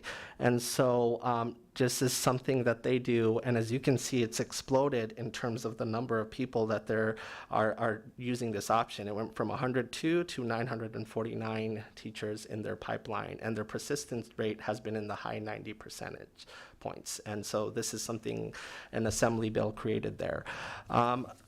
Earn and learn models. So these are your grow your own models. Very popular. Why? Because, people have to worry about life and work while you're learning to be a teacher. And so grow your owns are very popular. It's a Maryland lead strategy. And so grow your owns can be a key mechanism to diversify the profession. And teacher apprenticeships has now entered the lexicon. Tennessee was the first state to partner with the U.S. Department of Labor to launch the first registered teacher apprenticeship program. It's a degree-based program in partnership with 2 institutions of higher ed. These are things we can do and we should definitely do. And so it's something to look at because, like I said, earning while you're learning is a big deal because people have life aspects of well that they have to attend to. Let's look at the research on teacher effectiveness predictors. So let's take a deep dive on this. So slide 58. So here is research on teacher effectiveness. The sources are there. I know they're small, but they're there. I can send them in bigger font later. But Angela Duckworth recently looked at a case study of teachers and looked at other things beyond, and she's famous for the GRIT study, beyond just licensure exams and how high they scored. And she found that grit and life satisfaction to be significant predictors in teacher effectiveness. So, if you're not worrying about bills and other things and you're in a positive school culture and you are determined to get better and you have the supports you need, they have seen that that translates into academic gains. Assessments, and so this whole middle portion is looking at the validity of licensure exams. They are essentially all over the place. And so there is some value, but it is not the end all be all. And then finally, matching effects. We talked about this already, right? Teacher diversity is a mechanism not to just ensure students can see themselves in the adults that are educating them, but it's also a student achievement strategy as well. Let's keep going. What does the research ultimately say about licensure exams? Dan Goldhaber is who I ultimately lean on, and ultimately it has modest effects. And the link is weak. There is a link, and it varies depending on subject, but far less evidence exists on the impact of licensure in the pool of potential teachers. So basically, ultimately, licensure is not the strongest predictor that we know that some claim for it to be. And so when we hear about lowering the bar, I would challenge that, and because there's other things that we should look at as well. And so what could those other things be? So quality induction and mentoring. And I can tell you as someone who have ran HR system, designed teacher evaluation systems, designed teacher stipends, and worked as a mentor as well, the first few years are a make or break moment. If we want to make something high stakes, make it those first 3 years on the job while you're in probationary, assign a quality mentor, and at the end of that 3-year mark, take the courses you need to take, determine with your mentor, with the school system, whether this candidate is deemed professional educator, right? And then they can jump into the next stage of the career ladder. You have induction regs that you have to do. There is a line in blueprint, and so that is going to be a key moment. Right now, induction is all over the place, and I did discover that through Maryland Leads. Not everyone has a consistent guaranteed mentor. Some people might have it for a year. Some people are using retired teachers. So these are things we need to look at. And so we cannot squander the opportunity to use the regs and any other avenue to make sure that when a teacher jumps into their career, those first 3 years, that probationary period, they have a guaranteed high quality mentor and the supports that they need from their school system. And the school systems have the funding necessary and the resources necessary to do this. So there's just strong research on induction. I mean, placement with an effective mentor teacher has a greater influence on a future teacher's success than the characteristics of a placement school. So if you just have a high quality mentor, you can begin to mimic your mentor even if the school is not as strong. That's a very important finding. And then of course, school culture matters. Your PLC, I mean, the blueprint asks for more time in the design of the school day. And for our mentors as well, that's a full load. They can't teach 6 periods a day and mentor. They may teach half of the day. You got to give them free release time and you got to pay them, right, whether that's in the form of a stipend, so they can have a caseload of mentoring. That's very important as well. So this is an important opportunity for us to get this right. Key takeaways for Maryland. Many states are creating multiple rigorous pathways to certification. Grow your own programs, a proven approach to recruit more candidates of color. The Interstate Teacher Mobility Compact is an exciting endeavor that we should watch closely. Incentive programs beyond just certification flexibility matters, right, that help eliminate financial barriers. And then limiting teacher certification to licensure tests does not fully grasp the early career elements that shape a teacher's long-term effectiveness. I will stop here before we talk about the things happening in Maryland.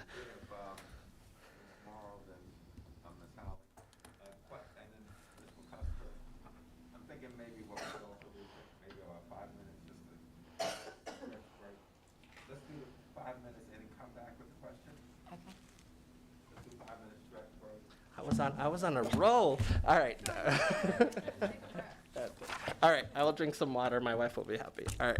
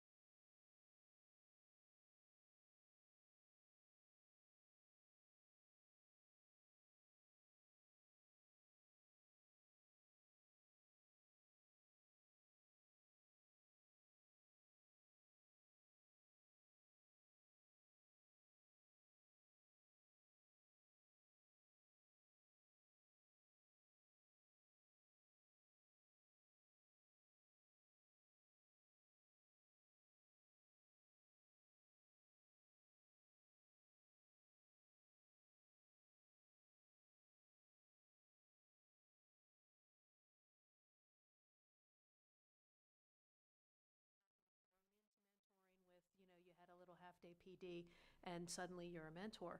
And you just don't necessarily feel very prepared for that. Even when you receive when you have a student teacher, so that you are a cooperating teacher, a mentor teacher, you get this little booklet of what the requirements are, but there wasn't necessarily training. They just go, oh, you're a great teacher, so you'd be a great person to be a mentor. And I think that as we look at this, we need to try to have better indicators of what a great mentor looks like, and be able to have the training there for the teachers, and to know that it looks different for different subject areas. For example, elementary, fine arts, special areas. I was a mentor teacher to a teacher that taught on the other side of the county. So she couldn't pop in my doorway during planning time and say, hey, let's work together to plan this lesson for 5th grade next week. We'll give you release time 2 or 3 times maybe to go over there for a few hours. And that's not, it's not effective. So it's also not a one size fits all. Yep. It's going to look different for different types of content. So those are some things for us to please keep in mind as we look at induction. So teacher induction, and let's also not forget mentoring for our struggling colleagues as well, right? That's very important as well when they're in a rut, helping them grow out of that as well too. And there's peer assisted and review programs that serve as models for that we can further scale across the country. All right, can we move on to the next section? So what are opportunities and initiatives that are happening in Maryland? So let's look at the blueprint and the teacher pipeline and diversity supports that the blueprint has put a focus on. The one big piece, when it is fully implemented, is the career ladder, right? And you can see this is just a simplified graphic of the career ladder. There's other elements. This is something school systems must develop in close collaboration with their teacher association. It is something that must be negotiated and ultimately adopted by the local board. Moving base pay to $60,000 is a big deal. It can't happen fast enough. And our systems are in very different places. Howard County is in the mid-50s, but when you go to Dorchester, he said when we were able to move up from 40 to the high 40s, I mean, there's still a long way to 60. And so that one's going to be a big deal. It is going to make us, pretty much at a very high level across the country, but it is something, should we maybe be fast tracking this and see how we can help systems get there. National board, the campaign is something we recently launched. You can see I told the team to bring this in. I'm really excited in terms of our new design and how we're approaching things. And so we have been running these all across the country. I've been targeting teachers in Washington and California where national board teachers are. I'm like, come on down. We are doing this. So national board is one element of it. I don't think it should be the only element, but it is one element of it. Increased teacher leadership opportunities. So you're on the career ladder, and at a certain level, you teach part-time and you do other duties, all the way up to a distinguished teacher level. That's the vision. That is what is laid out in the blueprint. And then reimagining the school day. This one is very important.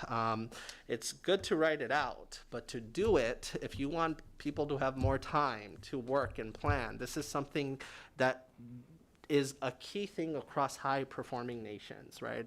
Right now, I will make international. They make sure teachers' loads are manageable. They make sure teachers have the time. They are obsessive. They are looking at students and their needs versus not just a random conference period. It is something that is embedded all throughout the day. And so this is a big deal. Career ladders have to be adopted by 2024. A lot of work to be done there as well, too. So this is one piece of our strategy. It is not a quick, immediate thing we will feel, but it is something that will help long-term. Teacher Quality and Diversity program, something been live. It is administered by MHEC. Essentially, it's grants to our institutions of higher ed to help diversify the profession. I can't tell you how effective this is being. I can't say it is because of the numbers I look at every day, and so there's work to be done to possibly redesign what this is actually doing or not doing. There is a loan assistance program. It is known as the Nancy Grasmick Teacher Award, and essentially helps individuals cover their loan. debt. Again, all of these, I'm going to show you another loan assistance program is, the challenge I would have is does it have a demand, or are we literally leaving money at the table, or have we made it very complicated, or is it enough? And so that's something to look at as well.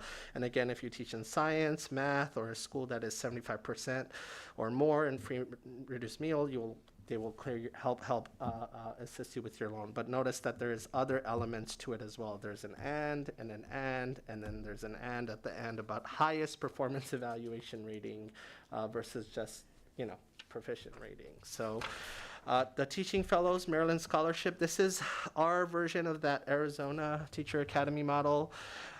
This is going to significantly have more dollars invested in it. These programs are administered by MHEC, and essentially it is going to give, this has been live for a while now, before I came, and it essentially gives college students or high school students an opportunity to help pay for their school, but you don't really get it until later when you actually declare. You declare you're in ed prep until your junior year of school versus knowing out of the gate in freshman year that your loan and debt are going to be covered. And if you look at the requirements, it has testing requirements as an and, not an or. So are we really going to diversify the profession if we've made it a bit complicated in that regard? And so something to look at here, some initial numbers. On slide 68, you can see the first iterations of it. It's gone up somewhat. But you see a dramatic increase in terms of how much money is gonna go into it. And you can see who has been getting the scholarship award by gender as well as race. Again, I would say that as we invest more money into these, we should look at the design of the program. Is it gonna do what we're doing? You saw for the Arizona Teacher Scholarship, a dramatic increase from the hundreds to the 900s over a 4-year span. You're seeing the pacing of our increase as well. Other requirements of the blueprint, all LEAs, you heard Strong Schools Maryland testify to this today, saying LEA hiring practices, they must make sure they have hiring practices that enable and promote diversity. There's concern on whether that is actually happening in a rigorous way. So that is something to look at. AIB shall examine school level diversity of public school staff and student bodies. MLDS will do an annual report. They just did one on how the pipeline looks like. I can tell you what's in the report. Newsflash, not diversifying fast enough. We talked about some of that data today. MLDS and AIB will evaluate measures that are being put forth to diversify the profession and whether they're working, and Msde shall monitor and assess new standards and assessments for any negative impact on the teacher candidates passing initial certificate. That last one, I appreciate it, but if we're going to rely on tests, I don't need to monitor this. I can tell you what's going to happen. And so we need to look at that. And so just something we need to make sure we look at as we continue to implement the blueprint. Teacher workforce and Maryland Leads. I got to give a plug for Maryland Leads because we were supporting these efforts as well. We did Grow Your Own. $47 million is going into school systems to launch Grow Your Own programs. And if we can pull off and have strong persistent rates in the numbers that they have identified, we can produce 300 new teachers, 100 new paraprofessionals, and support for conditionally certified teachers to be able to navigate the existing requirements. So for example, Carol was going to use some of the money to help candidates pass the exam. The question I ask is that the best investment of money? But that's what the design is right now. You got to pass the exam. And so what are examples of Grow Your Own programs? So some of this is a little new, so I can dissect it more for you. So in slide 72, again, Grow Your Own is where you are taking a cohort model. You are, for example, taking high school students and creating a new bench of teacher assistants. You are taking teacher assistants and you are turning them into teachers. You can do that with other professions as well in the school system, and there are different ways to do this.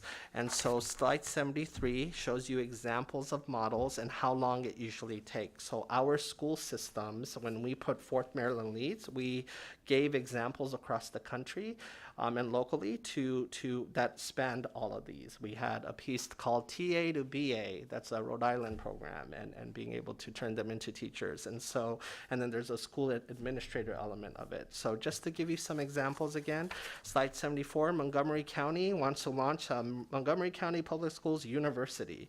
And it's an alternative certification pathway they want to do in collaboration with their community. And they want to use that as a lab, essentially to grow future school counselors, school psychologists, social workers, special education teachers, and early childhood teachers. And they want to recruit 150 new staff to kick off the program. So Maryland Leads will be supporting that.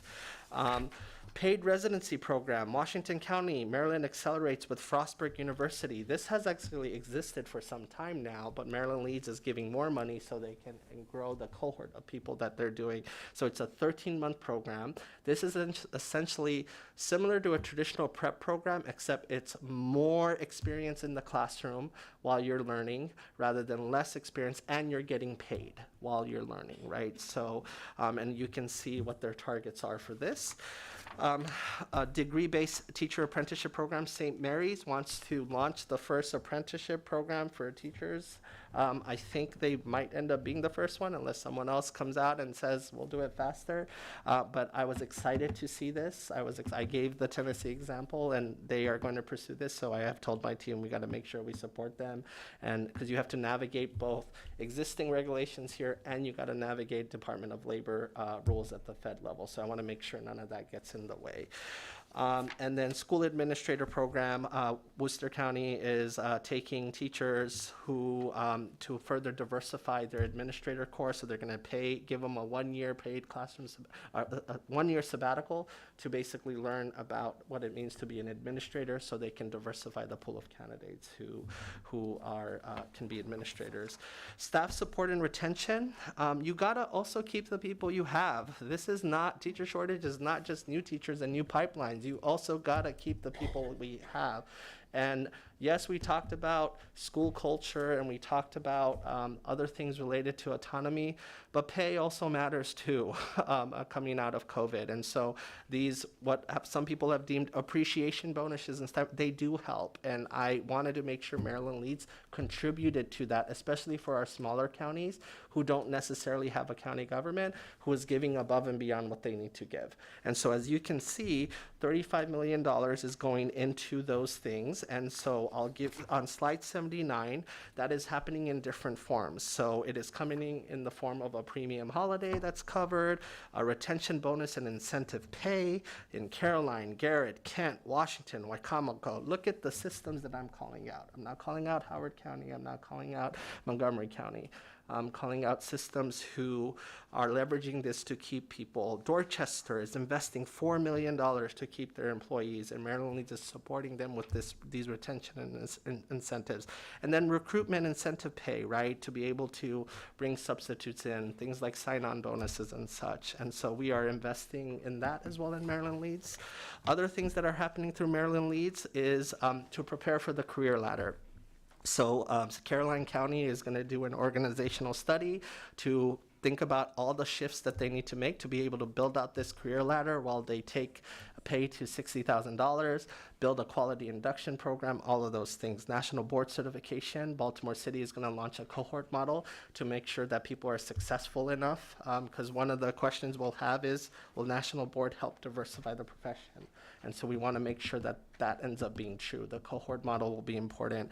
And then Prince George's County Public Schools is using Maryland Leads to redesign induction. And so you can see what they're looking to do, right? So provide more targeted experience for early career educators differentiated by teachers in their first year, those in years 2 and 3, and veteran teachers new to Prince George's. And so the redesign induction supports will include financial incentives for attendance, CPD credits, micro-credentialing opportunity, increased systemic and school-based support, and a differentiated induction structure aimed towards addressing a diverse educator workforce. So I was excited to see that as well.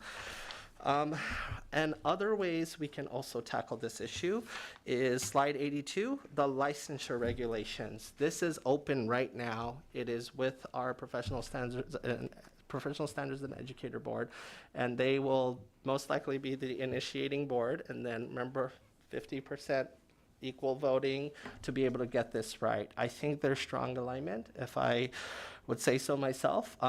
We might have some differences, but they are currently working through the board. I'm looking forward to giving a presentation to them similar to this.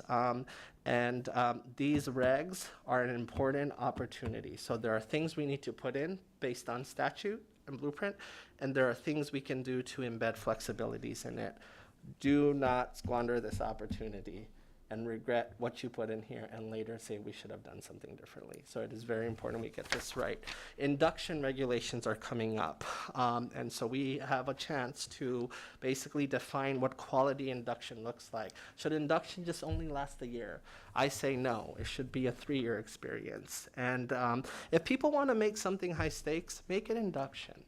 Don't make it that test, right? If you can, show that you're a quality teacher under the auspices of a mentor in your school system, and they attest that you are ready, and make sure that they have the guaranteed components of induction, that's a professional educator, as long as it's a research-based induction program. So we have an opportunity to do that, and so we should not forget that. We have not started to do that because we've been focused on the other regs, but Kelly and her team, I've asked to make sure we research all the components of quality induction, and so we will make sure we engage our community around that. Taking action today. You can take action today. It's a short-term fix. It's not a long-term fix. I talked about what long-term fix can be. And so today, we have brought before you our 2 COMAR waiver requests. One is to essentially allow our conditional teachers more time to pass the test. To redefine whether you need to do the test, that's the permanent regs. And that's going to be tackled this year. But one is to essentially give them more time. And so just to quickly summarize the issue, Maryland districts employed over 3,500 conditionally certified teachers during the 21-22 school year, double the number employed 5 years ago. Conditional teacher certificate holders are more likely to be people of color. Recruiting career changers into the classrooms is a means of basically diversifying the profession. As you can see, as a result of the pandemic, many conditional certification holders made the decision to focus on their professional learning, on virtual instruction, and in some instances were not able to complete the coursework and tests required to renew the conditional teaching certificate. Their time has expired while they went through the pandemic. Prince George's County alone lost 800 or 8% of the district's teachers. You had a person come in the last board meeting and share their personal experience. They said, I could not pass the test, but I know I'm a good teacher, and Prince George's does. And now I have to do a trade-off and take a lower paying job, and which is not the same as the job I held. So that is one. Again, this is the data by race and what it looks like. Let's go to slide 87. So the recommendation is, MSD is recommending a waiver of COMAR. I'm not going to read all the 13A, 12A. I'll let you look at that. An applicant may only hold one conditional teacher certificate, which may be renewed in accordance with this regulation. We are asking you to waive that, essentially to give them more time, and it would be for anyone in this window, July 1, 2020 and July 1, 2023. Capturing the pandemic, so capturing coming back from the pandemic and a little more. Anyone whose clock is expiring at that time is eligible to come back, or who's already there can extend that time. And the way we would do it is school systems would ask that we want to bring this candidate back, and they would have to attest. We will create a department-based form to making sure that they support that candidate. Now, some will say, you got to make sure they do this many hours of mentorship and this and that. I don't think I can do all of that right now, and I wouldn't want to put that on the school systems if we have not ensured that they have the resources, support, and an extended window. But they will attest to that they will support the candidate with some basic components. We won't just give it to them. And so it's similar to the New Jersey approach, where you had to apply to get this waiver option to certify candidates differently, but this is something we can do now. That is one waiver request. The next one, there's 2 that we have brought, is the alternative prep. I showed you. The first one, that's tab H, right? In the Yes, I believe it should be tab H, yes. Okay. And then the second one is, remember those slides about how in 2019 the state board opened up traditional prep candidates to be able to show a 3.0 GPA in lieu of the praxis test? We want that to also be open to alternative prep. since we know that many of our diverse candidates are sitting in alternative prep in Maryland, so they should also have the option. And like I said, alternative prep can be done in collaboration with institutions of higher ed. Many of them are here in Maryland. I discussed the Anne Arundel. You have a letter from Anne Arundel asking for a waiver as well, request. And so we are essentially saying, can we waive that requirement for them? And then long term, we tackle that through the traditional, the reg process with PSTEB hopefully supporting, and you guys when that time comes. Again, resident teachers, slide 89. I'm just, in a nutshell, it right now as designed is having a disproportionate impact on candidates of color. This is a key mechanism to help diversify the profession. Why would we not do this if you've already done it for 4-year traditional prep? And then I'll show you again how reliant traditional prep is on the GPA approach. You can see there it is, and it continues to explode. And so I would recommend that you also open this up for alternative prep as well. And then finally, slide 91 is exactly that waiver recommendation to waive that portion. That's the C portion, and that essentially allows our alternative prep to use the 3.0 GPA mechanism as well. And then I gotta always end with, take the strategic planning survey.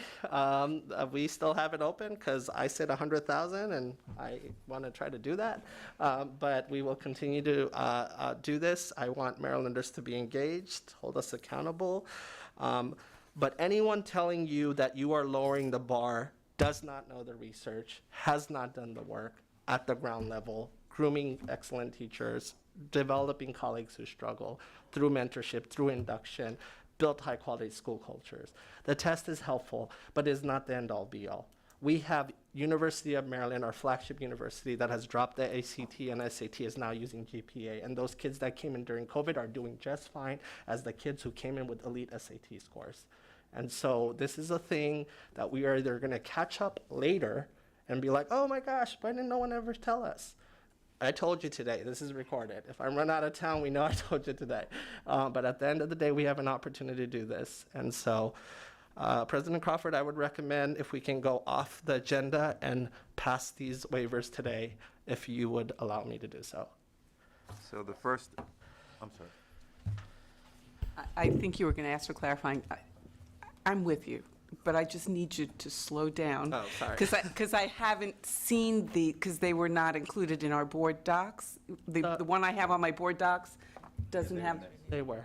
It didn't, because the one I'm reading stopped. They were loaded late. Oh, okay. But anyway, so if you would. Of course. I can talk You're fast. the board. You can. I can talk fast, but I'm boy, just- you I'm have just- me yeah. beat. Let's Kelly, just do you want to give a full summary? Yeah, could you, yeah, just, Let's do. I'm gonna drink water. and Let's you- do tab H. Now, we'll do that. We'll then vote on tab H. Then we will go to tab I.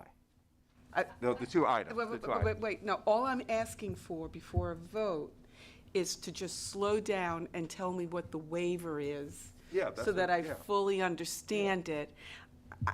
That's all I want, just to slow down, because I'm reading it, but I'm not comprehending it as Absolutely. quickly. Let's as start you're with the saying. first one, Okay. giving our conditional teacher certification holders Right. a longer window to pass the test. Okay. Kelly, why don't you break it down? Because usually you break it down better than I do. Sure. So there's actually two waivers at play here, if the board agrees to this, and it is the same regulation, but two separate parts of the regulation. So if you start on slide 87, that's the first part, the first portion of the regulation, and specifically what that says is that the individual can only hold one conditional certificate. So in Maryland, a conditional certificate is a 2-year certificate. You can renew it one time. We'll get to that one in a second, if you come to the table with certain requirements. And so you get a total of 4 years on that conditional certificate. This particular regulation only allows that issuance one time for a total of 4 years if you renew. So this particular waiver would allow the MSDE to issue a second issuance of a conditional for 2 years, no renewal. So that's one group of people. So it's currently 4 years, so you get a 2-year and then you go for the next 2 years, so it's a total of 4.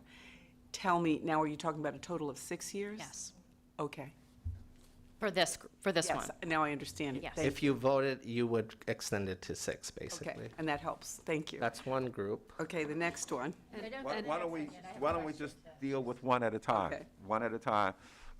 Ms. McCusker had a question, then we go to Ms. Howley. Okay. I'm gonna, first, with the 6 years though, it's only for the teachers in that window. the Correct. 2020, so that's not. July 1, 2020 through July 1, 2023 would be the expiration date on the certificate. Right. Now, I have to back you up because while we were trying to get some oxygen for you, everybody kind of went into this, and I had a clarifying question from earlier in the presentation, way back to slide 64, where it talks about the career ladder incentives in the blueprint with the base salary, and you know, really quickly, because everything you did was so quick, really quickly said, you know, these are negotiated by each LEA, so that 60,000 has to be negotiated, blah, blah, blah. But It has to be 60, so just, it's the other aspects of the so career ladder. when you look at all of these aspects, like reimagining the school day to allow for more support for teachers, especially those that are new to the professions, we talk about induction. Is Blueprint giving funding for this? Because this is the kind of thing, when you talk about reimagining the school day, that frequently has to be bargained through the sometimes has to be bargained through the negotiations process because it affects planning time, blah, blah, blah, this, that, and the other. There's a lot involved in it. And, you know, systems saying, I don't have the money. Our enrollment went down and we don't have the money. Oh, our tax base dropped, we don't have the money. What is in place to support these things like increased teacher leadership opportunities, reimagining the school day? What's the incentive for locals to do it if it's not specifically in the law that it has to be 60,000 by July 26th? Are these other things specifically in the law? Yes. It says you have to reimagine the school day? Yes, all of those things are in the law. You have to build a career ladder that does that. That's why there's a key component of you got to negotiate with your labor partners who are going to make sure that that's not an afterthought. And so that's going to be important.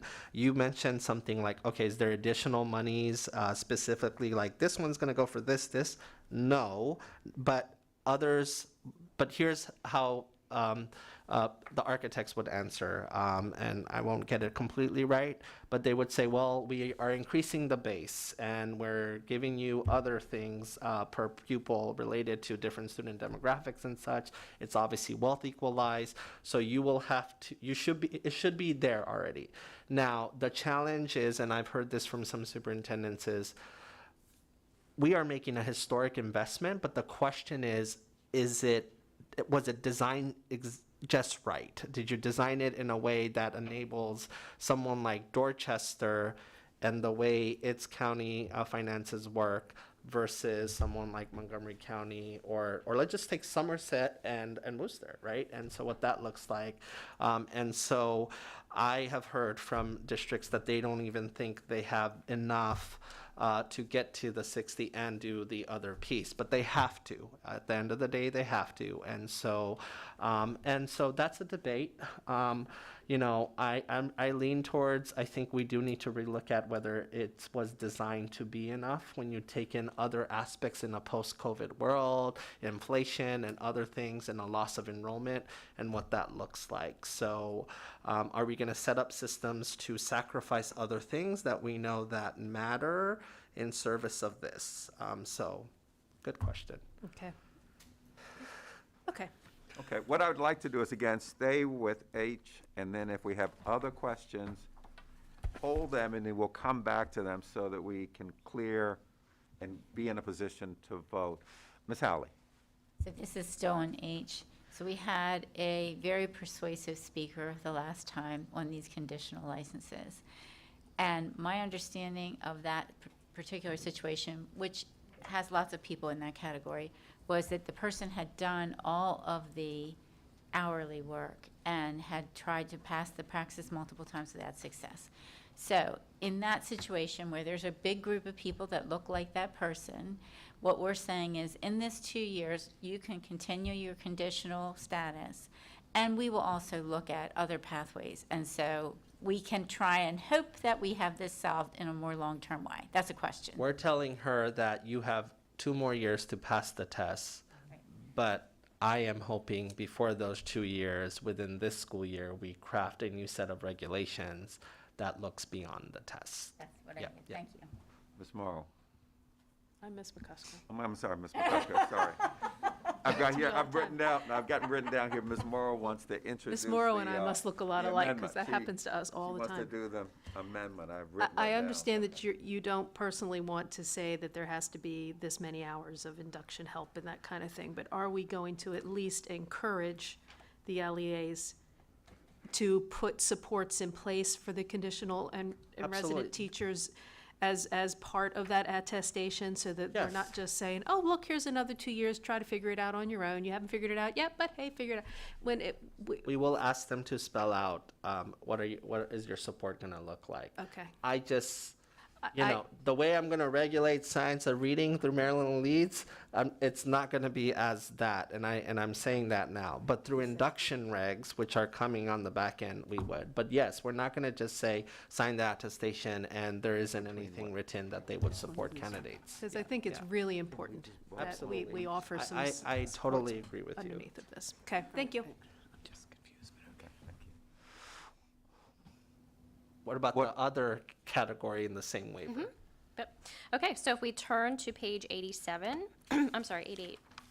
This is the second piece of the regulation, and this is for those individuals who have only had the first 2 years of that initial issuance of a conditional, and for whatever reason, due to the pandemic, they were unable to either pass a basic skills assessment, which means that they do not have a 3.0 GPA coming in, or complete the 12 semester hours of coursework that is required to renew that credential. So it could be a combination of those things or one of those things. We are asking that you, for the same group of time, for those expiring between July 1st, 2020 and July 1st, 2023, that we waive those renewal requirements and allow them to continue in their position, continue on that pathway to professional certification without a break and having to provide the basic skills assessment and the 12 credits at that point.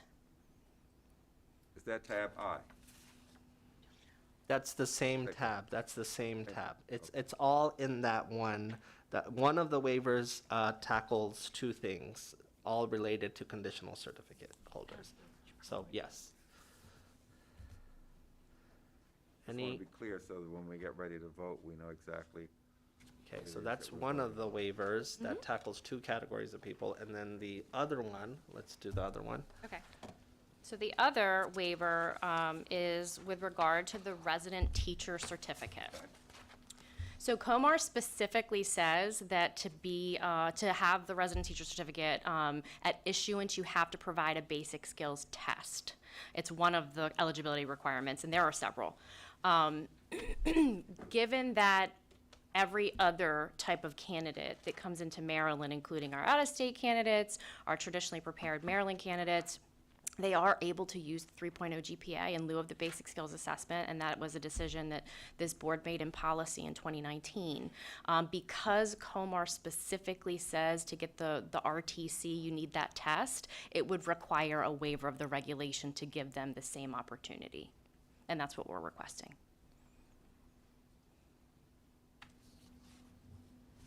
Questions on that one?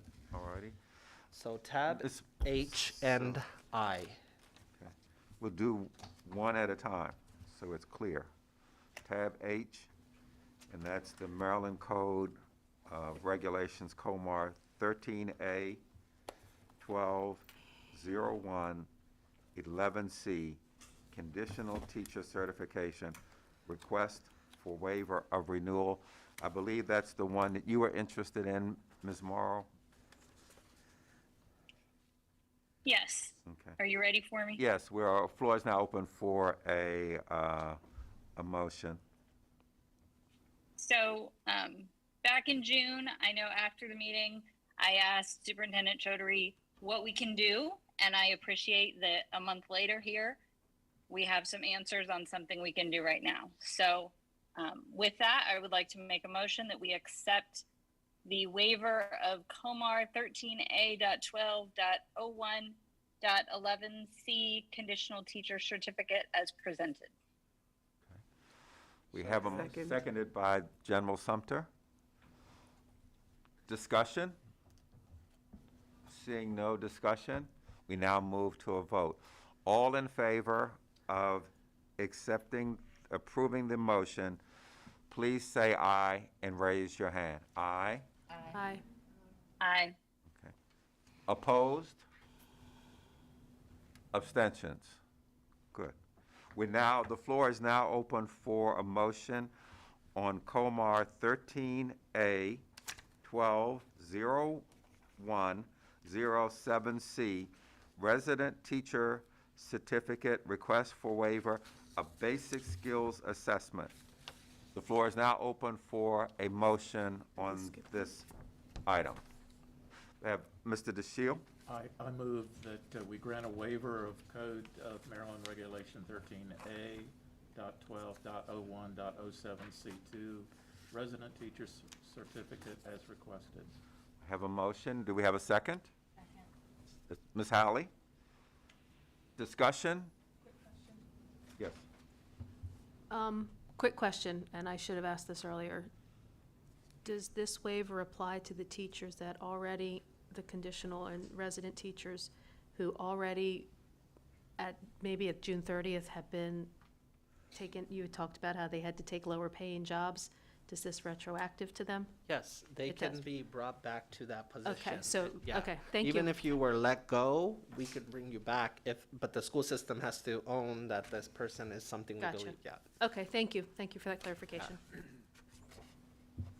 Seeing no further discussion, we'll take a vote. All in favor of approving this waiver, please say aye and raise your hand. Aye. Aye. Aye. Opposed? Abstention? So both waivers pass. Very good. Superintendent, I believe you have another COMAR matter for us. I do. Can I let this awesome team rest? Yes, they've done a great job. Only for a little bit, but I would not have been able to put this presentation together without them as well as other members of the team. So Nicely done. they're the architects of this. Andy, come on down. Why don't you summarize in a nutshell? We had a public speaker today who also a student and athletic directors sharing about this. Just a quick summary of what this COMAR will do. Yes, if passed. Thank you. Good afternoon, President Crawford, Vice President Daschle, members of the board, and Mr. Chaudhary. Today's agenda item is regarding COMAR 13A.06.03 Interscholastic Athletics. The recommended amendments before you today strike some language regarding scheduling requirements to ease some burdens on athletic administrators during the regular season of scheduling. They focus on redefining the defined sports season to open up opportunities throughout the academic year for students and school teams. And they also open up opportunities during the summer with summer camps under the umbrella of the local educational agency. These amendments were brought forth to the state board in February for permission to publish. They were printed in the Maryland Register. The Maryland State Department of Education did not receive any public comments on that during that time frame. They have unanimous support of the MPSA Board of Control and unanimous support of the 24 local school systems. So I'm here today to present these regulations to you with requests for permission to adopt as presented. First is, we have any clarifying questions? Seeing no clarifying questions, the floor is now open for a motion on COMAR 13A0603, Interscholastic Athletics in the state. Ms. McCusker? I move that we approve the adopt the new regulations. So we have a motion to adopt. Do we have a second? Second would be Dr. Green. The floor is now open for discussion. Seeing, yes, Dr. Getty? Can you describe a summer camp, like length of time? Because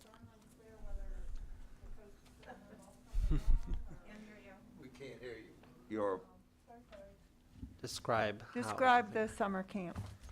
So right now, local school systems operate a number of local school system camps for ROTC, band programs, art camps, physical education camps there. So we would give those local educational agencies that same authority to do so, but look at guidance from our athletic association on operating those summer camps. We don't want a summer camp leading right up to the start of fall practice for soccer or football teams there. So we're going to probably make sure that that guidance to them stops them before that time frame there, probably around the August 1st time frame, so there's time frames off there.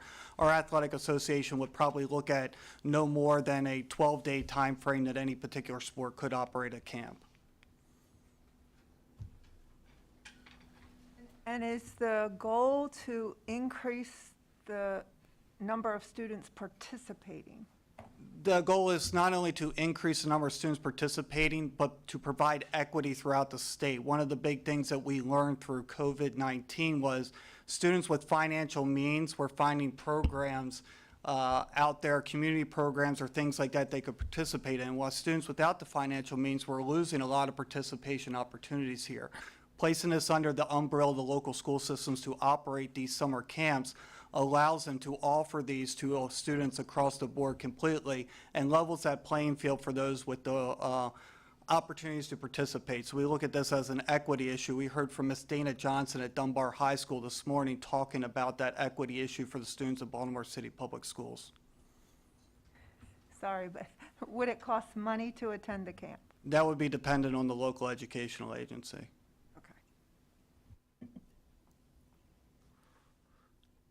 any other discussion? Seeing no further discussion, I think we're now ready to move to a vote. All in favor, please say aye and raise your hand. Aye. Aye. Opposed? Abstained? Motion passes. Thank you. We're now moving to the portion of the agenda for the State Board Board Member Committee report outs and updates. So this is an opportunity for board members to report out on items. I'll first ask Ms. Morrow, do you have anything to report out? No, I don't have anything new for NASB. Okay. The floor is now open for members here in the room. So we have Dr. Green and then Dr. Wilcox and Ms. McCusker.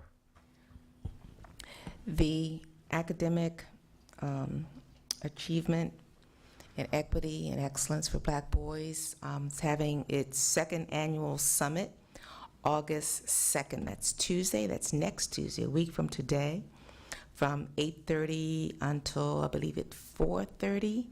Mr. Chaudhry is going to be greeting the visitors. As a final count, we have approximately 180 registrants so far. We hope to have even more. I definitely want to invite my board member colleagues to attend. And if you do attend, please let me know that you are there in the audience, because we do want to honor you and recognize you in the audience. I want to thank Mrs. Bryce and also Dr. Lawson for their assistance, and also, of course, Mr. Chaudhry for helping to bring this about.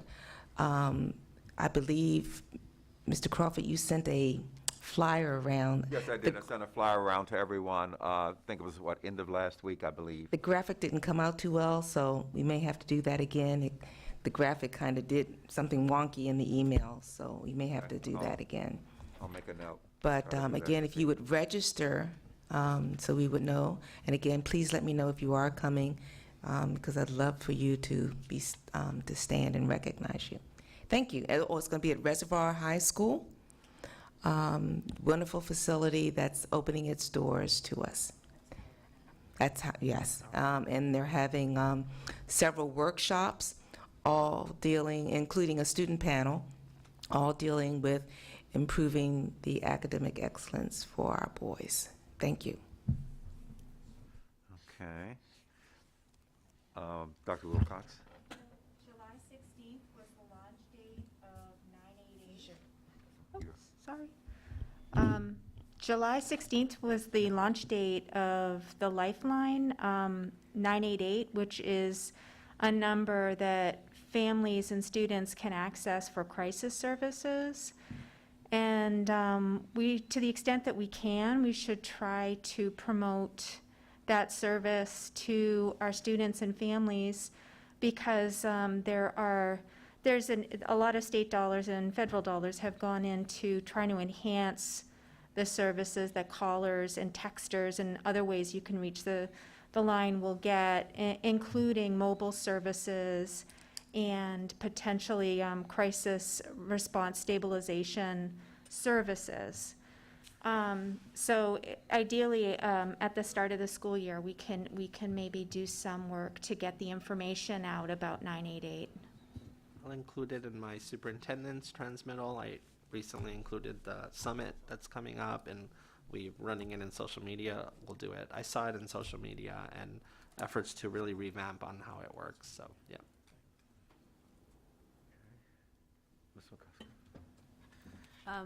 NASB's Public Education Positions Committee is working on drafting statements on educator workforce positions coming out of NASB, and I have joined that particular subcommittee. So they are getting close to final draft on that, and we should see some national information coming out about educator workforce in addition, to at least help our work.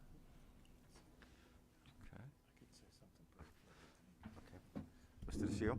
I just want to let you know the strategic plan subcommittee continues to meet, and we continue at the present time working on priorities.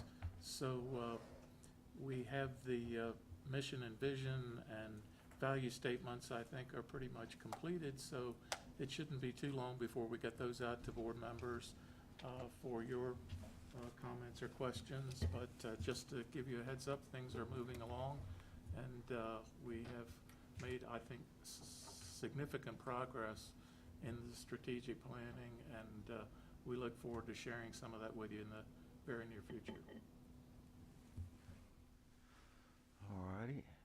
Okay, seeing nothing further, we're going to now, I'm going to read the statement that would allow us to go into executive session pursuant to section 3-305B7 of the General Provisions article of the Annotated Code of Maryland. The State Board will adjourn to executive session to discuss the following: 2 appeals, 3 draft orders, legal advice, 1 administrative function. And so the floor is now open for a motion that would allow us to adjourn to executive session. That's Ms. Howley, and then seconded by Dr. Millie McCarthy. Seeing no discussion, we'll just do again, voice with your hand raised. Those in favor, please say aye. Aye. Aye. Opposed? Abstentions? So the motion passes. We will reconvene in an hour, so the goal is to be back here by 5 o'clock. That's what we had said was an hour. If we can do it sooner, that'll be even better, but nevertheless. Okay, all righty. Thank you. Thank you, everyone. Appreciate it.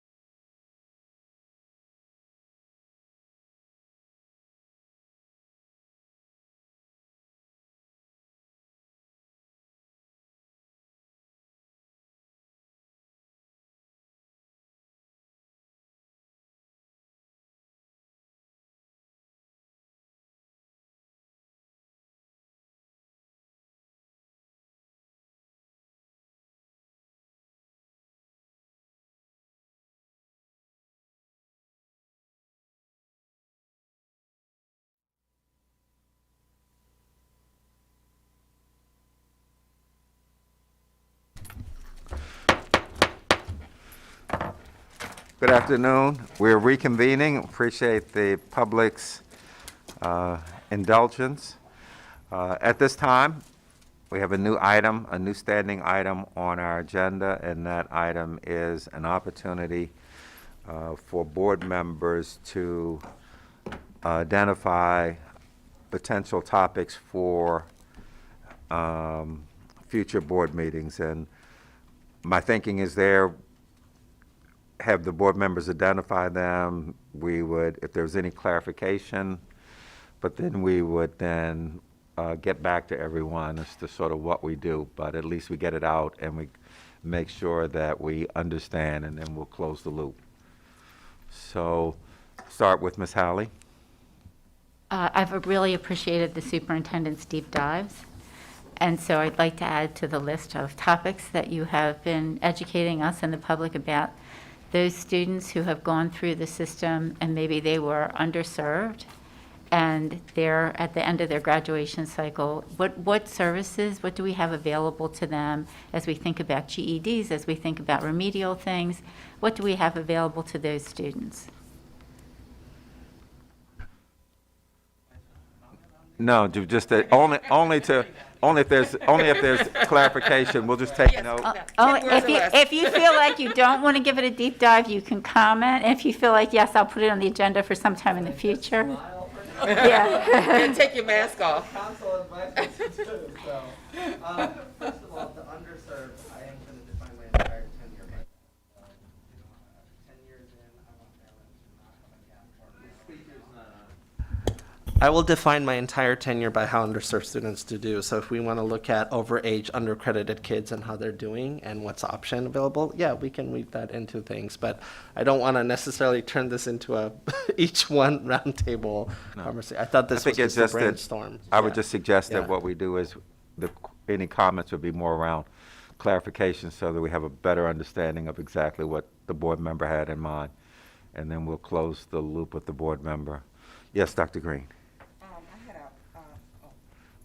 I'm sorry, I would like us to put on the agenda and consider a COMAR regulation that in the interest of protecting valuable instructional time, that we discuss a policy regarding non-governmental agencies offering grant money to schools or school districts in exchange for instructional or other activities that that are non-governmental goals or a profile of that organization.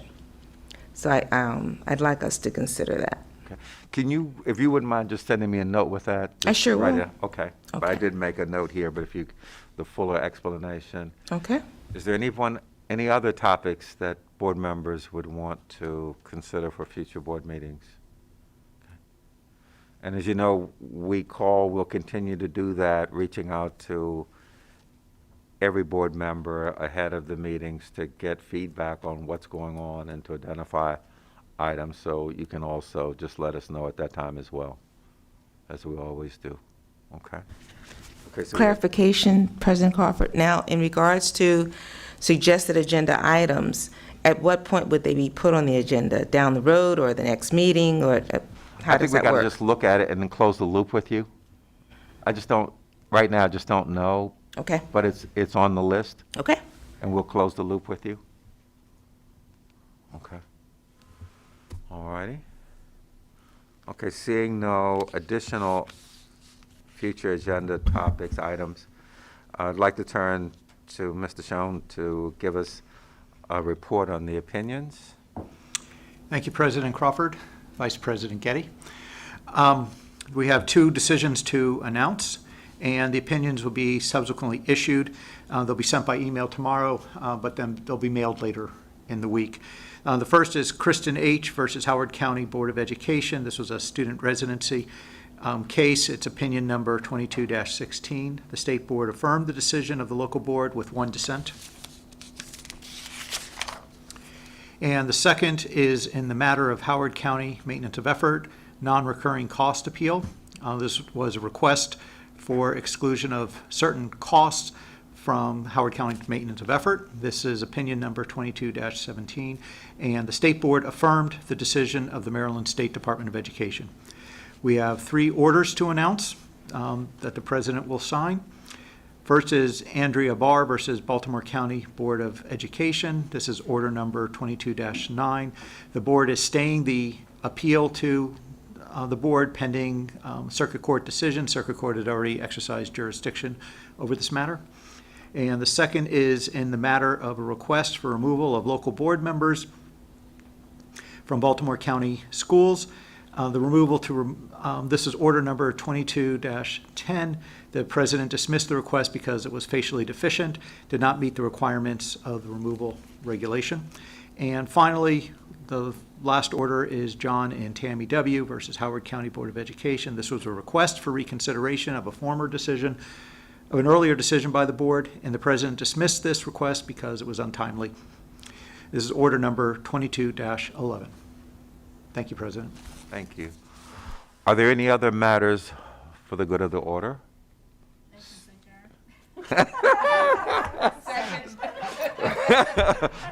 Motion, Ms. Halley, and seconded by Dr. Green. I assume there's not going to be discussion of this. All in favor, simply say aye. Aye.